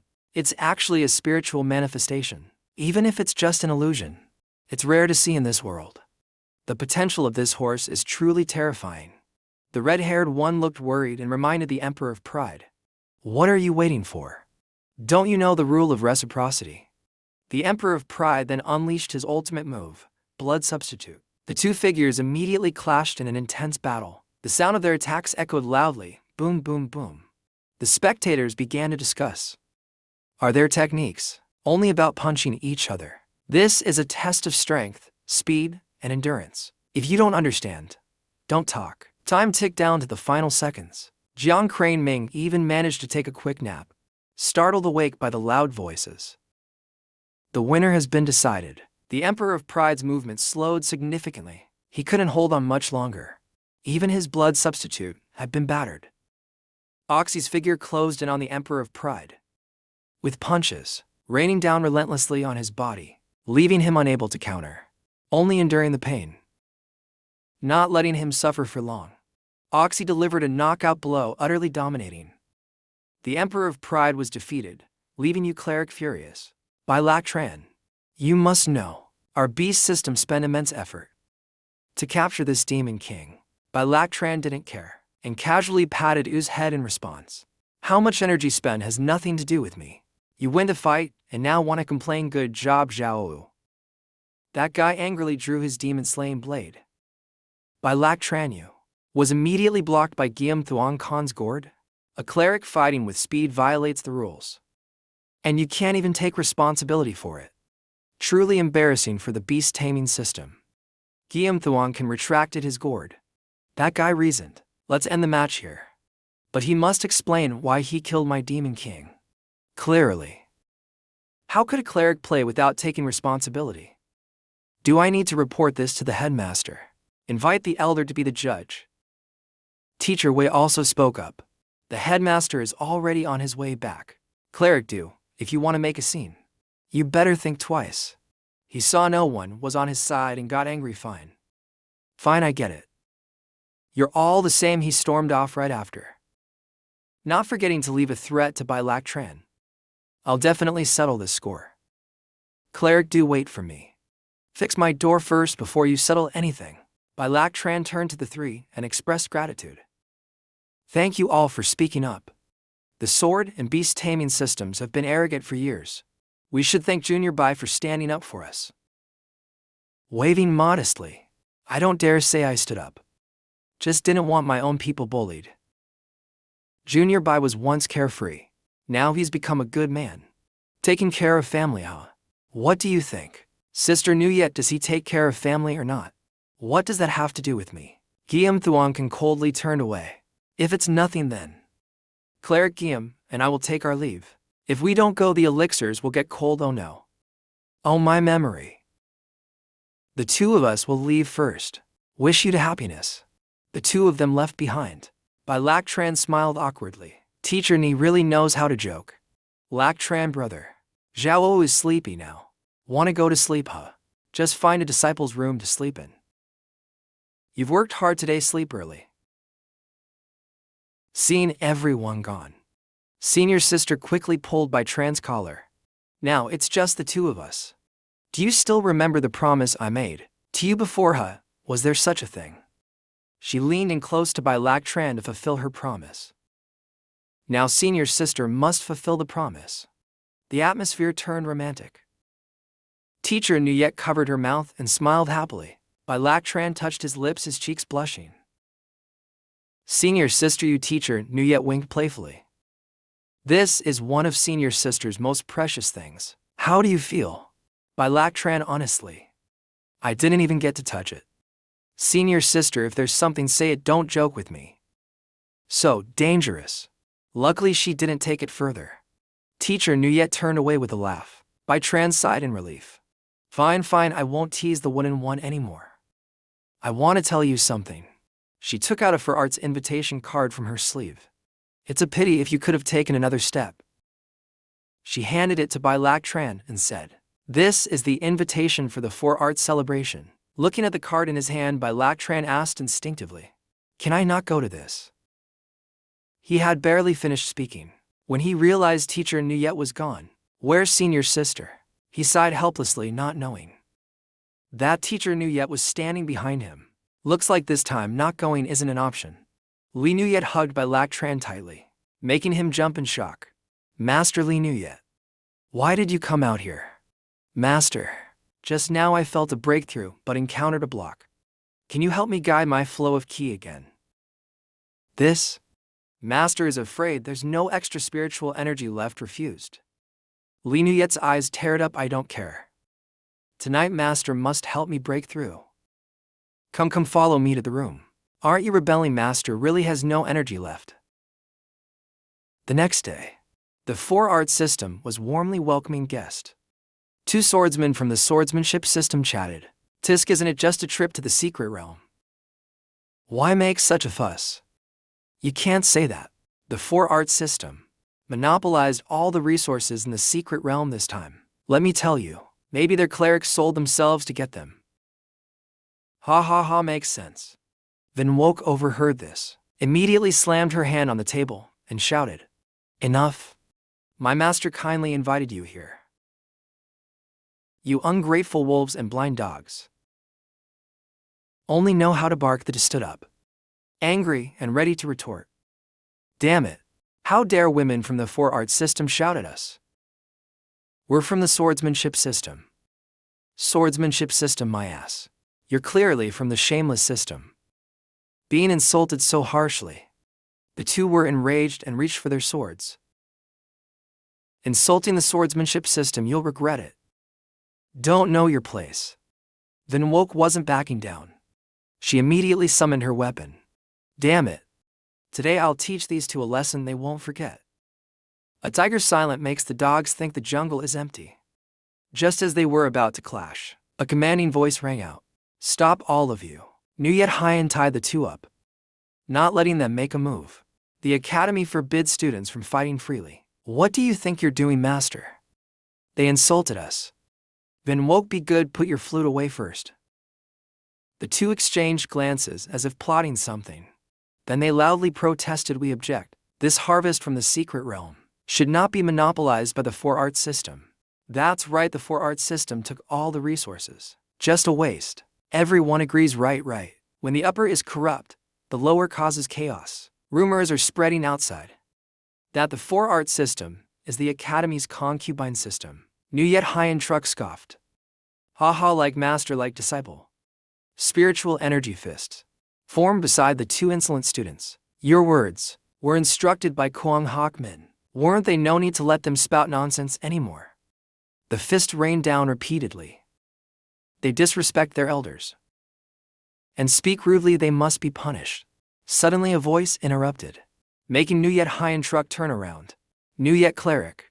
Well done, their mouths deserve to be slapped. But regarding the beast taming resources, we also think the same. I have a proposal for you, Nuyet Cleric.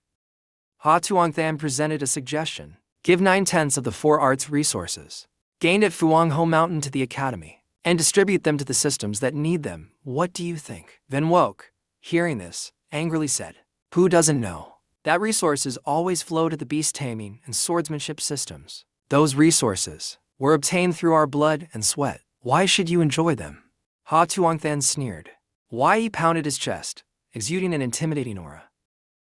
Because in this world, the strong rule, and all you do is play instruments. Useless. A hand strummed a lute and declared loudly, who says instruments are useless? Those who were loud-mouthed earlier are now unconscious. Only Ha Tuong then struggled to resist the power of the strings wrapping around his neck. What kind of sorcery is this?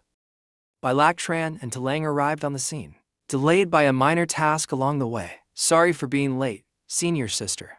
This humble one to Lang greets Nuyet cleric. Van Wook was startled upon hearing the name Lang. You're Lang. Lang cheerfully explained. My previous appearance was an art of skin illusion. This is my true appearance. Nuyet Hyen Truck questioned. You're supposed to be in detention being punished. How did you get here? Bai Lak Tran explained. I released her. I already finished interrogating her. And she's been disciplined by me. She won't dare cause trouble anymore. Besides, I found her technique suitable for the 4-art system. So I brought her out of prison, senior sister Nuyet. If you don't mind, take her in as a helper for chores. A personal assistant.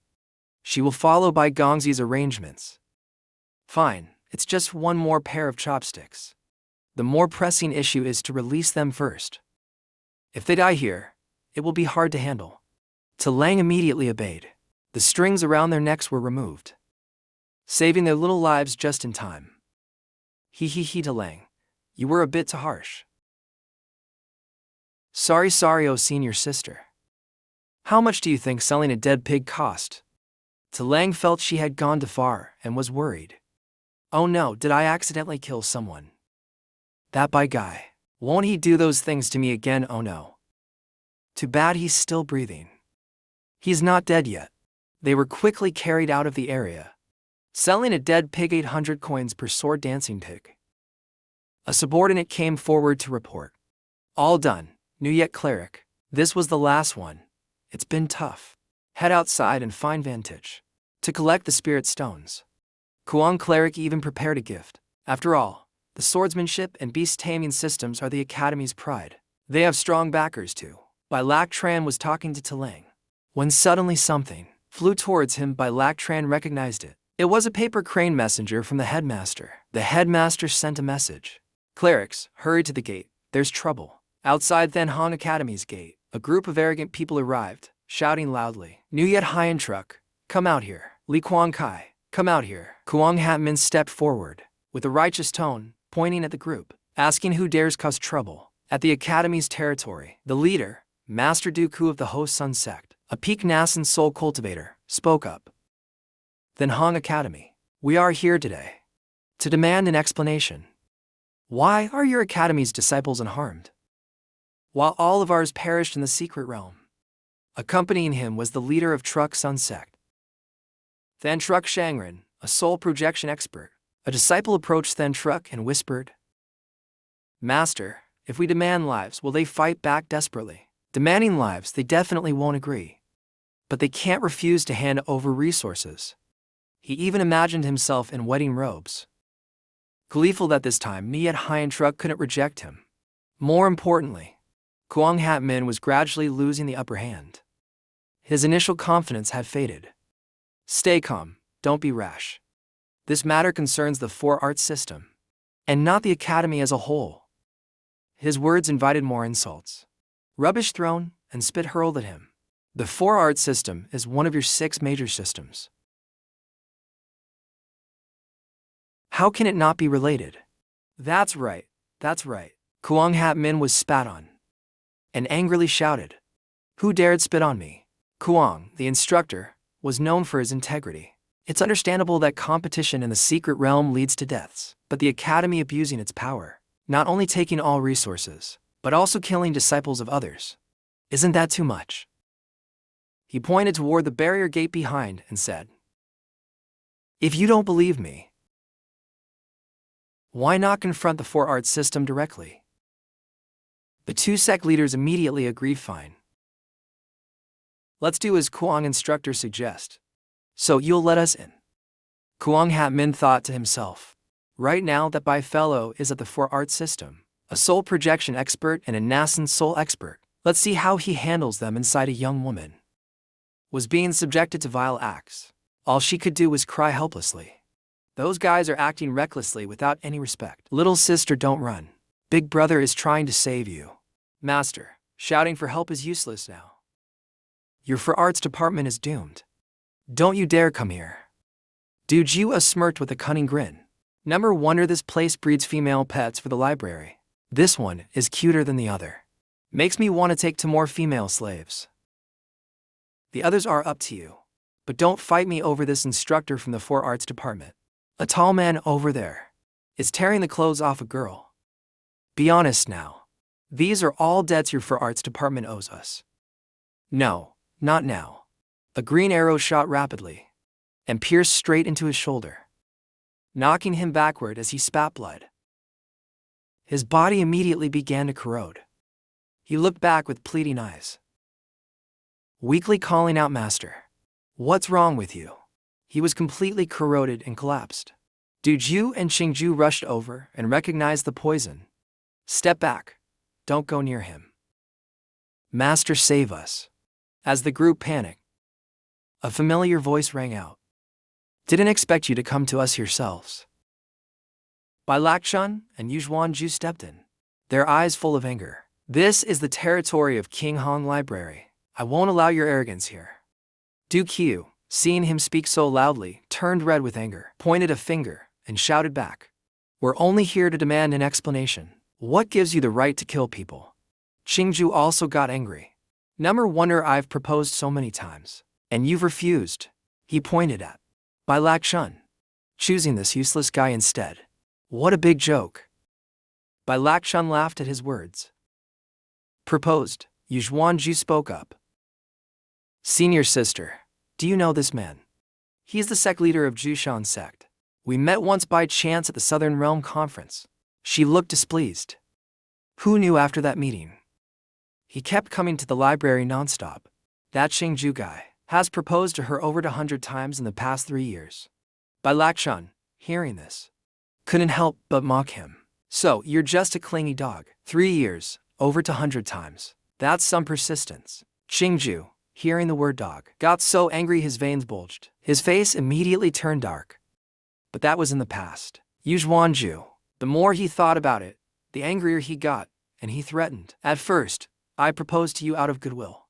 Now, I won't spare this entire Four Arts Department." Bai Lakshun stood by and hugged his master to provoke him. Yuzhuanju blushed and played along, saying, "Sorry. Our senior sister has very high standards. She wouldn't be interested in someone like you, right?" Qingju, humiliated, got angry and wanted to argue with Bai Lakshun. Du Ju had to hold him back. "Calm down. He's provoking you. If you attack, we won't easily get the resources we need." Bai Lakshun, hearing this, understood their intention, asking, "So, you came here for resources?" Du Ju loudly pointed at him. "Your arts department wiped out other sects in the secret realm. Exchanging resources with us is already a favor to you. Bai Lakshun, don't think that relying on the library's support allows you to trample on small sects like us." Yuzhuanju stepped forward to defend. "Bai Lakshun, everyone knows our Four Arts Department isn't good at combat. The ones who killed your disciples were clearly from the Bliss Palace." Du Ju didn't give her a chance to explain. "Nonsense. The Bliss Palace was also annihilated, and you still dare to argue." Yuzhuanju was shocked to hear this. Bai Lakshun stood by with a wry smile. "So the Bliss Palace has been annihilated?" Senior sister, don't explain to them anymore. It's useless anyway, and we can't admit it was me who did it." He made a proposal to the two of them. "If you think I'm using my status to bully you, how about we have a gentleman's duel?" Du Ju seemed reluctant to agree, but Qingju immediately agreed confidently. "A gentleman's duel with you. Fine. What kind of duel?" Bai Lakshun immediately laid out the terms. "Each side sends 5 disciples at or below the golden core stage. 5 matches, best of 3 wins. Of course, if you're afraid of losing, you can fight yourselves on the stage. Just don't go around saying that the Four Arts Department or the library bullied you afterwards." Du Ju worriedly whispered to Qingju, "I heard Bai Lakshun has a highly talented disciple. Will we suffer a loss?" "What are you afraid of? I have my methods," Qingju confidently shouted. He arrogantly declared that by Guy, if we win, aside from all the resources of the Four Arts Department, I have one more request. State your condition." "I'll agree," he said with a wicked smile. "I want to castrate you with my own hands." Yuzhuanju immediately stepped in to stop him. "No." But Bai Lakshun agreed without hesitation. She was extremely worried. "If you want to kill junior brother Bai, kill me first, senior sister." They didn't say they wanted to kill you, though. Seeing her reaction, Qingju became more determined. Live and die together. Fine. I'll grant this wish for you pathetic lovers. Now it was Bai Lakchun's turn. Then, let's make it fair if I win. He made his own demand. I'll take the heads off your shoulders. At the Four Arts Department Plaza, the duels had begun. The first match. Duane Do of the Four Arts Department lost. Then Ngok of the Jushan sect won. The crowd on the stands kept cheering. Brother Ngok is so strong.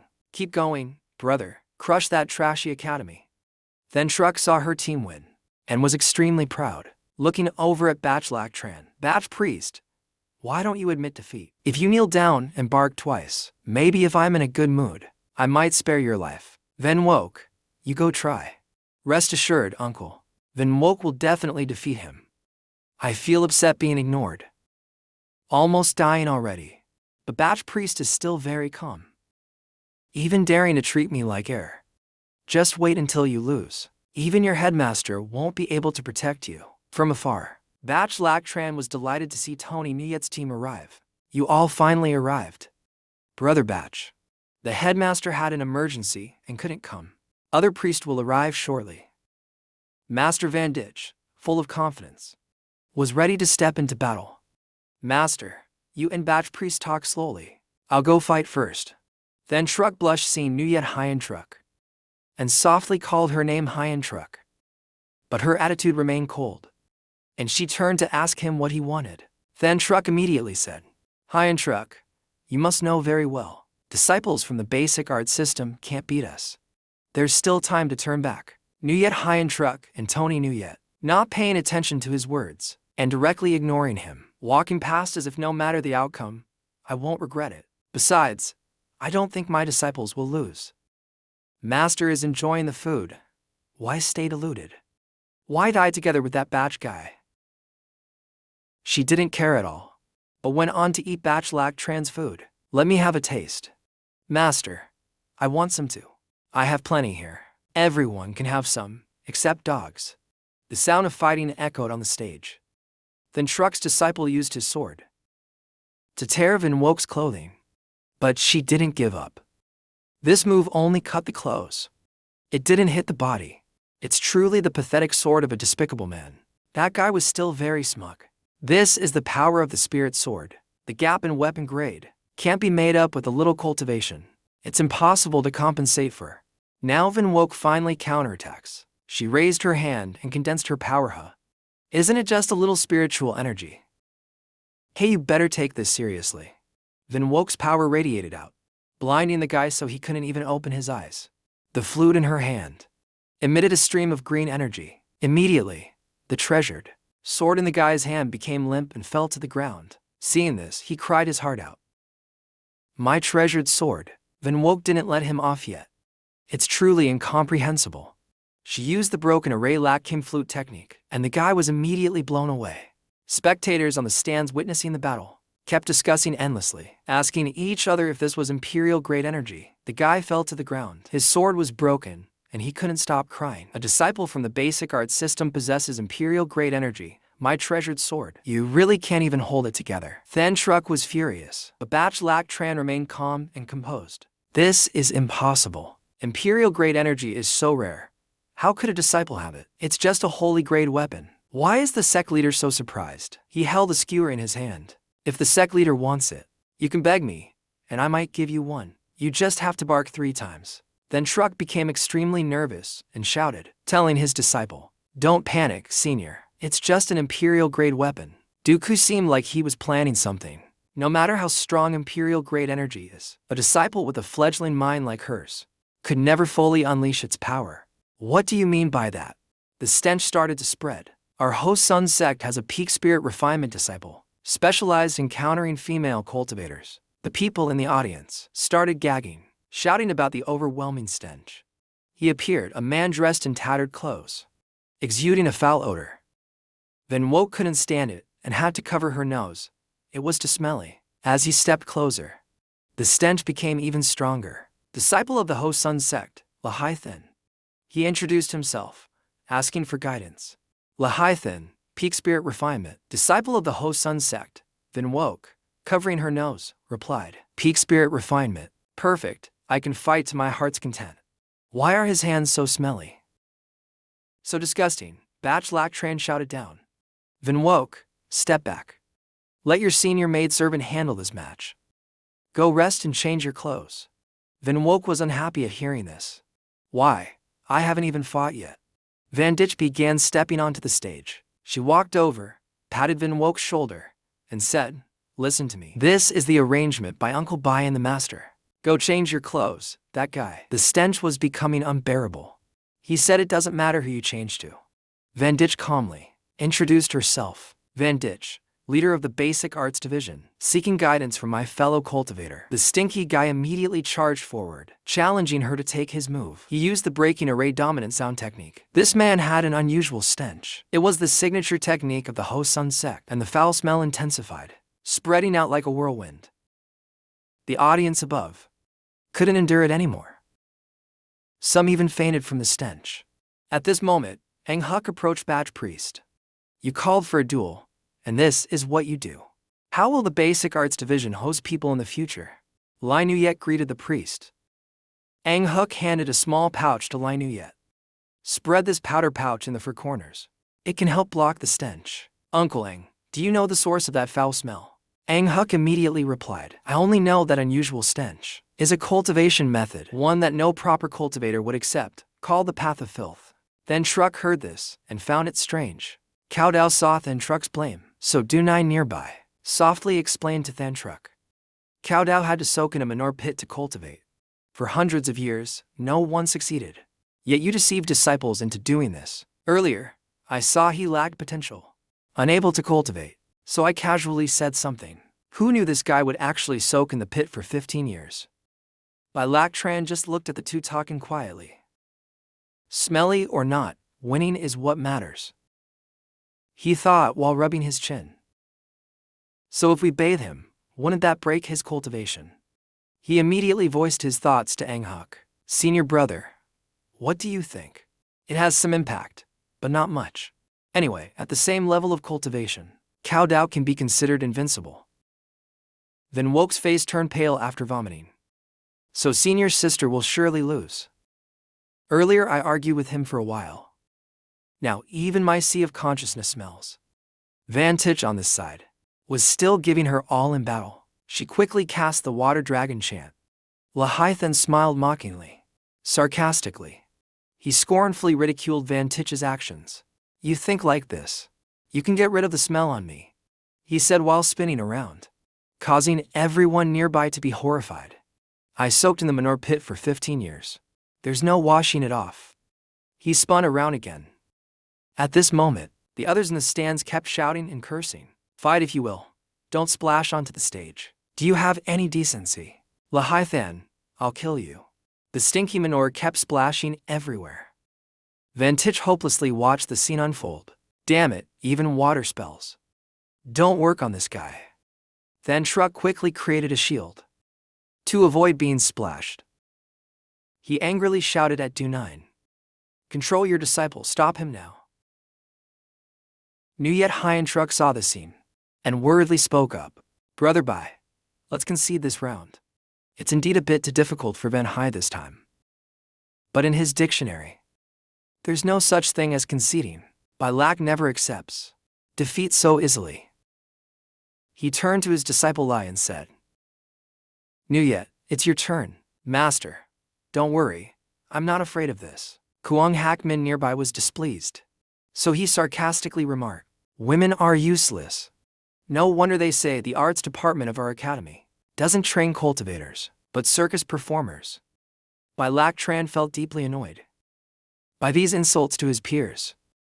He angrily glanced in that direction and silently destroyed Kuang Hakmin's shield, causing him, while laughing smugly, to have a lump of manure fly into his mouth, just as planned. But I'm not sane. I can't break your swordsmanship. All you need to do is kneel and beg me.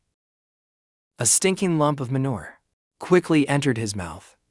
Kuang Hakmin's eyes widened in shock. His face quickly distorted. He bent over and vomited uncontrollably. while Bai Lak Tran beside him mocked endlessly. Kuang, as a sword cultivator, your ki control is unstable. How can you manage? Kuang Hak Min, enraged, swore to settle the score with him. Bai, damn you! But suddenly at this moment, Gim Thuong can appeared just in time. You want to fight your martial uncle?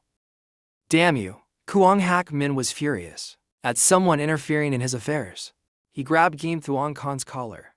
To retaliate, he made me eat manure. Is stabbing him once too much to ask?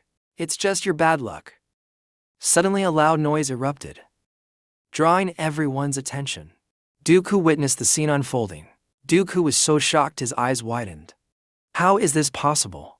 Lai Nuyet used just one move to immobilize Lahai Thin. Lai Nuyet looked down on his opponent even more. Lahai Thin was defeated in one move. This so-called cultivation technique is worthless. Then Truk, watching from the side, sneered and spoke up. Evil and unorthodox. In the end, it still can't make it to the stage. If he can't fight, replace him. No, he hasn't lost yet. Then Truk frowned and tried to dissuade him. Face reality.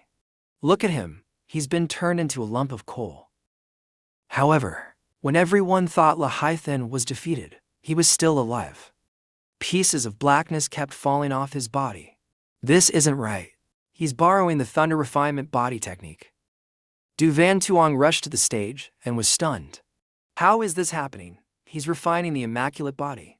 Instructor Du, you finally arrived.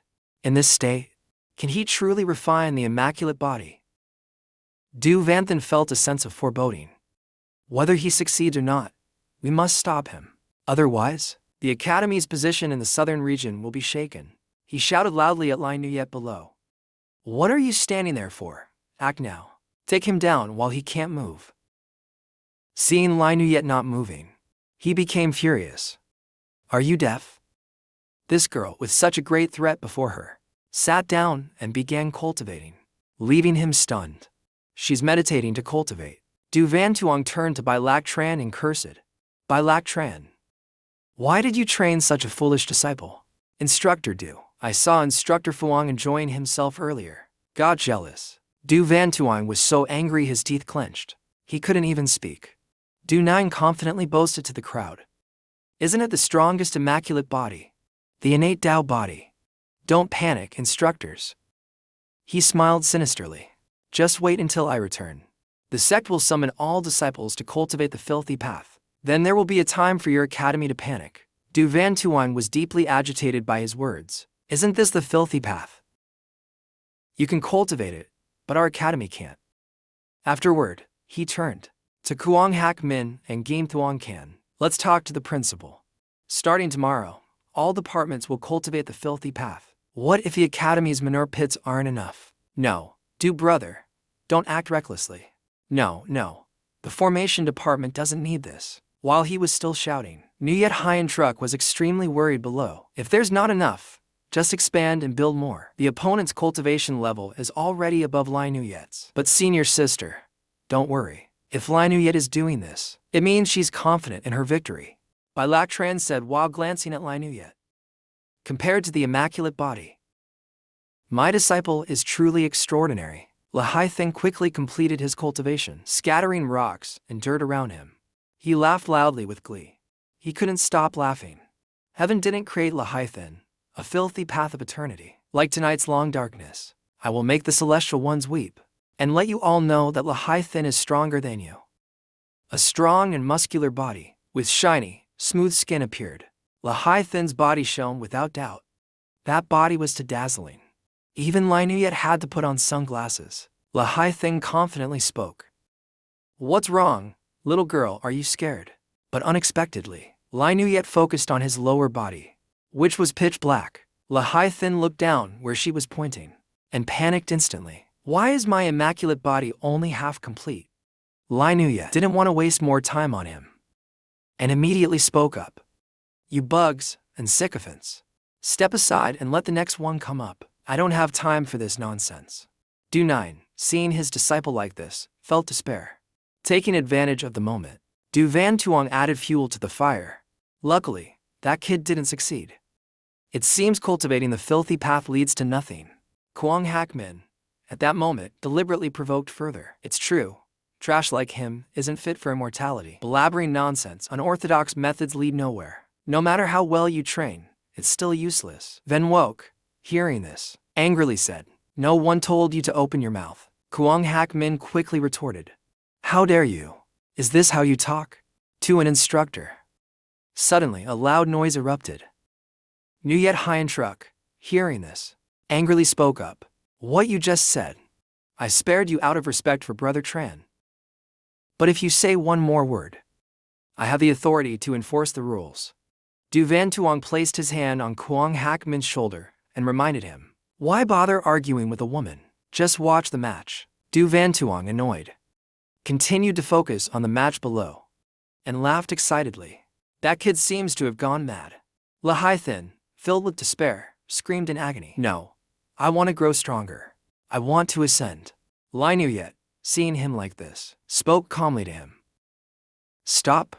If you keep fighting, you'll end up crippled." But by now, he had lost all reason. He screamed as if completely deranged. No, my immaculate body, it's your fault." Then Lahai Thin charged at Lai Nuyet, using all his strength in a desperate attempt. Die.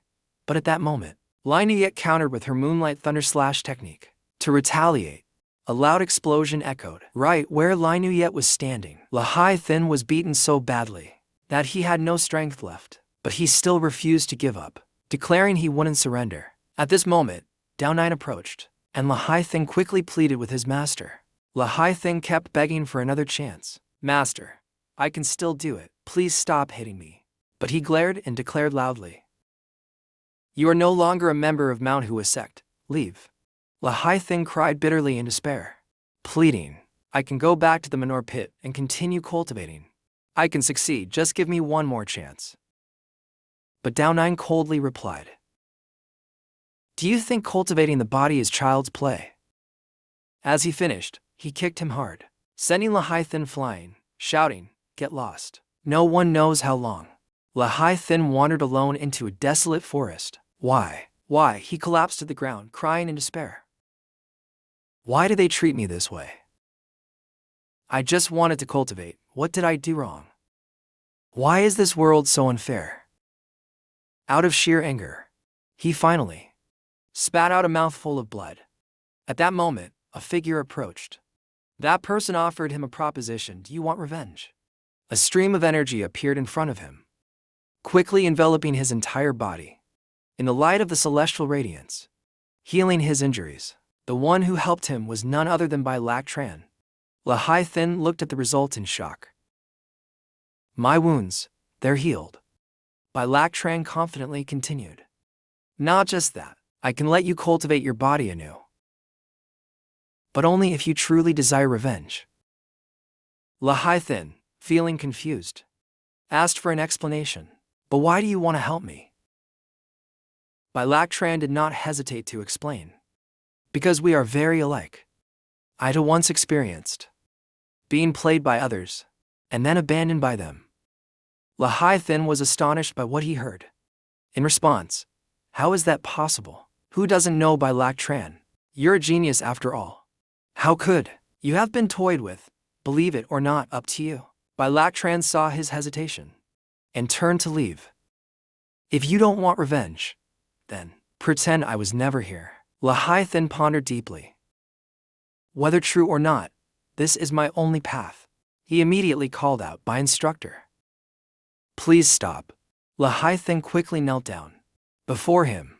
"By instructor, Lahai Thin humbly begs you to guide me on the path."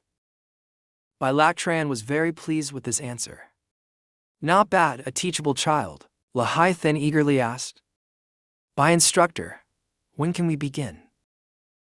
"No rush, take off your pants first." While he was still dumbfounded, Bai Lak Tran unemotionally pointed at his pants and said, "Take them off." Lahai Thin was immediately shocked, covering himself with his hands. So Bai instructor is into this kind of thing.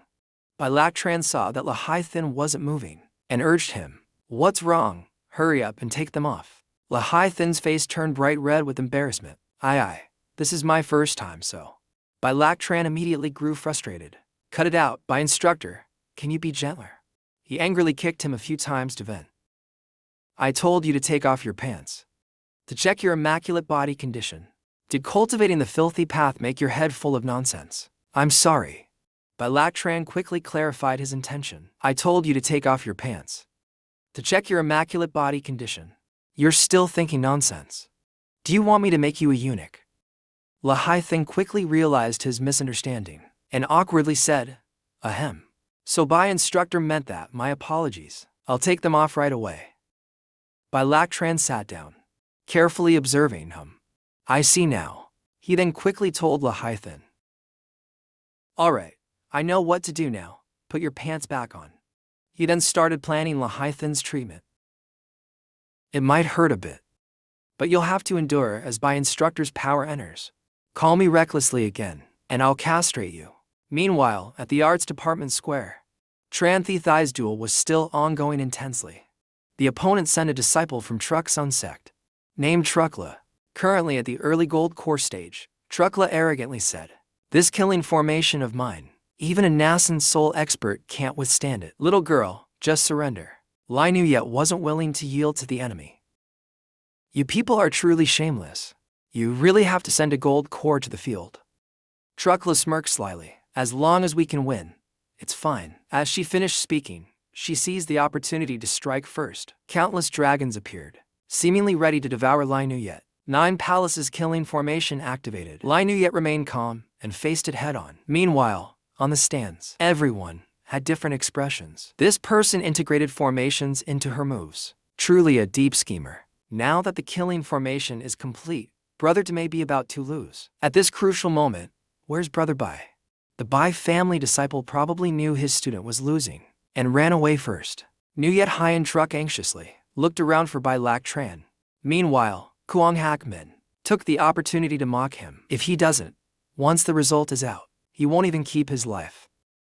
If we lose this match, I'll hand over our resources. Nuyet Haiyan Truck stood up to defend Bai Lak Tran. She seriously said, Even if it means going against Than Truck, I won't let this matter implicate him. Nuyet Haiyan Truck agrees to my proposal. Just then, Bai Lak Tran returned in time. Sister Nuyet, don't say such hopeless things.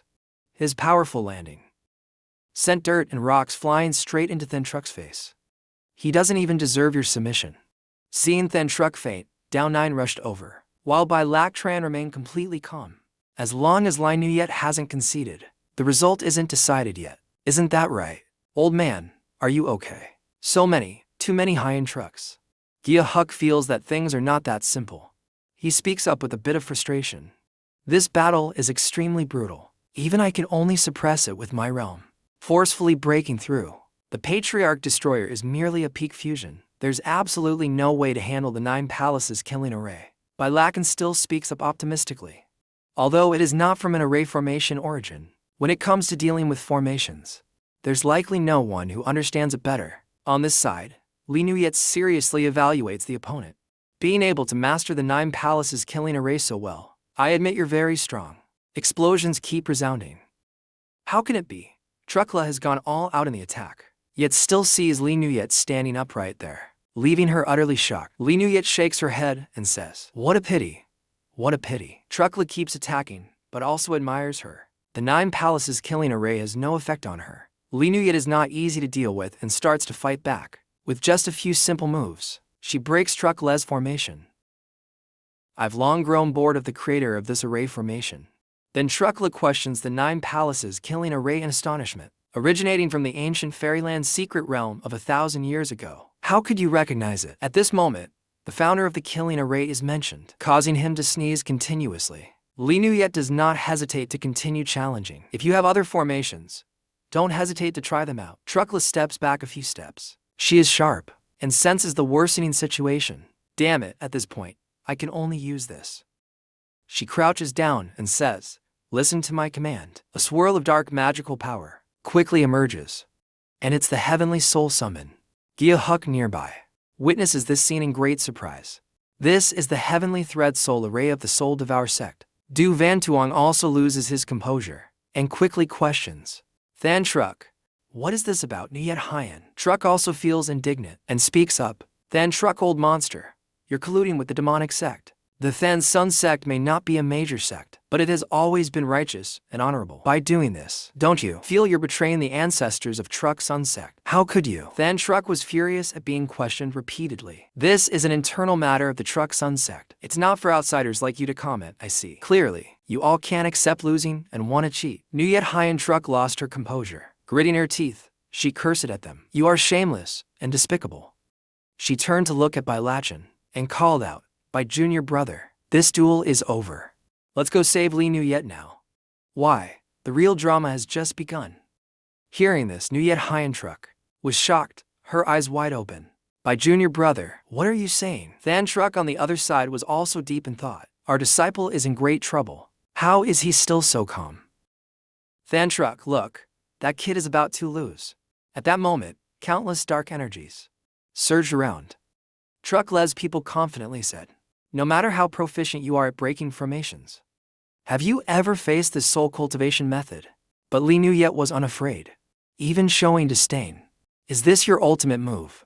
It's not even better than the 9 palaces killing array." Hearing this, Truckla immediately ordered an attack. Others witnessing the scene had varying reactions. Then Truck was extremely pleased, while Nuyet Hyen Truck was worried. But Bai Lachin remained calm. Li Nuyet was quickly struck down with a heavy blow and fell to the ground.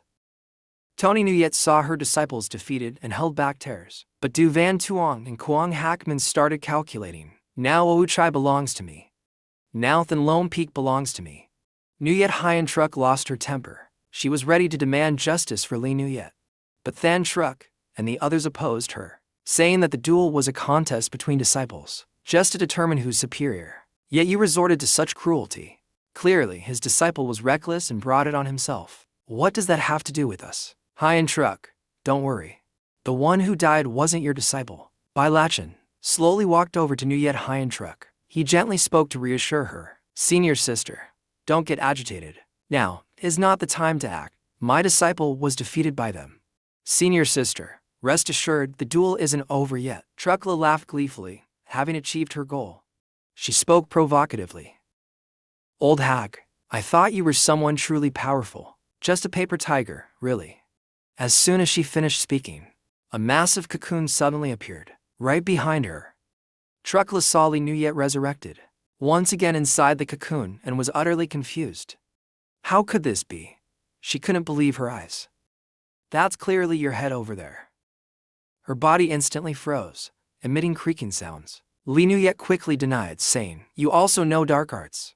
This is sorcery." Truckla felt the woman before her was too strange. So, she decided to surrender. "Forget it. I won't fight anymore, I surrender. This woman is too ominous." But Li Nuyet was determined to pursue her. With one move, she slammed her into the wall. Standing tall and proud, she said, "Do you have anything else to say?" Truckla, battered and bruised, opened her mouth to beg for mercy. The result of the battle was already clear. Truckla of the Truck Sun sect couldn't get back up. Tony Nuyet of the Than Hong Academy emerged victorious. Her mouth still carried traces of silk. Li Nuyet recalled the scene of the Demon Emperor. The Demon Emperor had once said, "This is my ice silkworm cocoon. Swallow it. It will save your life at a crucial moment." This thing is indeed good. But it's also truly disgusting. Li Nuyet raised her hand to smell it, then felt nauseated and sighed inwardly. "It's all the smell of Tiu Meng." Than Truck nearby was utterly shocked. How could this be?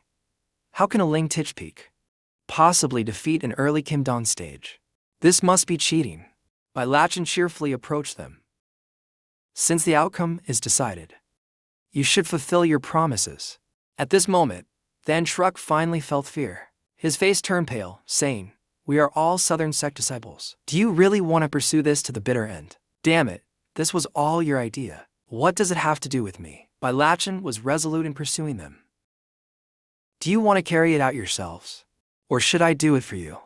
Pushed to the edge, Than Truck, like a cornered dog, lunged forward to attack. "You forced me to this." He quickly unleashed his technique. Blood-drinking demon art. 5 ghost possession. Du Van Tuong and Kuang Hak Min nearby saw this scene and felt a bit uneasy. This aura, he's at the peak Fannin stage, and yet he's been hiding his true strength all along. Not only that, his technique also has traces of Ghost Realm spirit arts. Gia Huk carefully evaluated Than Truck in detail. With such strength, even if all of us instructors combined, it might not be easy to defeat him, and yet he's been concealing his true power all this time. Than Truck, enraged, swung his fist towards Bai Lachin. But Bai Lachin remained unafraid. Go to hell, Bai Lachin. Perfect timing. Nuyet Hyen Truck at this moment used flying shadow technique to grab him. To protect her junior brother Bai. Be careful. A loud explosion echoed immediately after. If that punch had landed, there would be nothing left but shattered bones. Nuyet Hyen Truck breathed a sigh of relief, saying, "Thank goodness I made it in time." Bai Lachin felt suffocated as his face was pressed tightly against her chest. "Senior sister, you don't need to hug me so tightly." Than Truck accidentally witnessed the affectionate moment during the fight and became furious. "You too. I can't even breathe properly anymore." He angrily shouted, "Damn you to scoundrels. I'll kill both of you." Bai Lachin chuckled disdainfully and said, "Is this all you can handle?" In just a short time, he quickly dashed forward, straight to Than Truck, leaving him astonished. "When did you?" Bai Lachin seized the opportunity and delivered a powerful punch towards Than Truck. A massive surge of energy erupted. The spectators on the stage, witnessing this scene, were dumbfounded, astonished, and fell backward in shock. Bai Lachin slowly walked forward, while Than Truck trembled like a leaf. "Just one punch and not even dust remains. You're really not worth it. As for you," Than Truck knelt down in fear, begging, "Please, Teacher Bai, I realize my mistakes now. Please spare my life. I am willing to pay any price." But in the end, Bai decided not to kill him. "If you value your life, then scram. Thank you for sparing me, Teacher Bai. Thank you, Bai junior brother." Seeing Nuyet Hyen Truck still dazed, Bai Lachin stepped forward and said, "If senior sister likes my stand-in puppet so much, how about I give it to you? A puppet?" Nuyet Hyen Truck looked at the puppet in her arms, her face full of confusion. Nuyet Hyen Truck hugged the puppet tightly and shyly said, "This is compensation for scaring me, isn't it? Just don't use it to stab me in the back." Meanwhile, Du Van Tuong and Kuang Hak Min were still in shock at what they had just witnessed. Was that Bai's punch just now enough to blow up a peak Fanlin stage? It seems stabbing him wouldn't even work. Senior sister seems to have other plans. The two of them seemed to have pieced together what had happened. Their expressions quickly changed. Could this prove that his strength has surpassed the Fanlin stage? It's hard to believe. Bai junior brother hid his skills well. It seems life for these people in the days to come will not be easy. Du Van Tuong and Kuang Hak Min couldn't help it and decided to leave. That punch was truly overwhelming. "Why don't you just stay a little longer?" "One side home needs to be fed, so I'll head back first." Kim Thuong couldn't help but reprimand. "Restoring your strength and not telling us a word, making the principal worry about whether you could handle this or not. That's not entirely fair to say. Perhaps he has his reasons, but let's let it go for now." Overall, it's still a good thing for the Academy, seeing the happiness in front of them. One could only marvel that the top genius from 15 years ago has returned. "Well done," Bai Lachin quickly asked. "What do you want with my puppet, master?" It's hard to say. Li Nuyet has other intentions." Meanwhile, at the ruins of CCC-LCC Palace, the place was now just a pile of ashes, with miasma covering it. "We have to go down there." Did everyone bring their closed retreat elixirs? The investigation team of Namkin Immortal Alliance quickly arrived to assess the situation. As they descended to observe their surroundings, they couldn't help but marvel. The power of this attack was incredible. It resulted in a massacre. Aren't they afraid of the Immortal Alliance's investigation? "We're only here to investigate. Don't jump to conclusions. It seems the miasma here isn't as dense as over there." Suddenly, someone noticed something. Their face changed. Immediately, everyone became confused. What exactly happened here? A female disciple couldn't believe. Even the earth veins had been excavated. To this extent, even a tribulation stage cultivator couldn't achieve this, right? Anyway, let's record it with a shadow stone first and discuss later. A red-haired disciple saw something strange in the sky and quickly called out to their teammates. "Look quickly. What's that?" There's a massive rift in the clouds, and within it, a strange golden light shines. Everyone seemed mesmerized by the light. "This is the Great Tao." One of them laughed excitedly and followed it. "So that's it. We've deviated, we've gone astray. Becoming an immortal is that simple. The overwhelming power of the energy caused a disciple's pendant to shatter in half. She quickly regained full consciousness and restored her awareness. Despite feeling discomfort, she tried to stop her teammates. What are you doing? Stop immediately. I've comprehended it. I've understood it. Where's my 3 bodies? Where are my 3 bodies? She looked at the light with helpless eyes, thinking to herself, even the heavenly gate treasure has lost its effect. What kind of existence is this? The stream of energy continued to spread everywhere. At this moment, Taitu, high above, seemed to sense something. This aura feels so familiar. What a pity the immortal Tao forbids me from descending here. The female disciple resolutely pulled out a talisman to prevent further damage. I must summon the ancestor from seclusion. This life-saving talisman can no longer be preserved. To spirits travel 10,000 miles in harmony. The immense power caused the surrounding rocks to crumble continuously. Taitu exclaimed excitedly, after so many years, I've finally found you. Man, my dear friend. The scene quickly shifted to Thenhong Library. At Then No On Peak, Bai Lachin was still diligently chopping wood, when suddenly, the system appeared. He quickly received a warning notification. Detected a causal connection to the host. Being spied on by the heavenly Tao. Successfully concealed. Warning, safety guaranteed. Host's spiritual energy usage will be restricted. After reading this, Bai Lachin was deeply confused. In the future, unless under special circumstances, please refrain from using the Pangyu talisman for anything other than chopping wood. What's going on? Heavenly Tao spying. And what's this restriction on spiritual energy usage supposed to mean? The system quickly responded. Once the mission world is unlocked, if the host's spiritual energy usage exceeds the limit, it will attract the Heavenly Tao's attention. So, how much can I use now? Only a fraction of tribulation stage spiritual energy remains. In his mind, a sudden image of his senior brother appeared. My senior brother reached the tribulation stage. Amazing, right? That's only equivalent to senior brotherly. That's so weak. Bai Lachin sighed and asked further. If you're restricting my Pangyu talisman, you should at least compensate me with something. Host's new weapon can be drawn from the chest prior to retrieval. Please check here. Bai Lachin was speechless when he saw in front of him a tightly sealed mummy. He angrily scolded the system. You call this a weapon? What's wrong with it? Just look at the packaging. Isn't there something wrong with this? 1-star rating, 1-star rating. Suddenly from its chest, a dazzling light emerged, leaving him even more stunned. This thing even has a lighting function. Meanwhile, in the bathroom, Li Nuyet and Man were happily chatting. Master is truly generous, giving a disciple 5 essence body pills. Maybe it's because Master's physique is special, unlike anyone before, so they don't need them. Man took out the 5 essence body pills and continued. These are a rare existence. It can forcibly enhance a cultivator's physique by 3 levels. Even in Venhong, there are only a few of these pills. Master truly values you, Lai. Nuyet sighed deeply and replied, what a pity that this wasn't given to me directly by Master.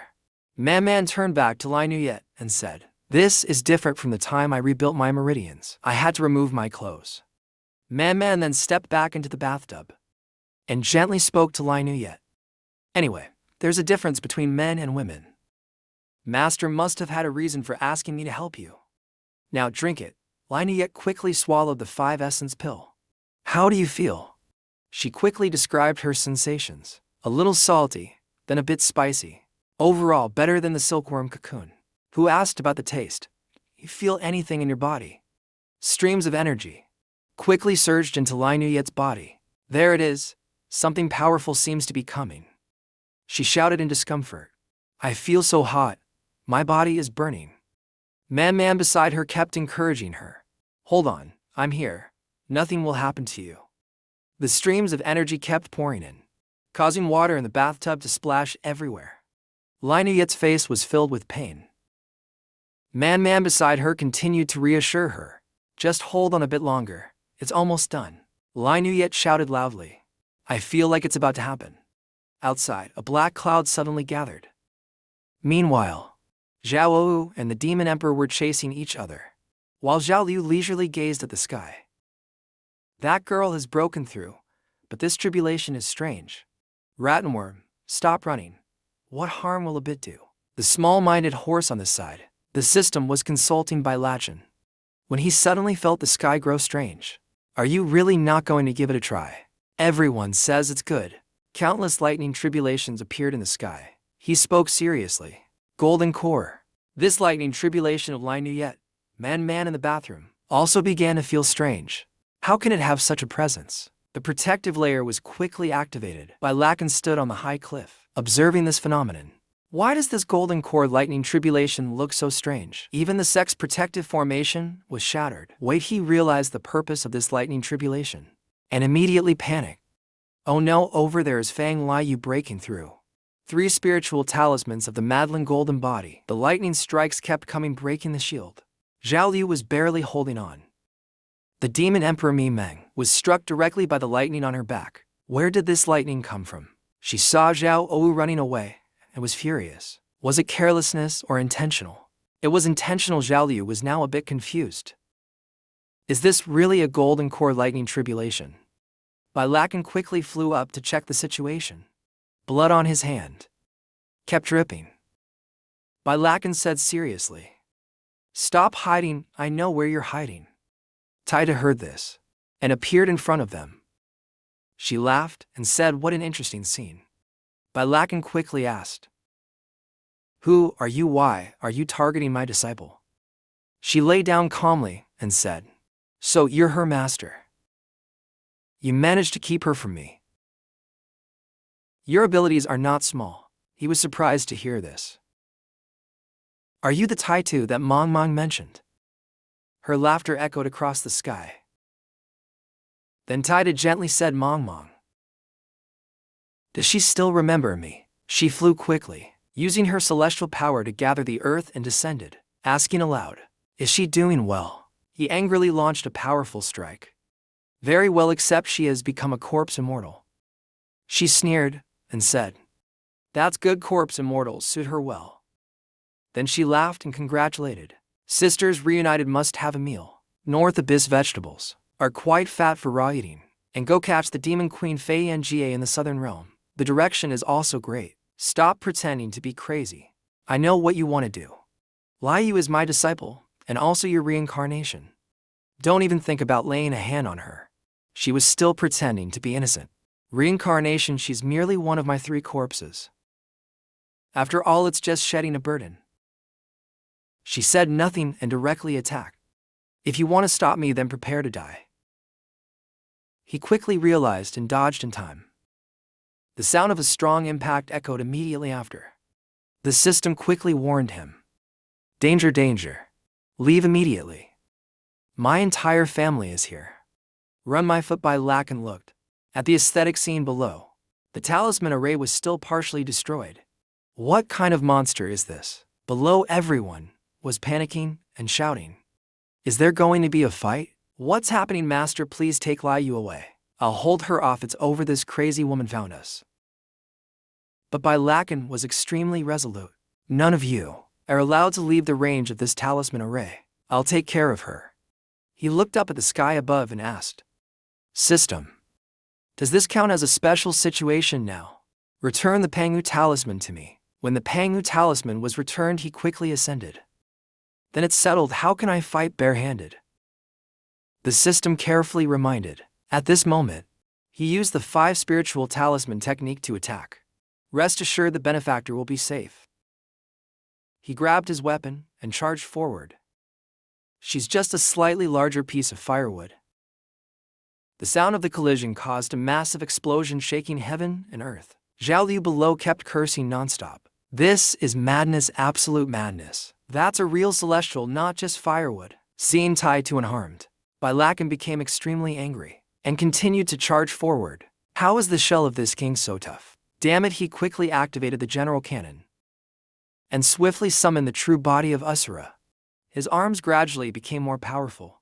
His entire body radiated a dazzling golden light, attacking Taitu. A loud bang echoed once again. Taida was unharmed and laughed, saying, "That really hurt." She wiped the blood from the corner of her mouth and remarked, "I didn't expect to find such a monster in the lower realm." Sensing something unusual, the system quickly said, "Host, be careful, she's getting serious." But before Bai Lakan could respond, she had already flown in and disrupted the system, leaving him dumbfounded. What the Usura true body of Bai Lakan was still in position, ready to attack her. Taita spoke to him saying, "You indeed have potential. You might even be part of my fate. But if you're fighting me, you must not lose focus." Bai Lakan raised his hand, gathering his strength, and said decisively, "Then as you wish." She wasted no time and immediately issued her command. She quickly used the six-armed Usura technique, creating streaks of light to counter Bai Lakan. The streams of energy collided relentlessly. Bai Lakan thought to himself, "Are you trying to use a Dharma body to resist my true form?" Suddenly at that moment, a surge of power attacked unexpectedly. Very quickly, he charged forward with his axe toward Taitu. "This is a good weapon. If fused into my lunar theory, it would be even better." Bai Lakan was still puzzled and didn't hesitate to ask, "Now that you've ascended to celestial status, why do you still come down to harm my disciple?" Taitu quickly responded and recounted her own experience. "You're mistaken, I haven't attained celestial enlightenment. Since ascending, I found the heavenly realm to be nothing special. Countless immortals in such a small heaven and earth are no different from the lower realms. This is not the realm I was seeking. I want to pursue the outer heavens." Her face gradually became sinister, as if revealing her true ambition. "I want to see the true heavenly way. I want to become the laws of heaven and earth. I am the heavens." Bai Lakan, after hearing this, angrily gritted his teeth and said, "Truly insatiable greed." He raised his weapon, ready to attack her. A powerful strike was quickly unleashed, aimed at Taitu. "Return to your heavenly realm." Shortly after, he shattered the void, forcing Taitu to be expelled. She was confused as she was sucked out. Bai Lakan quickly sealed the gap. "Don't come back." After finishing his task, he was panting heavily. Perhaps due to exhaustion, he stayed there for a while. But suddenly a hand reached out. Taitu had torn open the sealed gap. She laughed slyly and said, "Don't think you're the only one who can shatter the void. You won't stop me from achieving my great path." The system quickly sounded a warning. Taitu has destroyed the upper realm's passageway. Heavenly law has altered its link to the lower realm. A massive amount of strange matter appeared in the sky, pouring into the mortal realm. Its destructive power was immense, corroding the protective shield. Zhao Liu, the others below, looked on in amazement and said, "My God, what is this Protect Liu?" At the same time, a lightning tribulation was approaching Zhao Meng from behind. Everyone saw it and quickly warned her, "Zhao Meng, be careful." A strong lightning tribulation came swiftly, relentlessly attacking the protective barrier. Bai Lakan stood in midair, looked up at the sky, and said in frustration, "Is it over yet?" He gritted his teeth in anger and thought, "What on earth did this mad woman do to the upper realm?" Looking at the bizarre streams, he still couldn't understand what was happening. Why has it turned into such a monstrous form? The system once again spoke to advise, warning the upper realm passage is expanding. If it continues, the entire mortal realm will be devoured. Think of a way, benefactor. Don't worry, I won't let it happen. At this moment, Taitu laughed in satisfaction, witnessing the scene. The heavenly way, this is the heavenly way merging with me. She reached out to launch an attack at Bai Lakan. By what do you have to fight the heavens? Strange writhing strands moved closer to him. Bai Lakan's eyes suddenly ignited with fire, his body gradually enveloped by a golden light. As the strands completely surrounded him, Bai Lakan activated his technique.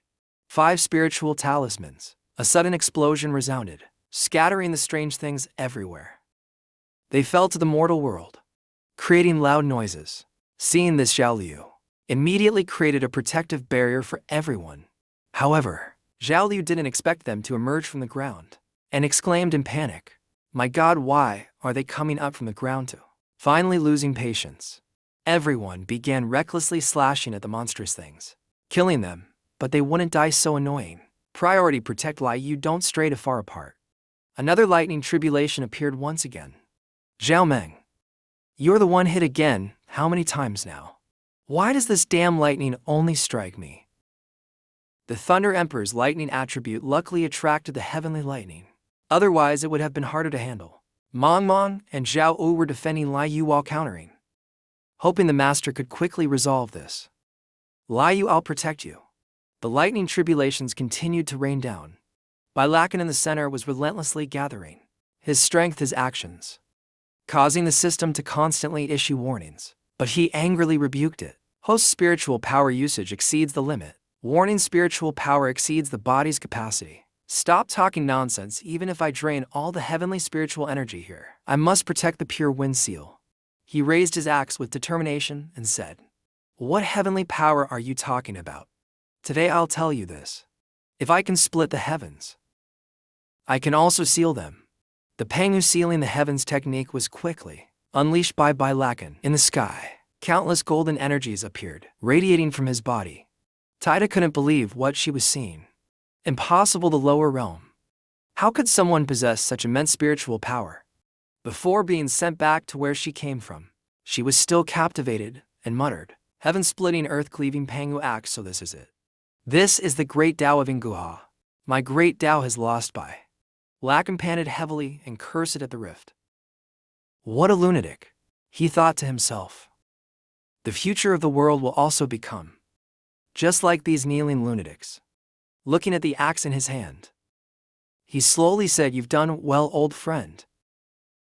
The dark clouds quickly dissipated. Zhao Liu, witnessing this scene, breathed a sigh of relief. It's finally over. Golden Core heavenly tribulation. This is surely an unprecedented sight. At this moment, Lai Yu slowly woke up and called out, Mongmine Lai Yu. However, she felt that something was wrong with herself. I'm not okay, Mongmine said worriedly, causing Zhao Meng nearby to panic as she was hit by the tribulation lightning. Even her hair talisman was in disarray. It's bad, Lai Yu's spiritual body has a problem. What's going on? Bailacan quickly approached to check on his disciple. Lai Yu, what's wrong? Lai Yu is not going to make it. Quickly, where's the cure? Ming angrily hit Zhao Liu on the head. Don't speak nonsense. Bailacan reached out his hand and commanded, Bring Lai Yu to me. He took Lai Yu and gently laid her down immediately. Master, lie down first, don't worry with me here, nothing will happen. Probably everything will be fine. Very quickly, Bailacan found the cause. Lai Yu missed the final step of the heavenly lightning tribulation. That's why it ended up like this. Ming became extremely worried, not knowing what to do. But where can we find heavenly lightning tribulation now? Bailacan also mentioned another possibility. Unless there's a cultivator with the lightning attribute, who just happens to carry the essence of heavenly lightning here. Otherwise, Lai Yu might suffer damage to her foundation. Zhao Meng hadn't realized yet, and confidently said then, What are we waiting for? Let's go find a cultivator with a lightning attribute, carrying the essence of heavenly lightning. If they resist, tie them up. Seeing everyone looking at her, Zhao Meng became confused. Why are you all looking at me? The others' gazes gradually turned strange. She also realized something. Her whole body began trembling. Wait, what do you all plan to do? But it was too late. The tribulation lightning illuminated everything, accompanied by her seven-tone scream. Don't come any closer. At that moment, on Lai Yu's abdomen, a golden spiritual pearl appeared, glowing brightly. Seeing Lai Yu open her eyes, everyone was overjoyed. She's awake, she slowly called out. Master Mongmong. She was still confused about her current situation and wondered, wasn't I still missing the heavenly lightning tribulation? The golden core is complete. She quickly asked everyone present, Where did you find heavenly lightning tribulation? Consider yourself lucky, that beast did well too.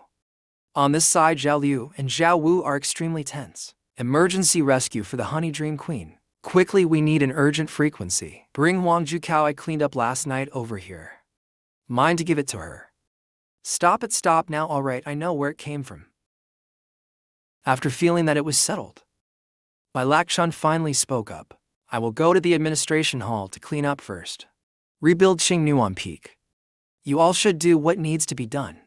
Time passed without knowing how long. Now in the celestial realm, Taida spoke furiously. Man Mansu Li Lian, and that by fellow. Next time I meet you will be your death day. After resolving it all, Bailacan quickly returned to his position. Where he had left, he couldn't help but sigh.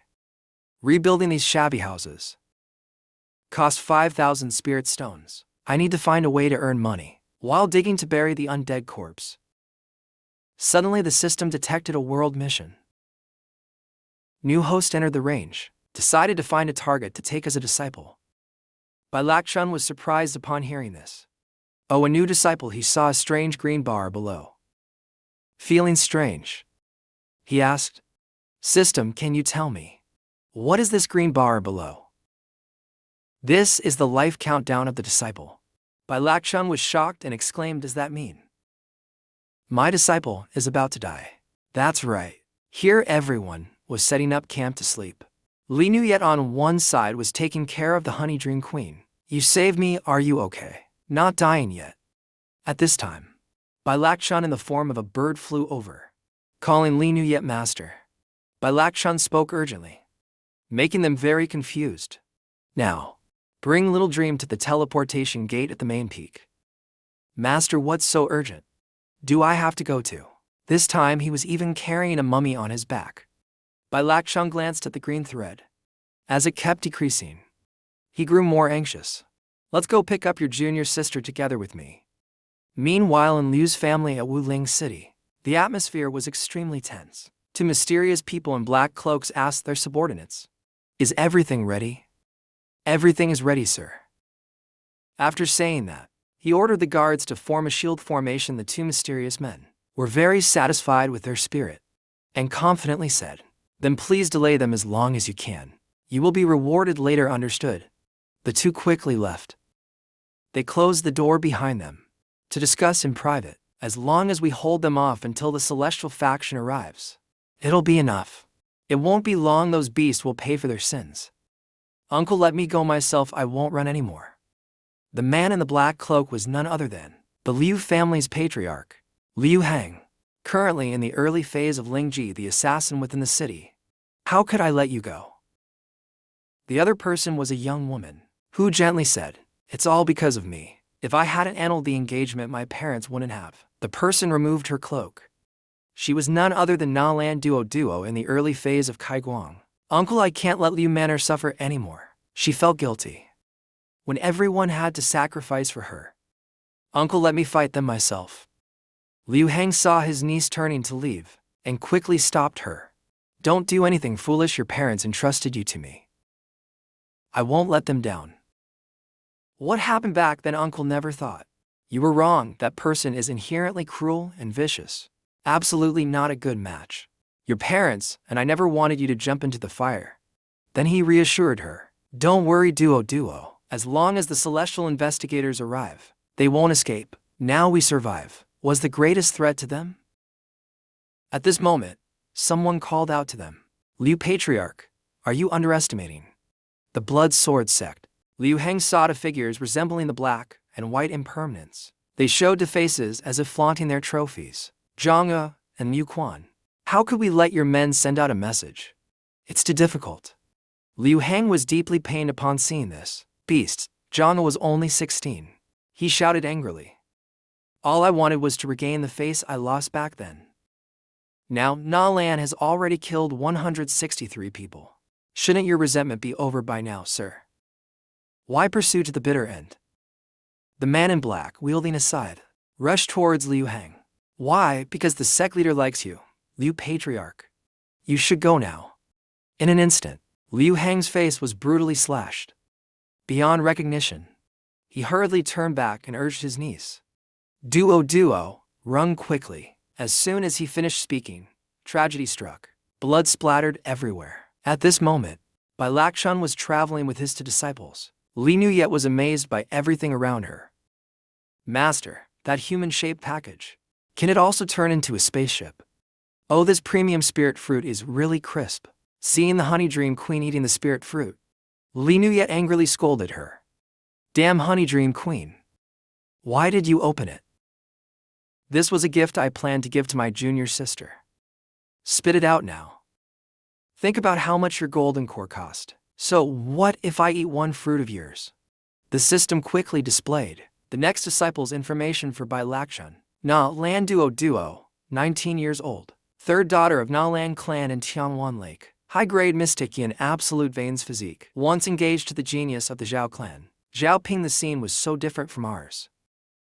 Lan Duo once carried an annulment letter to find Zhao Ping. Lan Duo, this time I'm here for one thing: to annul the engagement with Zhao Ping, and I'll take full responsibility. Because when Zhao Ping was 14, he went into deviation while training, causing him to lose all cultivation levels and change his personality. Lan Duo, who already resisted the arranged engagement, took the opportunity to annul the arrangement. This infuriated him greatly. 35 years east of the river, 35 years west. Just wait for me. Zhao Ping saw the annulment as a huge humiliation and swore in front of everyone to train even harder. At 16, Zhao Ping fell into a ravine and had a fortunate encounter. He was taken as a disciple by the leader of the Blood Sword sect. After inheriting the sect leader position, Zhao Ping massacred the entire Nalan family and sought to capture Nalan Duo alive to personally exact revenge. After hearing all the information provided by the system, Bai Lakshan frowned deeply and thought, "This is the intelligence on Nalan Duo, your new disciple. Why does this story feel so familiar?" Suddenly, the system's alert sound rang out. Warning, new disciple is about to die. So soon, Bai Lakshan grew even more anxious and instructed the two behind him. Li Nu Yet, hold tight, we're speeding up. Got it. He quickly increased the throttle to rush forward. To ensure their safety, tentacle-like structures suddenly emerged from the back of the spaceship, quickly wrapping the two of them tightly to prevent them from falling off. The spaceship, as if equipped with rockets, sped towards the destination. Meanwhile, back at the Liu residence, Nalan Duo was fighting alone against two members of the Blood Sword sect. It was clear she was no match for them. "Miss Nalan, don't be so impulsive. Come with us to the Blood Sword sect willingly, and nothing will happen. Your stubbornness will cost the lives of your relatives in Liu Manor." Hearing this, Duo helplessly gave up, because his words hit her hardest guilt. "Spare Liu Manor, and I'll go with you willingly." While the man in white laughed excitedly at Duo, the man in black beside him silently gathered energy. "Just wait until you return to sect leader Zhao. He will adore you." Suddenly, the man in black attacked Liu family's people, catching Duo off guard. "What are you doing?" The man in white took the chance to strike Duo while she was unprepared. Screams of agony echoed throughout Liu Manor. No, Duo collapsed helplessly. But the man in white merely chuckled. "You broke your word, I promised her, but he didn't. Don't be so impulsive. Your health matters." She screamed in pain. "You bastards, I'll fight you all." But soon, she felt something strange, standing frozen. My spiritual power. Seeing this, the man in white laughed even harder. "I told you not to be impulsive. You just won't listen." As Nalan Duo fell, dark talismans began wrapping around her tightly. She was bound tightly like a cocoon. The man in white slowly approached. While sealing, while binding, sect leader Zhao truly is cautious. Sending us for what? Just to complicate things. At this moment, the man in black rushed over and asked, "Have you cleaned up? If not, how are you like me? Creating work where there's none."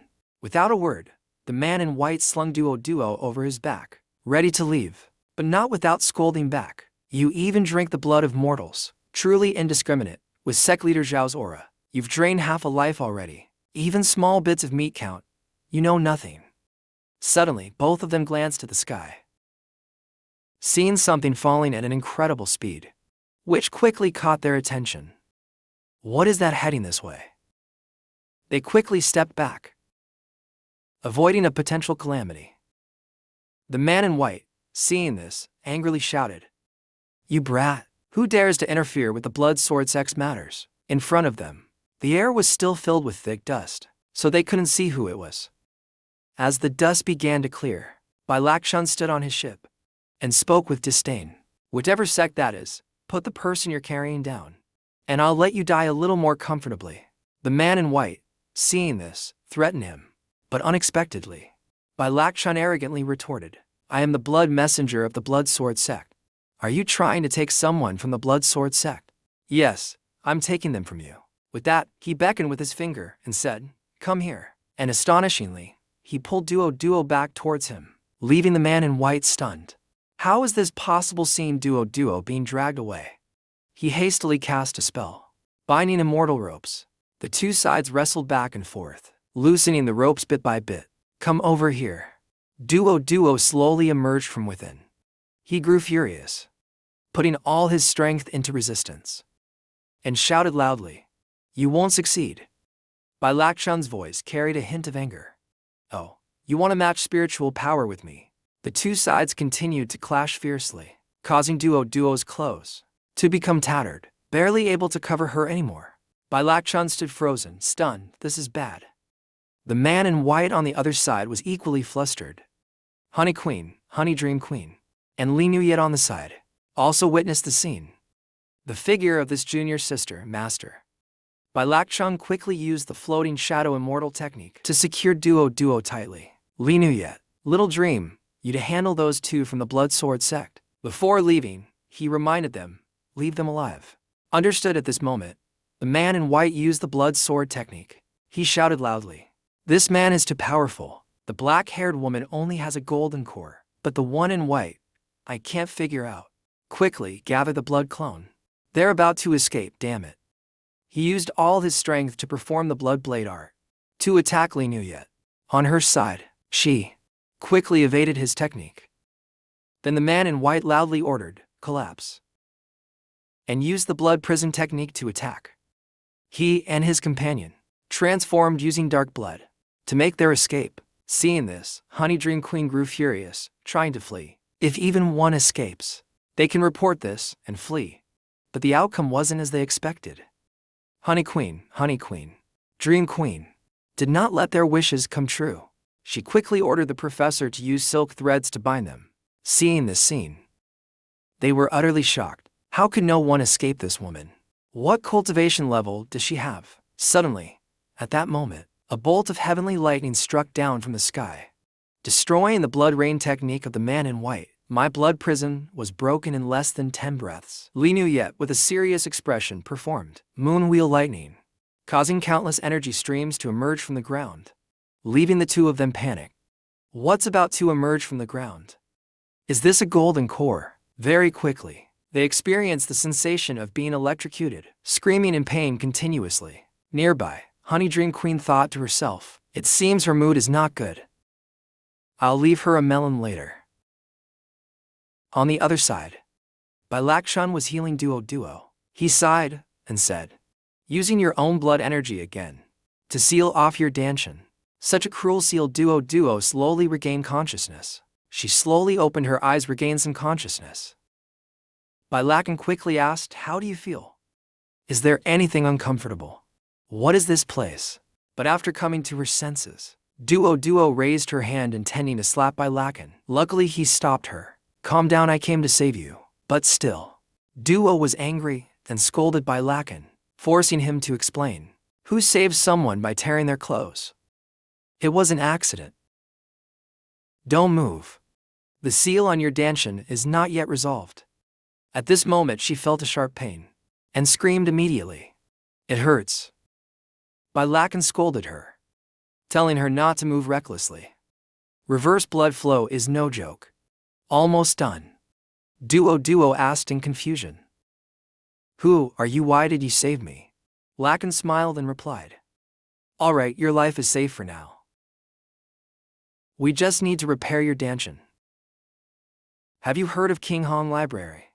I am a talisman instructor there. Bai Lakshun. Young lady, are you interested in becoming my disciple? Hearing Bai Lakshun introduce himself, Lan Duo was startled. Are you the infamous Bai Lakshun, the waste of the library? Hearing this, Bai Lakshun, his face turned stiff immediately. He eventually replied. Then he resumed the treatment for Lan Duo, making her scream in pain. Yes, that's me anyway. Let's finish repairing your Danshan first, take it easy.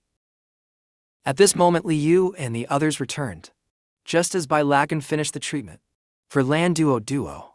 Master, how should we handle these two?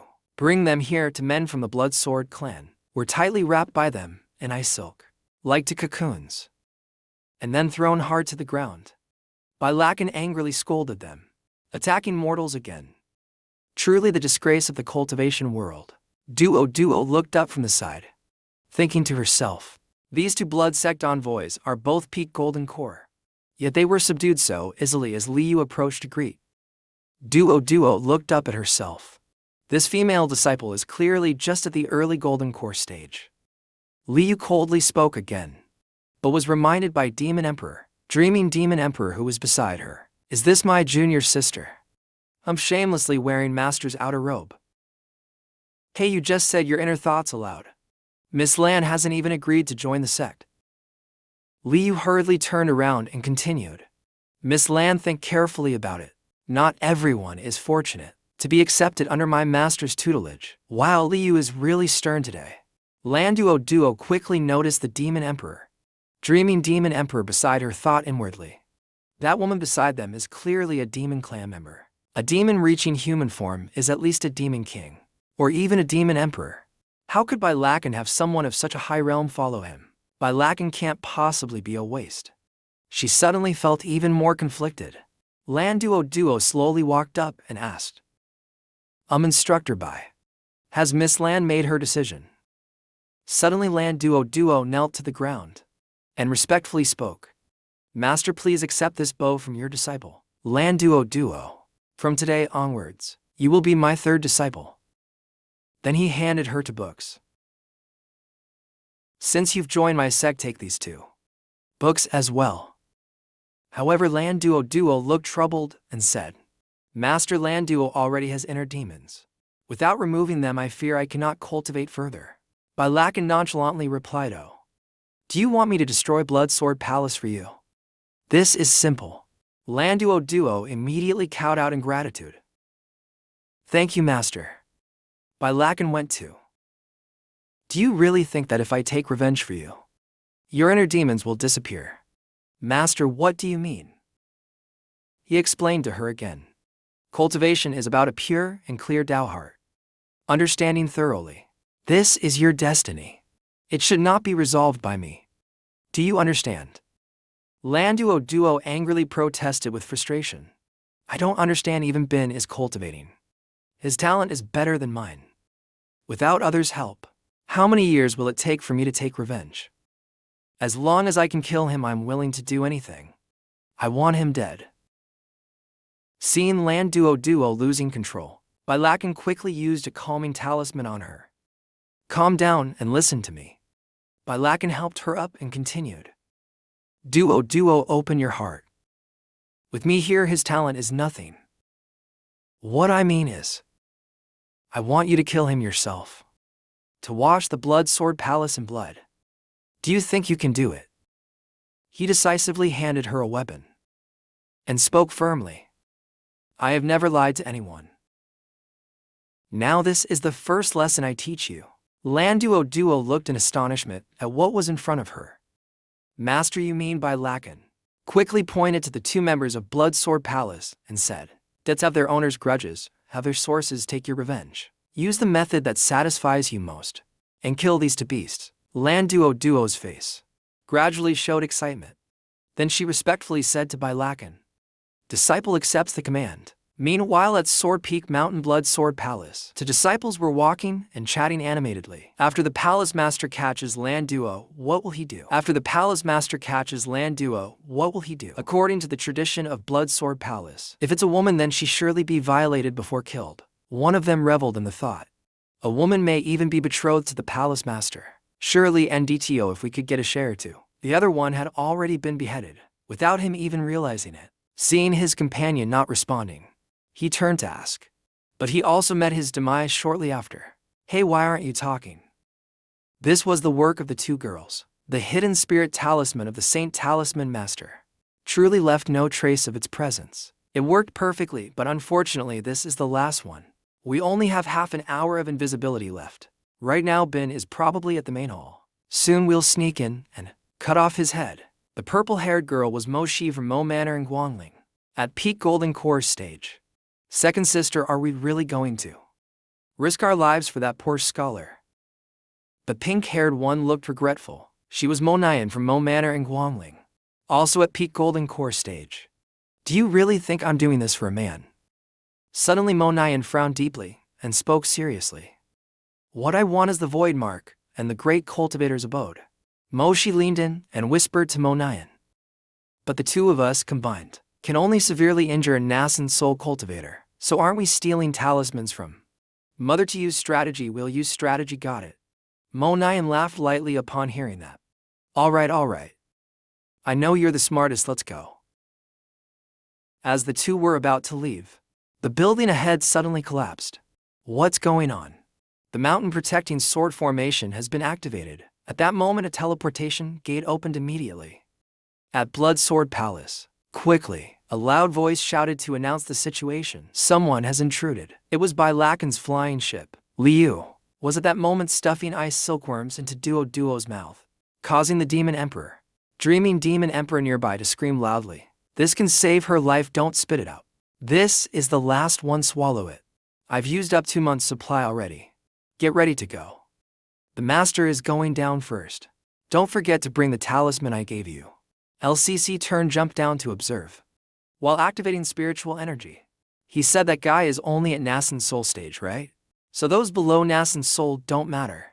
The disciples of Blood Sword sect were panicked by the violent tremor. What's going on? Someone broke into the mountain formation just after losing contact with 2 blood guardians. They kept discussing, but the one who remained silent was none other than the sect master of Blood Sword sect, Tu Bianyuan, who is at the peak of nascent soul stage. It must be the Silver Sword sect taking advantage, but they don't have the strength to directly break into the sword formation. At this moment, a voice quickly echoed, "Boy, summon the blood puppet now.